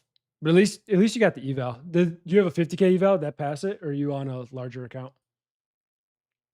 It's a great day. We alive and breathing. Fucking men, brother. Amen. Oil's testing the open. I'll definitely be on Alan's stream. And I'm not opposed to like staying on a little longer, 9:30, 10-ish. It depends on you guys. What you want to talk about, what questions you got, whatever it may be.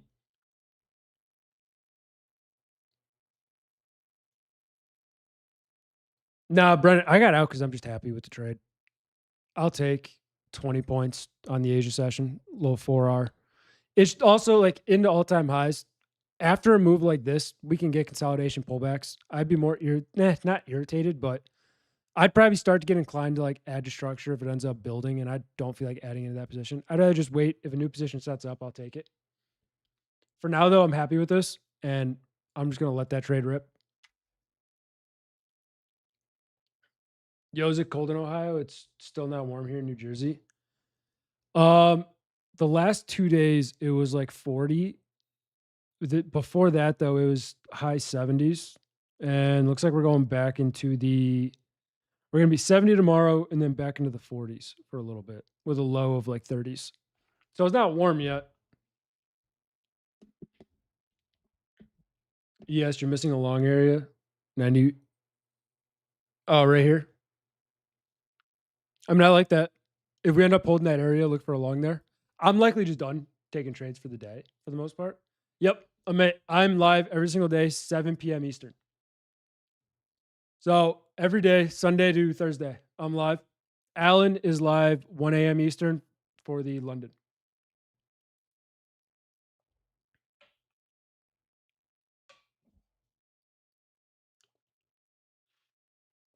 Nomad, I'm going to be fully transparent on that. I think an options prop firm is dumb as hell. I don't like the idea of it. I don't think it should exist. Can it make sense for people? Yeah. But I mean, especially with options, you have so much exponential upside with options compared to futures that it just, to me, it does. You can trade options with $500. Is it going to be hard as hell? Yes. But if you don't have a lot of capital, look towards futures, possibly prop firms. I just don't like the thought of an options prop firm. It doesn't make sense to me. It's something I don't like the thought of. Can it work? Yeah, but there's a reason Tradeify, Lucid, and all these people aren't diving into that. I don't know. It could be something reasonable. It's not something I'm ever going to promote or ever going to try. I just don't like it.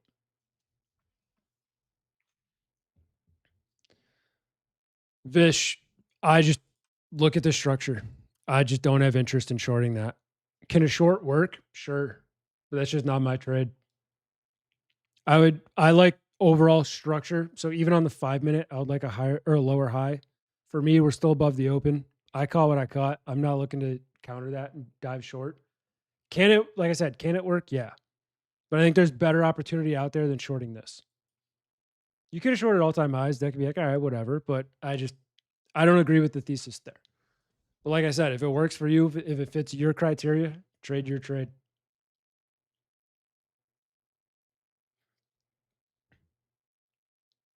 Interesting, John. Yeah, I mean, if BlackRock or something's doing something, maybe. But a little options prop firm, I'm not going to do it. Plus, if you have one trade like Friday on NVIDIA, you're all of a sudden capped now, and that doesn't, like, just the overall structure, thinking of it like futures prop firms, I hate the thought of it. At least just the way I would want to trade.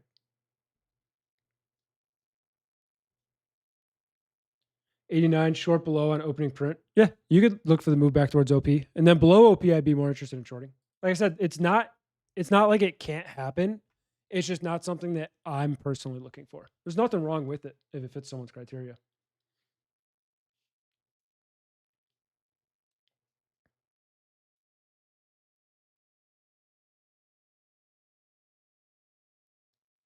Have you seen the terms? No, Mitch, I haven't even looked at the terms of the options. I don't even know the name of the options prop firm.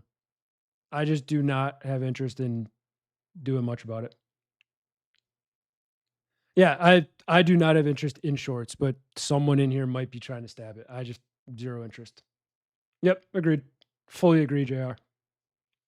My whole thesis is while the overall higher time frame structure is strong, I'm looking along until it doesn't work anymore. Until the structure fully flips into being more bearish. Yeah, we're up an exponential amount, but people are still buying this chart, so I'm going to keep buying with them. The wild thing to think about is there's probably a lot of people who have religiously shorted this chart the entire move, thinking it was the top, and they're just getting crushed.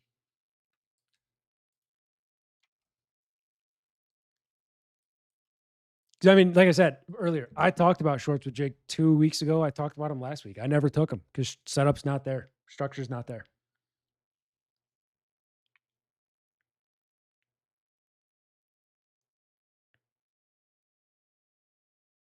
Yeah, Eric, that's the thing with options. You have exponential upside versus futures.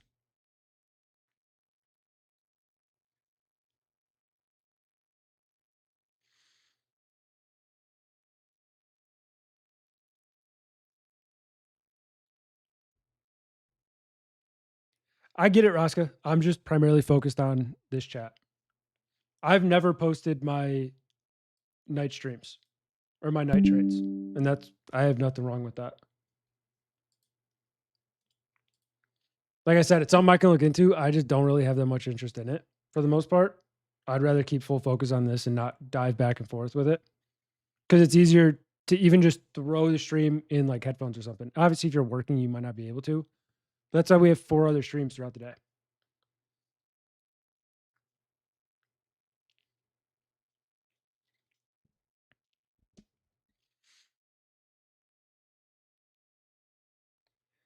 Jake, wait. Your name just clicked. Did you change your name to Jake is Unk because he's 30? You guys in your name changes are nuts. Bro, I love it. But you definitely got to make him see that tomorrow because I don't think he's lurking right now. But you say, I don't know why people want shorts. Greed. Greed and also paying attention to global, like the shit going on in the news. If you think about it, all of 2021 news-based thesis was bearish, bearish, bearish. All we did all of 21 was erase the COVID move and just crush all-time highs over and over and over. Same thing with this. And that's why I focus on structure, price action. I don't give a shit what happens in the news. Focus on the like overall structure, keep trading it. But people just want, and also it doesn't help having a lot of like Furu-based people on Instagram. You know who I'm talking about. The people who say long and short CPI at the same time, one's going to work. It's just dumb. I think, but it's just, I used to do it too. I used to short moves like this, but that was my first year of trading. I lost a shitload of money being dumb. Yeah. Gator. Agreed. The market stays irrational longer than you can stay liquid. People will say this is overextended. It's not. People are still buying it. People are still buying it. It's not overextended. Actually, on ES, you could say we have very solid structure and support right here. This could make another strong rally into all-time highs without any hesitation off of this daily consolidation.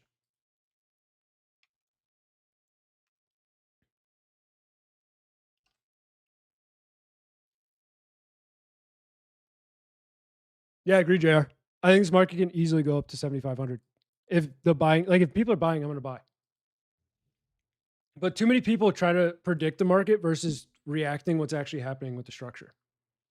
If you just sit back, watch what's happening, and see what should happen based off of the overall structure of the market, trade that. Don't trade what could happen. Same reason I don't trade earnings. Yeah, it could make a massive move, but also the EM of that typical earnings is usually 15%. You're usually within that anyway, so you're going to get crushed. I also just think it's a lot of negligence with people. They don't, like, in an educational aspect, they don't understand the markets enough. Because there's probably still people who are saying, oh, the war's still on. Short it, short it, short it. Well, the market's, it's going up. It's hitting all-time highs every single day.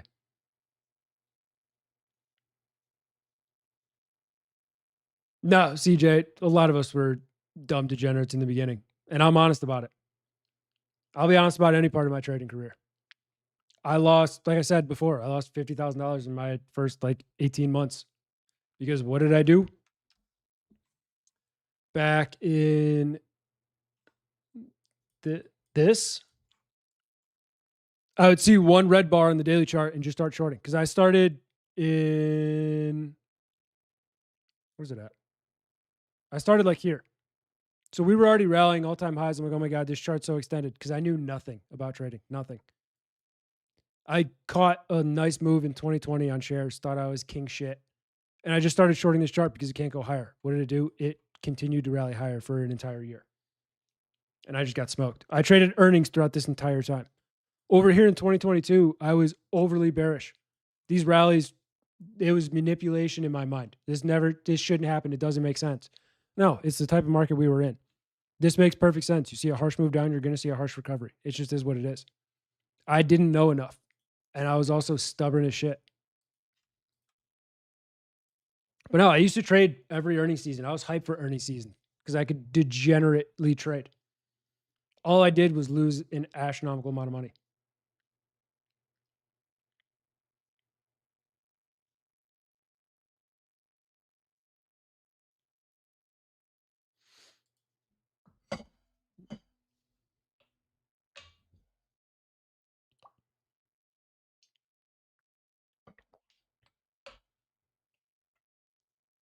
Hell yeah, Cup. Love to see that, brother. Just take it easy. Obviously, if you've been there before, you know what to do. Don't look for an absolute home run where you're risking $1,000, but agreed. Congrats, brother. Market goes up more than it goes down. One of the truest things Jake says.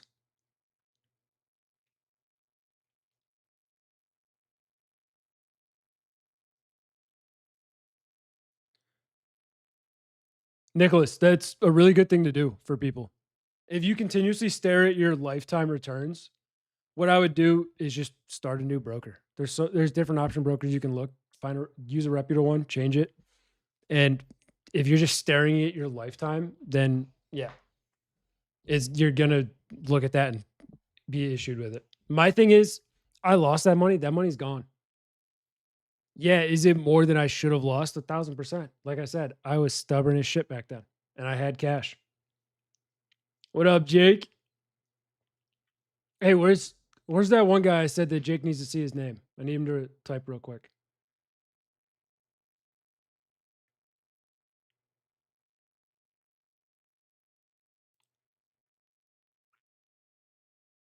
There he is. We did, Jake. Also, look at the name right above you.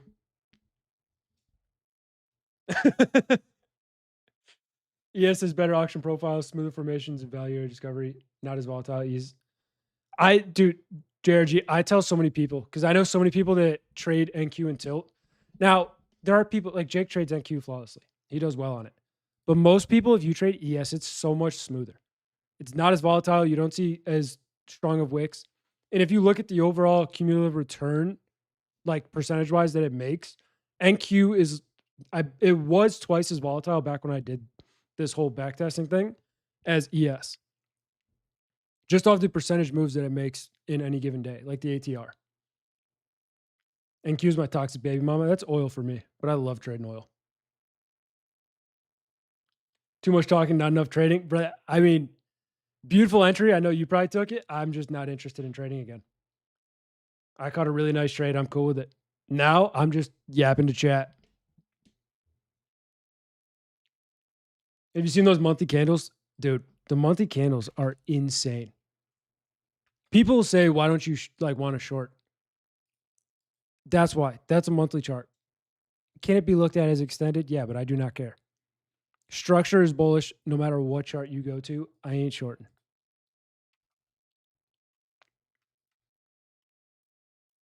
If you want to short, go find something that's weak. It's still funny though. Too much talking, not enough trading. Fair. Valid comment. Agree, JR.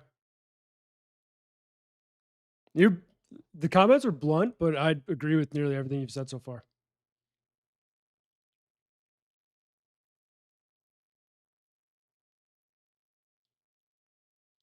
No, Jake, he's cool. His comments are just more blunt. He's been here the whole time talking.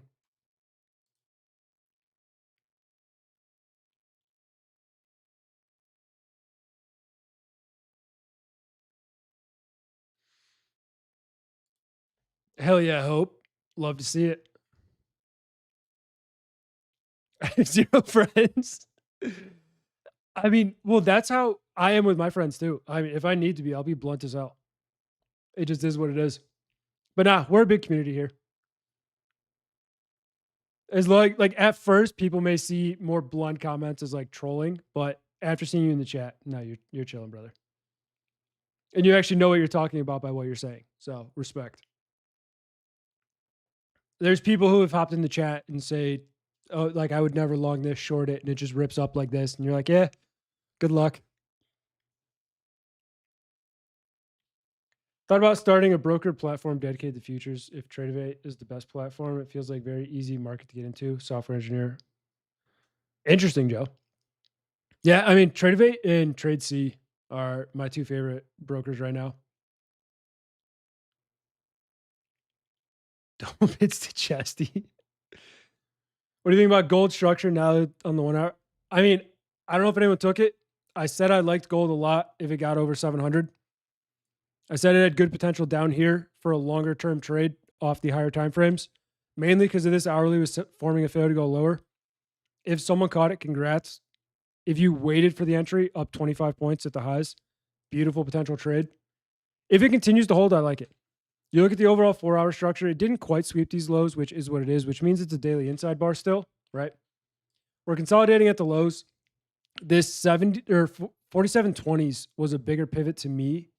We honestly haven't been respecting it as much, so I might change that a little bit. It's just looking at this chart overall. We're in a weekly consolidation. I think gold has a lot of potential. It just needs to get out of this range. If we see it break out of this range, we can start looking back towards all-time highs. Now, if it breaks below this range, down below like 650s, it's going to get weaker. While we're in this range, though, I would just look to trade the range. Once we break out of it, I think longer-term potential is there. I'm actually kind of interested in options on it. Maybe that's what I just throw some capital at. Some GLD options. Let's see. ATR is 10. God damn. I mean, if this gets over 445, I think it has a lot of potential.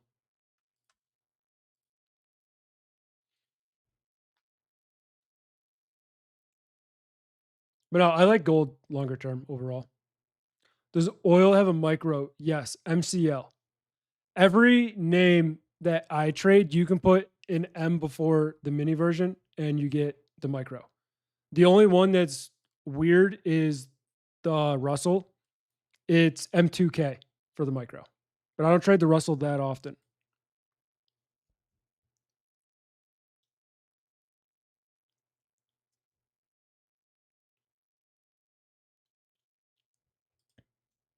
Yeah, Cup of Joe. I mean, if you build it, like Jake says, if you build it, they'll come. If it's a good enough platform, people will go to it. 1,000%. The biggest thing with there would be building credibility and then trying to get it into the prop firms, which is a crazy way to think like that's how you grow a broker. But if you get that into the prop firms, you're set. Agreed, JRG. It makes, to me, it just makes no sense to not break the highs. There's going to be a lot of people saying, oh, we're at all-time highs again. The market can't keep going. And this isn't towards you. It's just in general. Because obviously you're more bullish. ES, like I said, broader daily consolidation. This can easily continue, like we talked about, up to even 7,500. It wouldn't be shocking. That would likely put NQ on its way up towards 30,000, which is insane to think about. RTY has been in a consolidation for over a week now. This could easily break. YM is still 1,000 points away from all-time highs. So we don't even have all the indices at all-time highs. If you get somewhat of a sector rotation, you could start to see these play a little bit of a game of catch-up, and then you're just in a healthier market.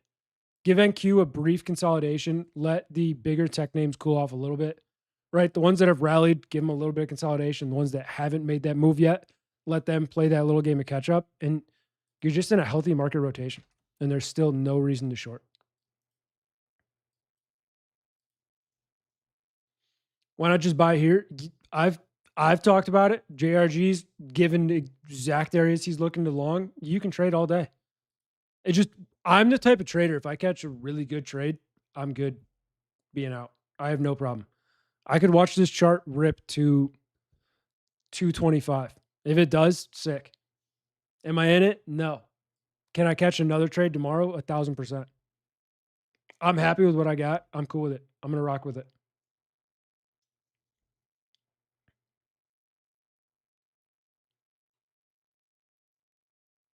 What up, Miss K?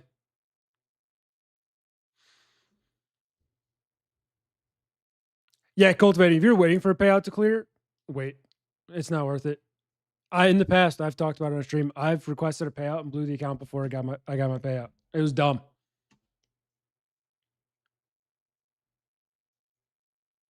Asia session, not so good. Asia session can be tricky. You just got to get used to it. The structure's there, though. You look at this entire move, there's structure along the entire way that agrees with everything we took. I mean, we got a really nice entry.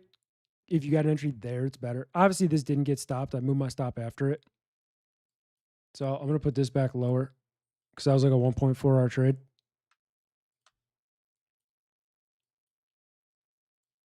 But no, you just got to get used to Asia session. AMD not stopping. Brother, it's up 82%. That thing looks like it wants to make an NVIDIA move where it just keeps going and doesn't stop. Here we go. Dude, let's see that break. I hope it rips for you. JRG, if you don't mind, where are you targeting? You don't have to say it, just curious. No, OG, I'm probably not trading anymore this stream. To be honest, this stream was technically supposed to end 30 minutes ago, but I'm just hanging out. I enjoy streaming. It's crazy. I didn't think I'd love it this much, but I have no problem just sitting here talking. Because I like to stay on, just answer questions, talk to you guys. 7215. That's the exact area I was kind of looking at. Oh, that's Mitch. I do love chat. Then 7255. All right, Mitch. All right. I'm great at it. Appreciate you, brother. I'll take 12.5 points. Beautiful. That's the thing too. The one thing and everyone says, how do you trade all-time highs? You can use, obviously there's numbers and stuff you can crunch. I don't know those formulas. But for me, it's just watching the chart.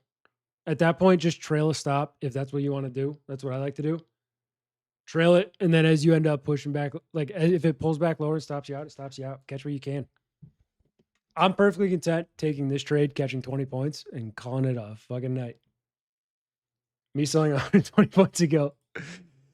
Jake, luckily, it wasn't on your actual account.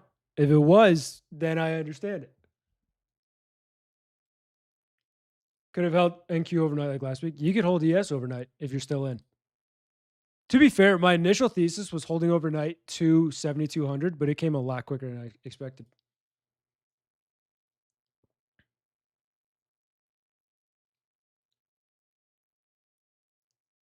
Yeah, Joel, if you're using something like Bookmap or orders, easily.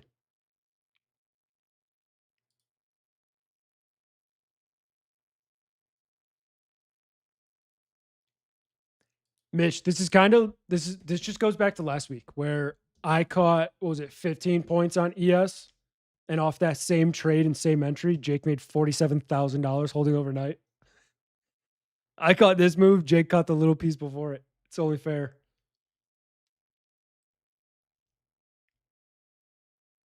Is it possible to get in now? I'm not buying now. I have no interest in buying right here. Like, as we're retesting highs, one thing I always say, if it fits your trade thesis, do it. But this isn't where I want to look for an entry. Like this exact candle. Mad at myself, I should be up another 50. Yeah, probably. Well, if you were sizing that aggressive, but I know the way you trade, you would have added somewhere in here if you were on your personal. I know that for a fact. I know 1,000% you would have. That's just how you do. Got this Q at 470. Beautiful. Nice little trade. And Q 20 point stops. Yeah. That's why, like this, even though it was a 5-point stop, I knew it was a super wide stop. You could have gone the lows. This is also why, for the system, like I didn't do the lows. If I did the lows, we were wicked out right there. The lows of like the structure that I got in on. We'd have been wicked out. That's why I use wider stops and then tighten them as the trade goes.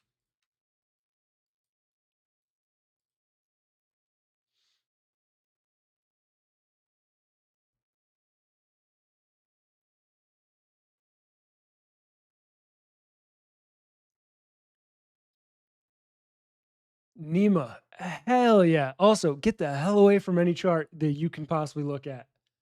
You made 10K. Beautiful night. Racket trades you in chat. Well, I don't know if that's spelled right. Yeah, Jake's always lurking. What exchange do you trade on? Tradeovate and Trade C.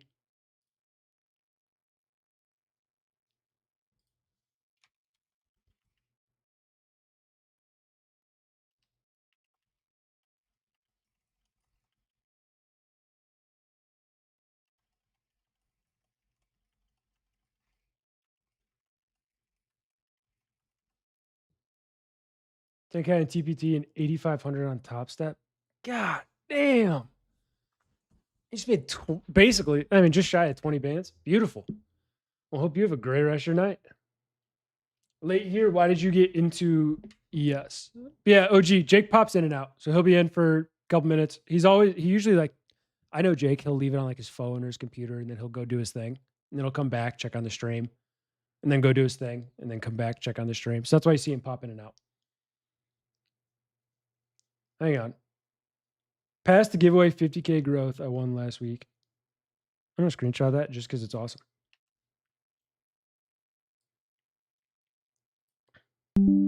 Tiffany. Yeah, you won that. Did you win that Thursday? Because it was early last week or late last week. But I'll get into why I took the trade in a second. I'm just getting a few things prepped. Got to get the code for the giveaway winner.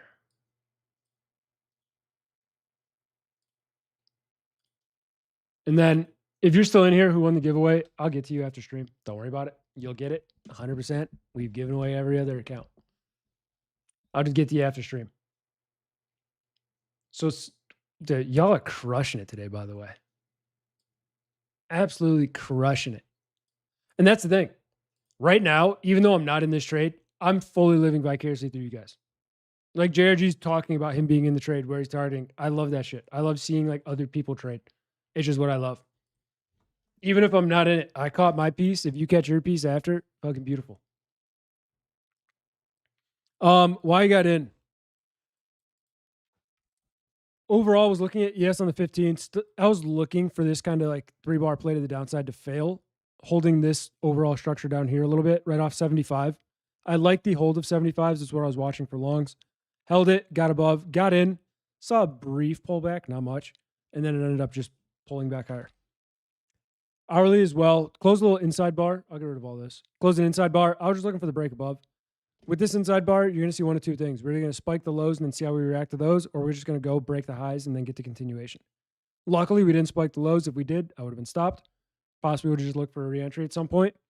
But when we broke above the top, at that point, once you trigger this on the hourly, you're just targeting all-time highs. There's no point in anything else for the most part. I think it was a very, very easy, straightforward trade there. And I also don't think anyone holding is like crazy for doing it. I think this can easily go. Same thing with gold. I think if gold holds the structure, I mean, the hourly close could look better. We still have 19 minutes is what it is. I think this chart still looks great. I think there's a lot of opportunity on gold. It's just not, it might not be there quite yet. But I'm definitely stalking gold, looking for the opportunity to long it. And when I do, I'm probably going to take options. I'm shorting any advice. First off, I'm not going to give any advice. But second off, I'm not going to short. Doesn't make sense. Show me why short on this. Here, I'll tell you what. We're going to play a little game that you're not going to like. I'm going to go through these time frames and let me know which one looks good to short on. Is it this one? Is it this one? Could it possibly be the hourly chart?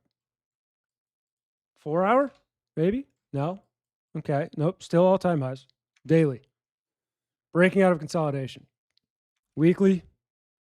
Nope. And then we'll go monthly. I have zero interest in shorting.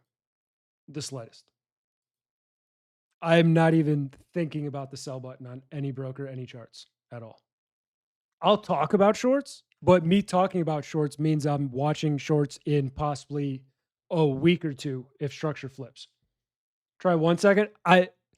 Sorry, I'm not on Jake's level. I don't have that kind of trading view. The lowest I got is the 1 minute.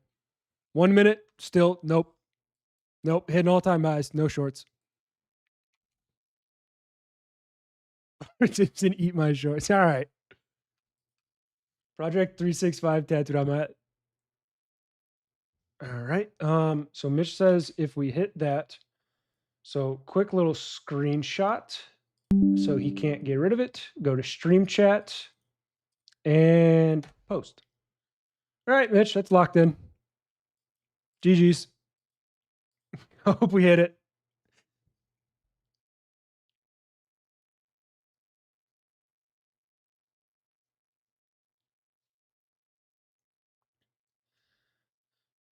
I'm just going to call you ARG because I don't know how to pronounce that, but ARG, ARG, whatever.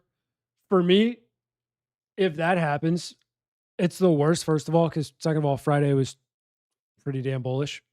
Obviously, towards the end of the day, there was one potential short. Like, you can catch intraday shorts, but if you're looking for a broader short, I'm not interested. When I make a mistake on Fridays, I absolutely hate it because all I want to do is have the market open again so I can work on like correcting that and not like and just getting better. Man, I crushed it today. Passed 3 combines and made 1,500 on unfunded. Hell yeah, Kevin.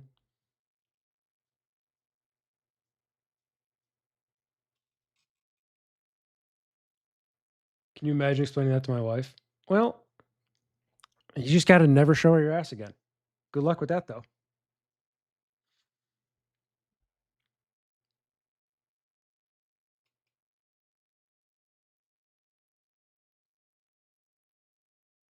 $30K, I might look harder at shorts.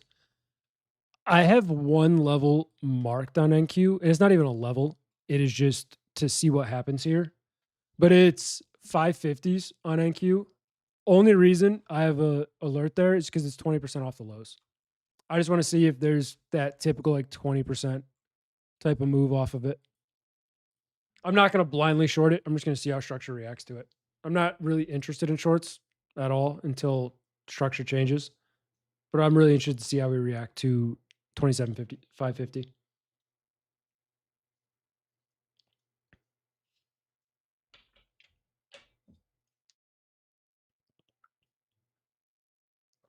Yeah, because I think the lows of this rally, didn't we hit the bear market, quote unquote, territory at 20%? And then we just face rip back up. I think it was NQ.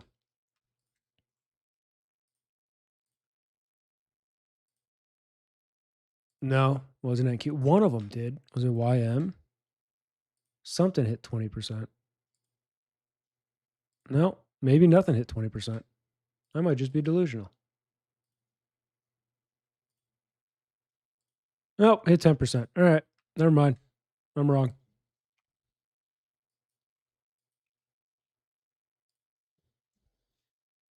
Dude, I mean, in reality, that whole pullback was just a healthy pullback. ES and NQ both retested prior all-time highs that had been untested. We hit those, and it was GG's off the lows. Now, I'll be honest, the first few days, I didn't long at all. I was looking for a lower high on the daily and never came. So I was just sitting cash for the most part.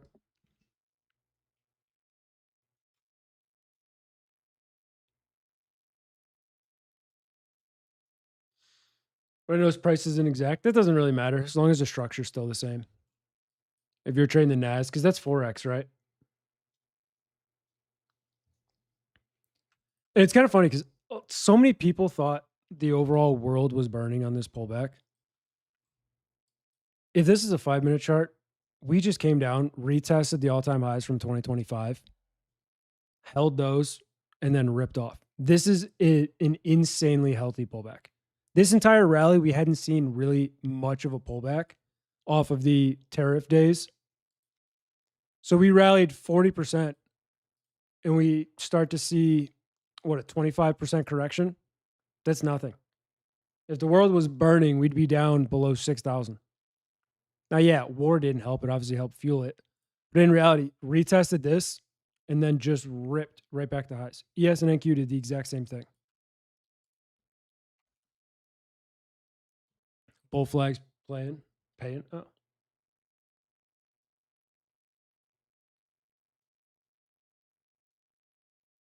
Yeah, 10% is not going to break the market. Now, if we lost those highs, it could have gotten decently ugly. I can tell you, down here, I was overly bearish, way more bearish than I should have been, but also I was too focused on war going on. It doesn't matter. Just trade what the overall structure is doing. The number one thing, too, if you were on office hours, because obviously I've been streaming for 3 to 4 months now, somewhere in there. We talked about a retest of these highs religiously while we were back up in here during this consolidation. And it came beautifully to exactly those highs, which was just a simple retest of all-time highs, and then we just held.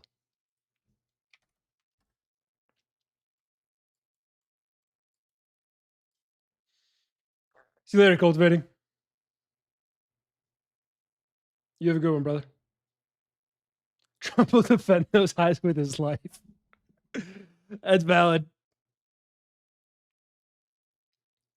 One thing that I love is just the whole oil thing that happened And obviously this can sound whatever. So we had our oil supplies were cranked to the highs down here. We go to war, they close the strait. Oil goes up to 100, 114. The US starts pumping out oil like we've never seen before, just paying off this move. I don't know why I love that story with it. It is the funniest thing to me. But as this happened, as we're going to war, we're just selling all of our oil as fast as we possibly can to make money off of it. Nvidia can hit 250. I mean, when Nvidia rips, it rips. Yeah, I got it full out of Nvidia. It didn't even break all-time highs. If Nvidia wants to break all-time highs, it can. I mean, you can look at this chart. I'm going to remove everything. You can look at this chart, that kind of move versus something like AMD did. Now, obviously, AMD is a lot smaller cap overall. $560 billion versus Nvidia is what, 3 trillion, 5 trillion. So you're getting a lot more capital to end up getting this to move. But if Nvidia is still going to be the powerhouse, it's going to trend with the rest of the semiconductors. MU's ripping the new all-time highs as well. I can't believe MU's at $500. That's painful. All of my drawings are down at 116 and 157 or 257. 100% move from the second set of drawings. Disgusting.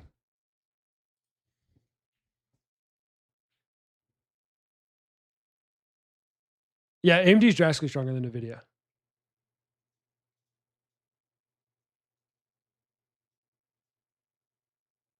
Bitcoin and MSTR. MSTR shocked me for a little bit, even though I thought I saw someone say something. No, we're good. All right. The main reason MSTR shocked me is at one point they had more value in Bitcoin than the market cap of their entire company. And that was like down here. So I definitely believe they were undervalued. I don't know exactly what this company does. I don't care. One thing I can tell you is if they get over 180, why would I be interested in longing this up to 230s? Because 180 is this prior weekly consolidation. If we get above this, we break back over this massive resistance that held for multiple months and also acted as a support and resistance right here. If we get over that, I'm looking back towards 235s. Why? Because it's this lows from this weekly pullback. If we get over that, then you're back into all this shit with open skies. But no, I think MSTR definitely has potential. I would have to see what those options are even worth because I've never traded it. And I know it can squeeze. If it ripped to 235 in the next 3 weeks, I'd be like, oh, shit, look at MSTR go. I don't hate the daily, especially if it gets over 180. If it gets over 180, I might take a little dabble. What's coin doing on that thesis? Oh, shit. I got to clear some of that up. Coin held this massive 150 area as well. Beautiful hold on it. If it holds it, massive weekly day or monthly structure as well. Right. Pretty clean. Same thing all the way back here in 2022. Held that as well. The same. If we get over like 215s, I think coin can go. So coin and MSTR could be on watch this week. I'm not overly zealous about MSTR just because I haven't traded it. Oh, shit. Indices make another leg. Is anyone still in? Hood is also very strong. Victoria, Hood hurts. They buy Bitcoin, that's pretty much it. Well, I mean, if people love Bitcoin, might as well buy it. Hood hurts mainly because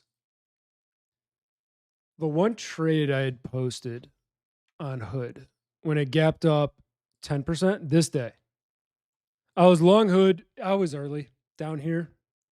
I think I longed it here on this daily break and then held. Gap down. I got out like somewhere down around here. Can you guys see that? Yeah. I got out somewhere around here. What did it do? Gapped up like 12%. Would have been, I think, 10 or 11K on that day just off the gap alone is what it is. But no, I still think Hood's undervalued. Now, I'm talking from a technical aspect. I'm not talking fundamentals. If you know fundamentals of it, is what it is. I just think this chart can easily go back up to 98. If it gets over 98, I'm nothing but long on Hood. But this is a good thesis too. If the market's going to overly be strong, you can just look for names like this for the market to rotate into. JRG, you did say it. 71.91 held. I'll give it to you. You fucking nailed it. If anyone took it off him talking about it, it's there. You just got to read the chat. We got a tattoo artist in the Discord. Actually, we do. And we have a lot of tattoo artists. Mitch, we have like decently big tattoo artists. I'm in hood at 85. Beautiful. I did buy around 70. Beautiful. I thought 65 was a really nice hold. I believe it's prior structure. See, this is exact same as ES. Why was I interested in long-term hood? Exact same thing as ES. Came down, retested prior all-time highs from 2025 and held. Same structure. Price action's honestly not that hard. People just overcomplicate it.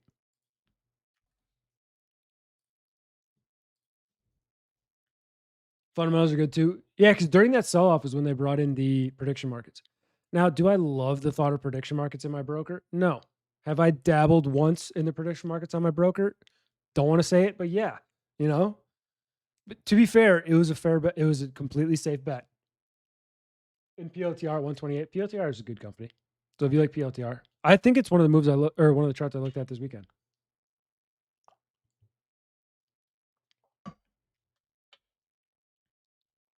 To be continued NY session. See you later, JR. That's the weekly chart, Victoria. Up a couple bands. Beautiful. Even here, where did we pull back? I'm going to copy this real quick. And then obviously, if y'all are done with stream, feel free to head out. I'm just chilling, talking charts, doing whatever. For some reason, I don't know why my 2-hour streams have turned into regular 3-hour streams. Is what it is. I'm not complaining. I don't think you're complaining. So we're chilling. Hood came down, retested this, 83. Really nice retest. If it holds, I don't hate some swings towards 100. The only problem is this fucking E symbol down here. I hate this E symbol. When I see it close on the daily chart, I fucking hate it. I hate earnings.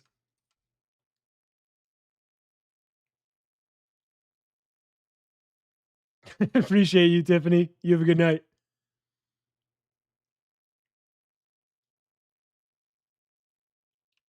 OG, I'm gonna screenshot that. OG, you care if I put that on my Instagram story? I'm gonna put it on there. And to be honest, if you say yes, I'm gonna leave your name in it. If you say no, I'm just gonna cross your name out. But no, I appreciate all the love from you guys. And that's the thing. It's not like I'm posting trades, I'm showing trades live, right? I'm just trading. You guys are executing as well. There's people probably still in ES executing more. Congratulations. Fucking beautiful. I love to see it. Just remember, this is so way you guys can learn and just watch. Me trading live is entertainment. You asking questions is the education. Other than that, I'll explain why I'm in trades, but that's why I'll never say, oh, trim here, trim there. I'm not a financial advisor. Don't trust me with your money. I'll lose every bit of it. Someone said another name. Shit was $20. You talking PLTR? Yeah. Yeah. I had PLTR at like, what was it, 13 or something crazy? And I sold at like 20. But also I knew nothing about the company. That was in like my second year of trading. Didn't know what I was doing. It was in my Roth. What did I do with my Roth? Enabled options. How do you think that went? Huh? Didn't go good.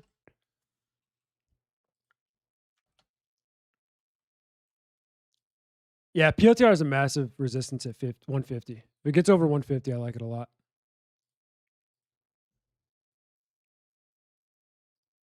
Hell yeah, Russell. Welcome.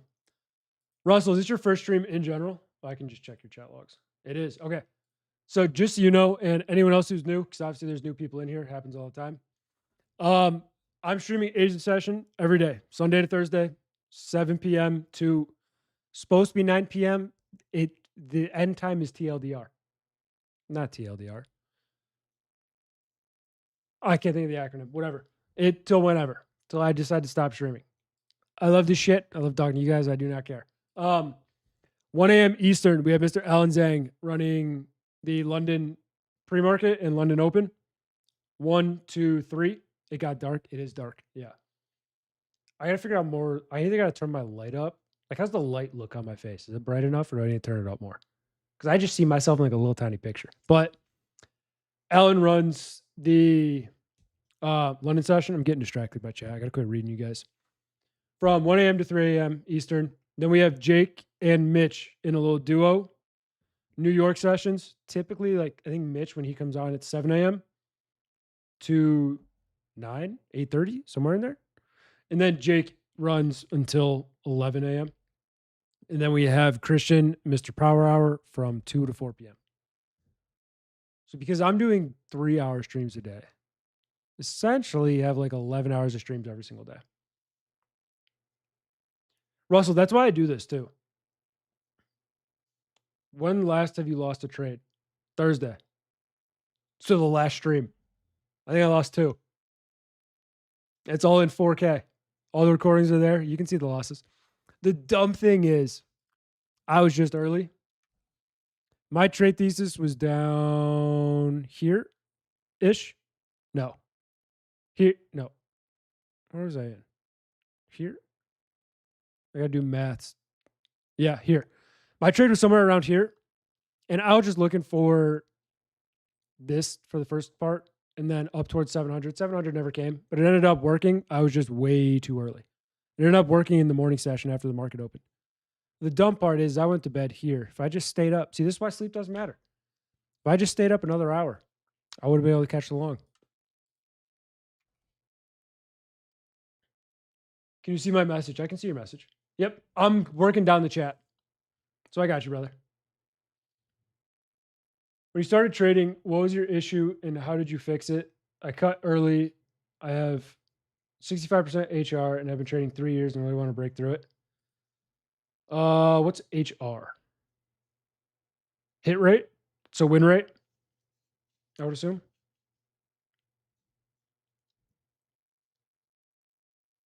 Hit rate? Okay.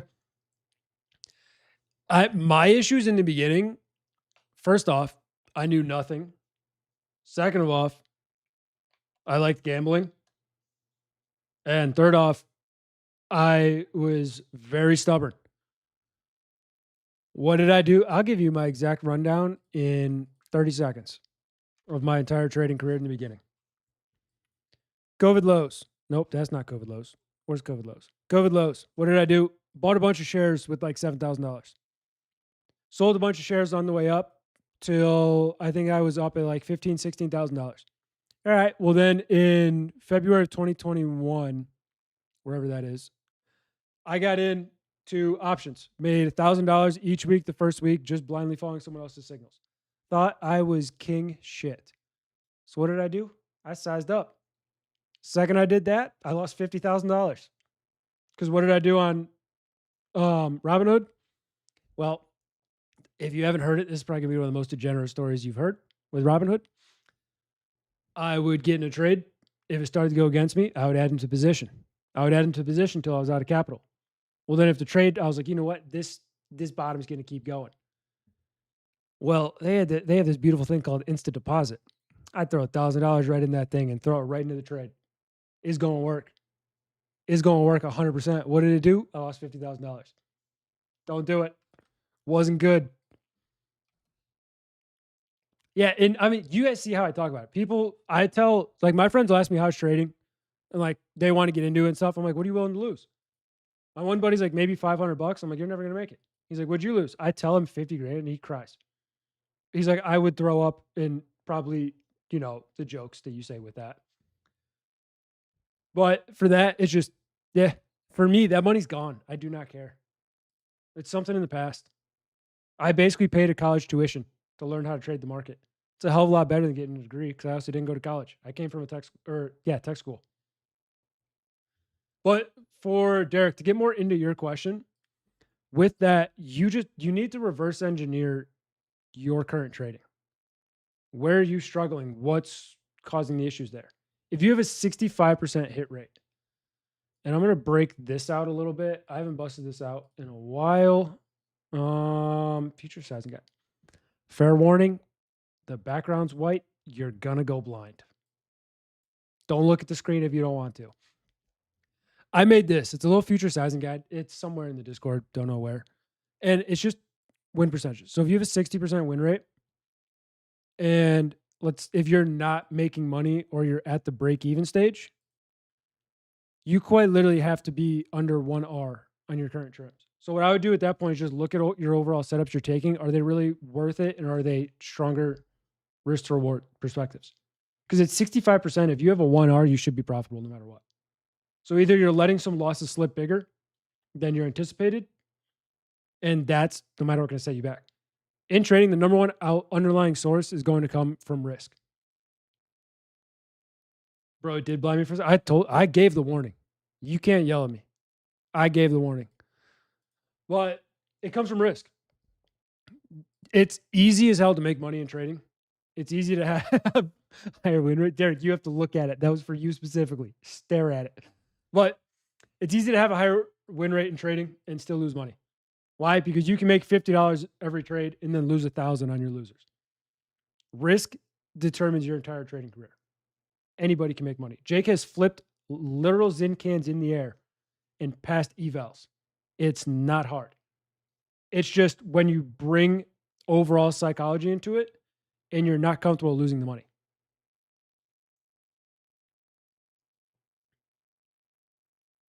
Risk is everything. Everything. And if you're taking larger losses, size down. Most people use the size they use because they're comfortable seeing the returns they make, but a large majority are not comfortable seeing the losses that are generated from that size. That is why people tilt. That is why most people tilt.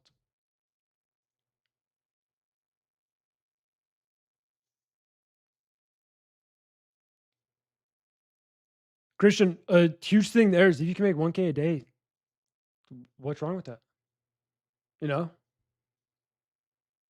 Just because $1,000 a day is $252,000 a year in trading. It's 252 trading days. Obviously, you're going to have losing days.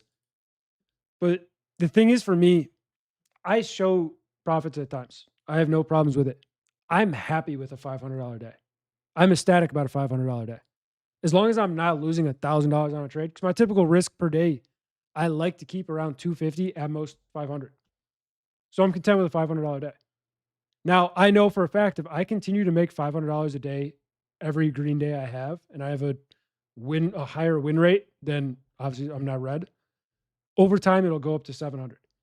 Then it'll go to 1,000. Then it'll go to 1,500. It's just compounding over time. You got to walk before you run. If someone lost $100,000, has no professional career, what do you advise them? I can't really give advice about that simply because it's a world of I don't know enough. Plus, I'm not going to tell someone to just keep trading or to give it up. Because if it's your dream, you'll find a way. 1,000%. With me, I got into trading full time when I wasn't ready because it's a decision I had to make. I figured it out somehow. But also, I was young. I was dumb. Yeah, did I lose $50,000? Yeah, but I was like 23. I can make money. I have 50 years to make money before anything happens. I'm fine. I'll make it back one way or another, whether I have to go back to working or whether I figure it out in the market. It's not going to kill me. So you just have to know your overall risk. I've told people, not told people, but I've talked to people that have thought about diving in, and they've given me a big life spiel at the masterminds. And I told them, I'm like, brother, you're 19. You're already profitable in trading. If it's your dream, what's wrong with diving in? If you're young, you can take the risk. Yeah, Shay, I did it. I made it back. But to me, it's not making it back. That money was gone. It's cooked. Yeah, this is what, my 6th year trading? 5th year trading. 5th year. So that was 3 years ago? Yeah, Ton. 100%. You can make a living solely on options. The thing I'll recommend, though, is ignore social media. People look at social media and think you have to be able to afford a Ferrari to be a full-time trader. If your yearly expenses are, let's say, $30,000, you just have to make enough to live. There is nothing wrong with being a trader and making $70,000, $80,000 a year if you can live comfortably off that. People will always look down at you no matter what you do in your life. There's always going to be people. Just ignore them. If I make $80,000 a year trading and I can live and pay my bills, I'm happy. Over time, I'll make more. That's cool. As long as my bills are paid, I do not care about anything. And it's just a perspective a lot of people need to see and understand. And that's why I'm the way I am with trading. Like first off, I don't really flex P&Ls. If I have a crazy day, I'll post it 100%. I made $8,000 Friday. Do I make $8,000 every day? No. Do I make $8,000 every week? No. That's how it goes. What did I do with that $8,000? I bought me and my brother Chipotle. Hell yeah. 80K a year is a lot for a lot of people. And that's the crazy thing. People will come out of the woodworks, and it's always trolls, whatever. And they'll say, oh, if you're not making $200,000 a year, you ain't making shit. Well, dude, that guy probably lives in New York paying $6,000 a month in rent. Where I live, if me and my brother, like when we split our apartment, it was $800, $850 a month. That ain't shit. You can make $850 a month. Tack your other bills onto it, maybe $2,000 a month. So for me to survive in my first few years of trading, like people say, how'd you do it? I had to make like $40,000, $50,000 a year total with everything I did ever. That's possible. So if you do this, there's 252 trading days a year. So you take 50,000 divided by $200 a day to make $50,000 a year in trading. How many of us have made $200 a day and thought it was absolutely nothing? Sean, I have made budgeting errors in the past. But also, how you doing, brother? Yeah, Russell, that's the thing. You live in New York, $200 is shit there. I live in Ohio, $200, I'm buying a mansion. It's just different where people live. Of course, if you live in LA, $200,000 isn't going to be much. New York, you're barely paying your bills. For me, I am king of Wall Street. And that's just because of where I live. Everything's cheap in Ohio. That's just how it is. I could buy, if I make that much a year, I could probably have a 5,000 square foot house here. Appreciate you, Sean. Christian, for what Jake used to pay when he lived in New York, and I'm not even exaggerating, you could likely have 150 acres and like a 7,000 square foot house where I live. And that's not an exaggeration in the slightest. My buddy inherited like a 5,000 square foot house and 87 acres, and it's like $1.2 million.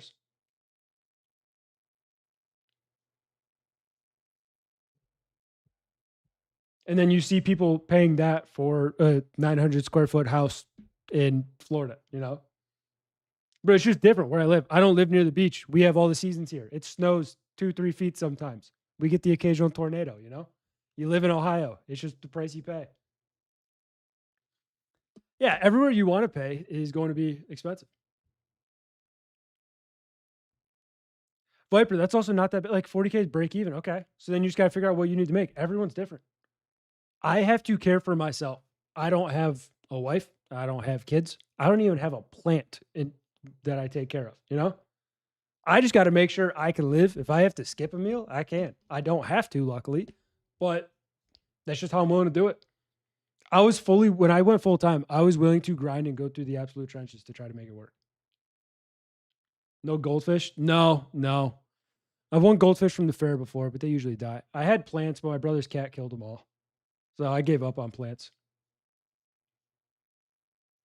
You do have an airline, you definitely take care of that. Derek, I will tell you at some point, male pattern baldness will kick my ass because it's inherent in my family. You have Bella. Bella's my brother's. I'm just the fun uncle. You need a bonsai tree? I would love a bonsai tree, to be honest. How big of a bonsai tree can I get? Can I put it in my office? Because that'd be sick. Holy NQ rally? Yeah, Con. Really nice rally. Walked outside the smoke. How long did it take you to smoke, dude? Jesus. Also, if I missed any questions, feel free to throw them back in the chat. I'll answer them. I do have coffee beans to take care of. I need a new coffee pot. And no, don't start telling me to get some $3,000 coffee maker. I'm not doing it. I'm not fucking doing it. Oh, see, perfect. I skipped over a question. Where do you live? I love the vibe here. I live in Northeast Ohio. Walmart. Is that Walmart? Walmart. Looks great. Holy shit, dude. That weekly is nuts. Oh, I don't even. Okay, what is this? Does anyone know what this thing is? What the fuck am I looking at here? What is this thing? XABCD pattern. Huh? All right, back to Walmart. Sorry, I get distracted. 200% basically. Goddamn.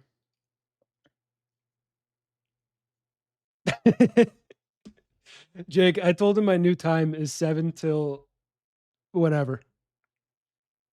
I mean, we're only 3 hours and 15 minutes in. Not that bad, you know?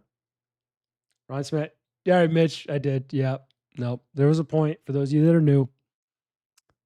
I actually bought coffee beans one day. I'll get into Walmart after this, and I'll look at Target after. I got you guys. I actually bought whole coffee beans because I have like a Keurig. I used a little pot thing, and I just fill coffee grounds into it. I know, plastic, whatever. I'm looking for a new coffee pot. So what did I do? I didn't have a grinder, so I just used a meat tenderizer to beat the shit out of my coffee beans till they were small enough to where I can brew them. So my grandma saw that on my Instagram, and she sent me a package because, you know, my grandma's a sweetheart. So I got the package. I'm like, oh shit, I got a coffee grinder. What did I get? 6 pounds of coffee beans, no grinder, a year's supply of coffee beans. So I had to go out at that point, just buy a grinder. I'm like, you know what? Deal's done now. And then for those of you that have not been on, might as well show what our morning host made, if I can find it real quick. Because those of you that haven't seen it will laugh. Those of you that have seen it know exactly the picture I'm bringing out, and you'll also laugh. Mitch, the man, the myth, the legend, made this because I was hand tenderizing coffee beans.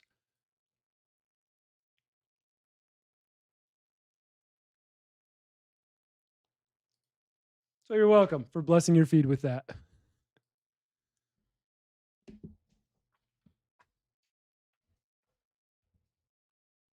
Christian, I'll be on Alan's stream at 1 a.m. and I'll be on Jake's stream in the morning.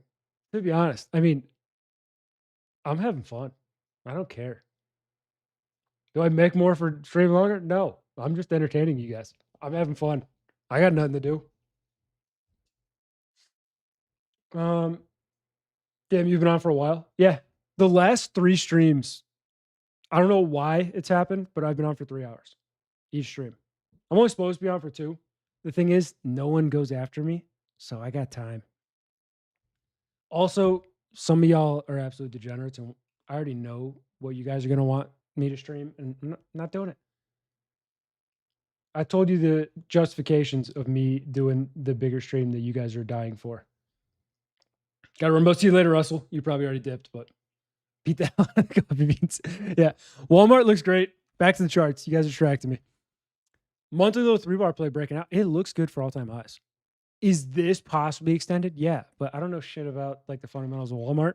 For me, I'm a technical trader. Looking at this chart, if we continue to hold 129s, basically this prior daily high, then I would just look for the potential move into all-time highs.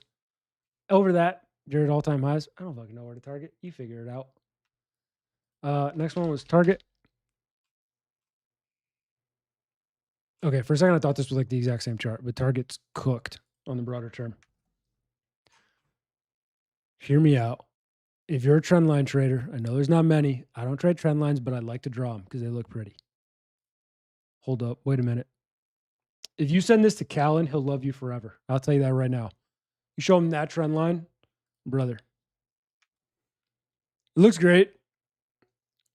I'd be more interested in seeing how it reacts like the 140 area, just this massive weekly resistance here. Over that, start to look for the highs of this range at like 170s. Let's see the 3-month. I mean, this chart looks phenomenal. It looks like it just came down, retested these all-time highs. Another chart, pulled back for years, retested all-time highs and is rallying. I think it could be a good long-term buy. I don't go to Target. Target is now 35 minutes away from me, so there ain't no way I'm going to Target. It ain't worth it. My legacy of office hours. Mitch, you have a lot of legacies of office hours. Mitch, someone was asking, last time I showed that picture, someone was asking for the car picture, but I guess I didn't have it.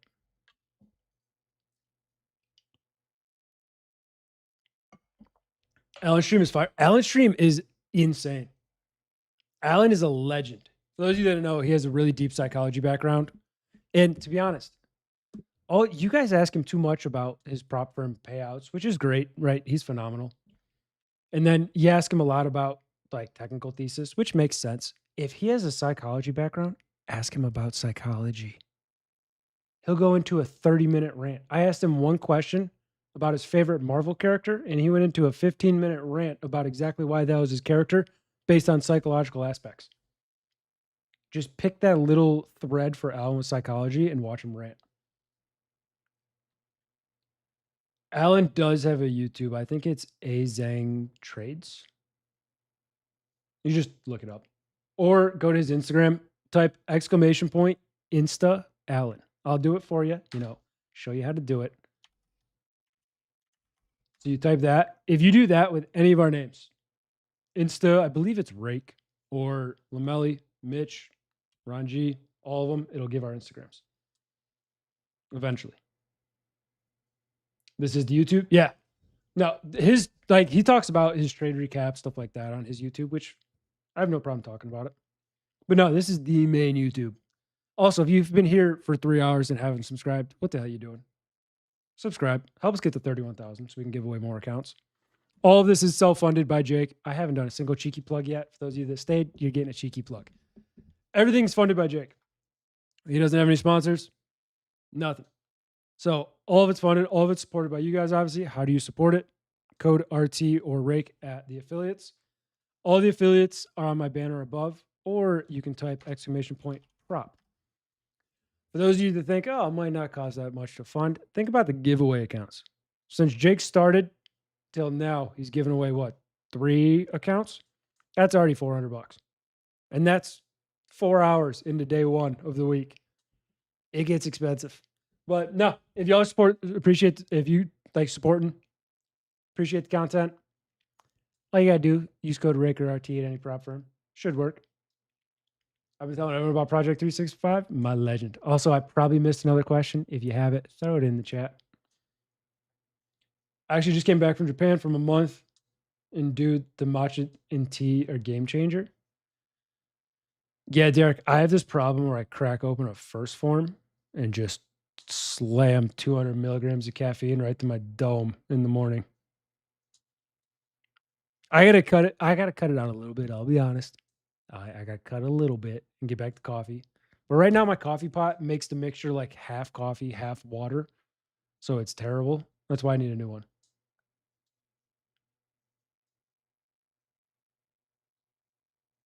All right, Satori. Noted. Yep, agreed.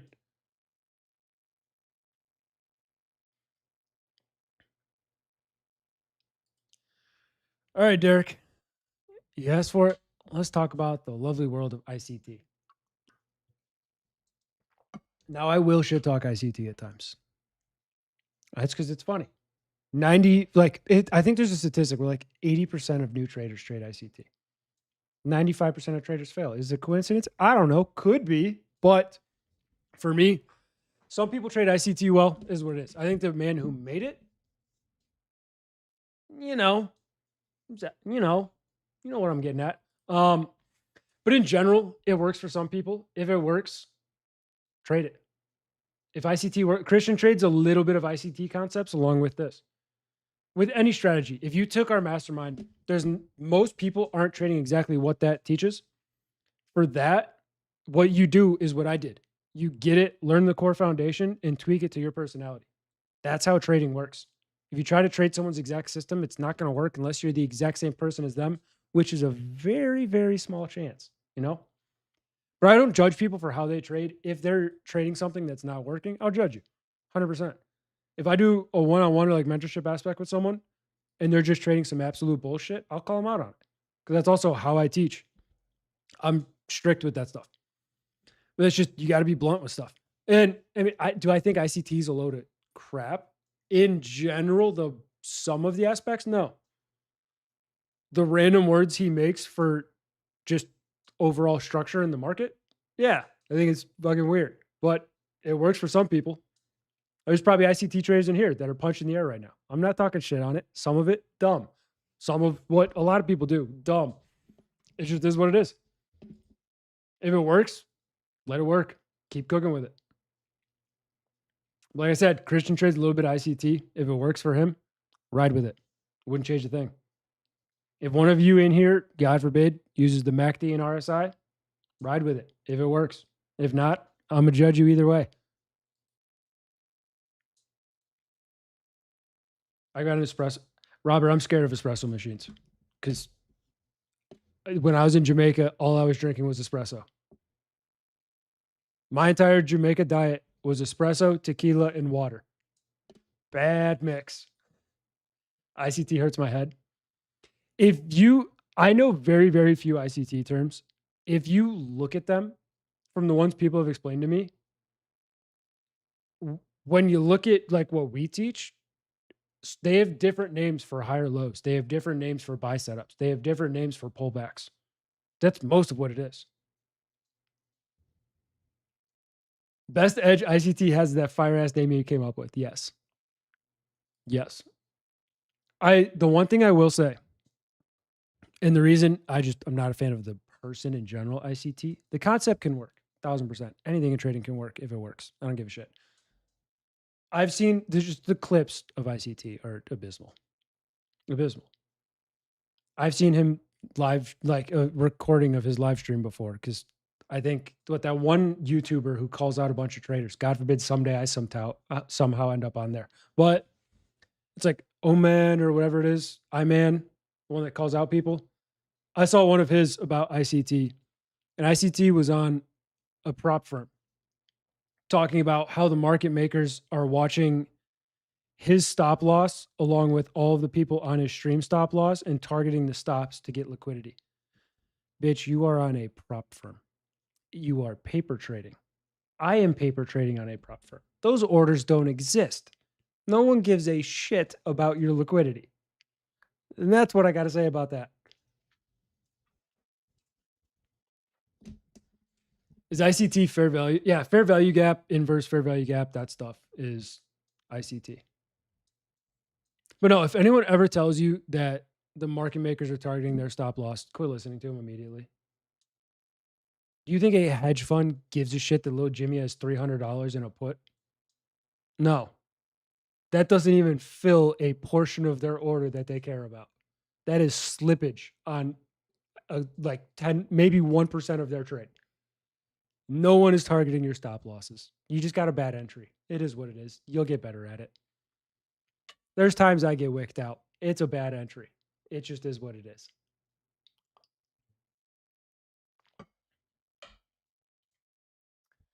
Any other questions?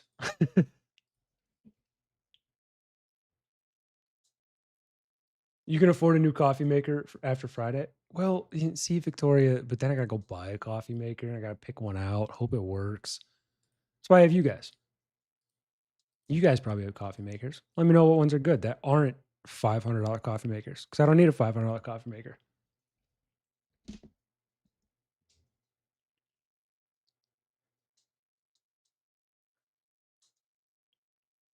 I know Rick Trade smokes weed. I want to see him on espresso and high. Last week, Jake drank like 3 cups of coffee before trading. Jake also is just a very, very high energy individual.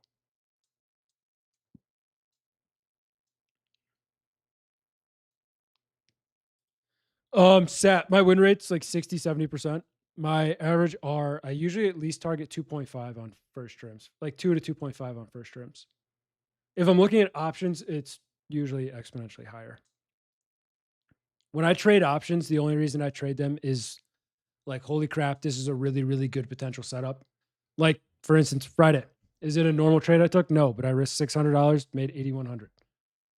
Is that going to be the trade I'm targeting every time? No, that'd be delusional. But I'm typically with options going to be looking at like 3 to 5R for a hell yeah type of trade. I'll never take an options trade where it's 1R. It just doesn't make sense to me. I don't like 1R type of trades. Allen, legend. He has a really high win percentage. He's okay with 1R trades. That just shows the difference between traders. Allen is also maxed out like 6 prop firms. So maybe there's something I'm missing there. Amazon. Well, yeah, I can go to Amazon. The problem is I bought the coffee grinder I have on Amazon and it barely works. I paid like $70 for that thing. It sucks. There's resting orders they're looking for. Yeah, if there's resting orders they're looking for, it's typically going to be from other prop firms though. Just not going to be little Jimmy on a prop firm. Or other hedge funds, not prop firms. Being so hard-headed holding an NQ long still. Where's your entry? Also, dude, poor Jake. Jake got in what, like here? Up to, hopefully he doesn't open the stream again. But he's going to, because he's going to see me still live 3.5 hours into the stream. Speaking of which, pretty soon I'm probably going to hop off. We'll call it a night pretty soon. But there's still 150 you kicking in here.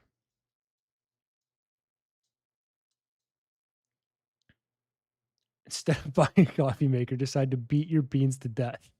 No, that was because I didn't have a coffee grinder. There's a difference.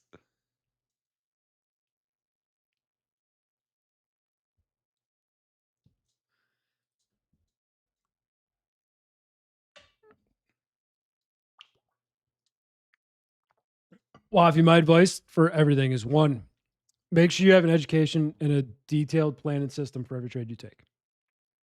If you don't have an education, cheeky plug. Our mastermind is only $100 a month. Super cheap. I know it's not $5,000 like a lot of people. It's cheap, stupidly cheap. Doesn't make sense. Kind of cheap. That's where I learned. That's where honestly a massive majority of this chat learned. But after cheeky plug, just size small.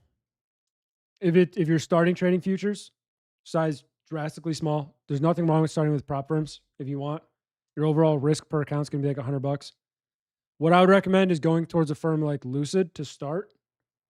Maybe even their 25K, just so you can trade 1-2 micros max at first. Keep your risk very small, just so you get your feet going. And the reason I say Lucid is because they have a one-time fee. It doesn't recharge you every month. Where if you get something like, what is it, Apex, they'll charge you every single month. I don't know if Tradeify made the transition or not. So I can't speak on that. I got to look into that. Someone probably knows. But no, start small, just learn. These streams are going to be very helpful for a lot of people. There's a reason we also have still 140 viewers 5 hours into this stream, which is crazy. This stream has literally been going on for like 5 hours. My portion's only 3 though.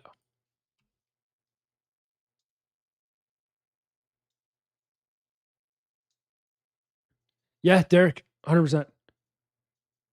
All the like, any questions you guys ask. If I'm locked in, like you guys saw me earlier when I looked to get in the trade, I'll lock in and stare at the chart for an entry. But once I'm in the trade, it's either going to stop me out or it's going to go to target. So I'm going to talk to chat. There's no point in me staring at it. Oh, Mitch on his other account. Wife's TV shows. Hell yeah. First time here. Appreciate you, Gator. If you're new here, hit the subscribe button. Help us get to 31,000. We're trying to give away. The last thing I want Jake to do is cut off the accounts I can give to you guys. I want to keep giving away Jake's money to you guys. Does he want me to? Probably not, but I want to. So all you have to do for that is subscribe. So we build subscribers, and then we can give away more. Simple maths. Thank you for great night. Read that. How about Top Step one time? What do you mean? What do you mean one time after Top Step? I have nothing wrong with Top Step. I've gotten, I think my largest prop firm payout at one time was Top Step. I think it was like $11,000 or $12,000. Yeah, Top Step's good. They keep changing the rules. And here's the thing I'll say about Top Step. Top Step, first off, they are the OGs. Second of all, everyone is beating Top Step to death for changing their rules. They changed their rules to match the industry. No one talked about how they had a lot better payout structure versus the rest of the industry. But since they changed the rules to match it, everyone hates them. Now, mind you, I'm not affiliated with Top Step. Jake's not affiliated with Top Step. I don't think Top Step has any affiliates. But I'm gonna speak the truth. They're not a bad company. People are just gonna harp on them for changing their rules.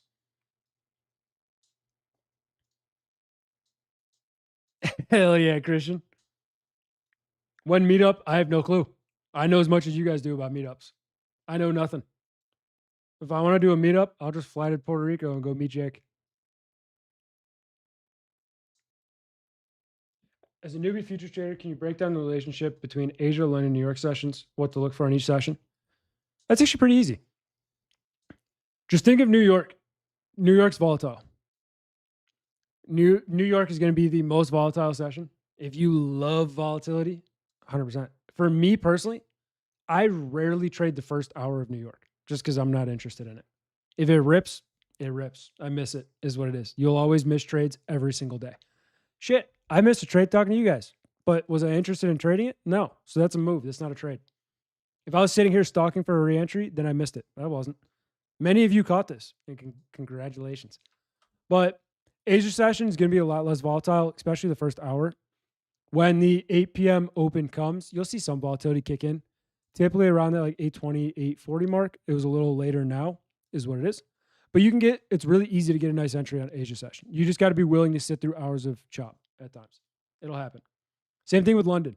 London gives good moves, but there's going to be a lot of chop at times. You can use, like I use larger size in Asia than I do during New York because of the volatility difference. So you just got to know that. 20 points on ES is a really nice move in Asia. I'll take that any day of the week. Actually, is that 20? Yeah, 20. That's a really nice move any day of the week. I'll take that every day. Because in New York, that's probably a 30, 35 point move with the volatility difference and the volume difference. And right here too, if these want to keep going, little bullish consolidation here. As long as we hold last week's highs, this could end up breaking, pushing back higher. Could be a nice continuation. Appreciate you, Gator. Yeah, this doesn't happen. I'll be honest, this doesn't happen every stream. Someone asked when my last loss was. Literally the last time I streamed. I'll lose trades. You'll see them live in 4K. Well, 1080p, but live. I'm not worried about it. It's a part of the gig. I'll lose trades. You'll lose trades. Jake will lose trades. It is what it is.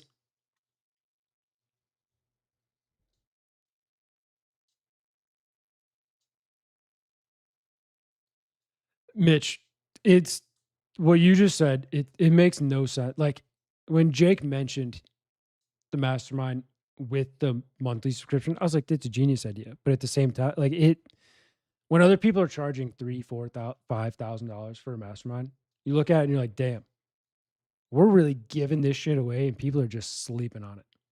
Like $100. That is not even a prop firm account to learn exactly how we trade. Nuts. I'm talking about me and you. When you want to meet up, huh?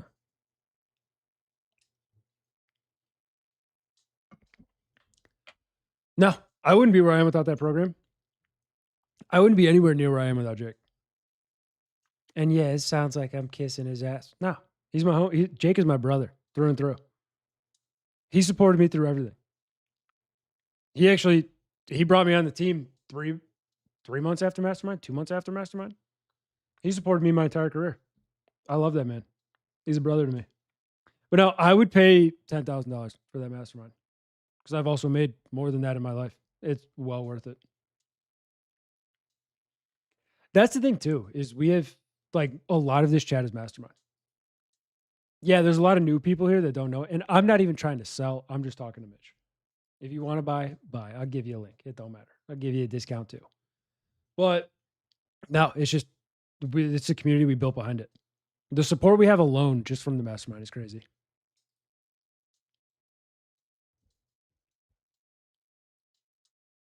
Do you still use Jake's levels during Asia London sessions, Mastermind? I understand.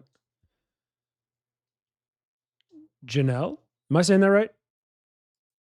Janelle? Jonelle? One of those two? Maybe. Yeah, perfect. Janelle. All right. Yeah, I'm working on names. I botched a name. The worst I've ever botched it Thursday. that was just bad. But I use them on individual stocks. For this entire trade was solely based off of divergences between the indices, watching how oil's reacting, and then just seeing the structure. Because in the end, it all comes down to structure. I can also delete this because that was my stop. But it all comes down to structure is how I trade. Structure using the opening print. Because if we get above the open here, breaking it down. First off, if we hold this low, where should we go? We should at least go back to this high. If we get above this high, where should we go? We should go up to the open. If we get above the open, where should we go? All-time highs, it's right there. That was the whole trade thesis. So no, me personally, I don't use it on futures because futures are 23 hours a day. So it's a completely different market. Can you use it? Yes. Jake uses it. That's exactly why Jake took his long down here, was there was a level from the mastermind. So it works 1,000%. You can use it. Can't use it. Doesn't matter. Everyone has their preferences. That's just one little tweak I made to the overall system. With that, though, unless anyone has any other questions, I might go ahead and call it a night. I think 3 hours and 40 minutes is a solid stream, about double what I'm supposed to be doing. Gold still run, is it? Did anyone catch gold when we talked about it? Some people are probably gone from that, but I hope someone in here caught gold because we talked about it again here as well. Thanks for the tips. Of course. That's the thing. Build your system to fit your personality. This is the biggest piece of advice I can give. I wrote some gold up. Beautiful, Rye. Love to see it. With that, though, I think I'm going to go ahead and call it a night. Little 3 hour, 40 minute. I got a little cool ending stream banner. Yeah, so y'all have a good rest of your night. Alan streams at 1 a.m. Eastern if you want to join his. If not, Jake and Mitch are live Jake's live at 8 or 8:30. I don't know. If you need to know times, easiest thing, click on the Rake Trades Network YouTube. Go to live. Most of it's there. Easiest way to do it. But I'll see y'all tomorrow. Y'all have a great rest of your night.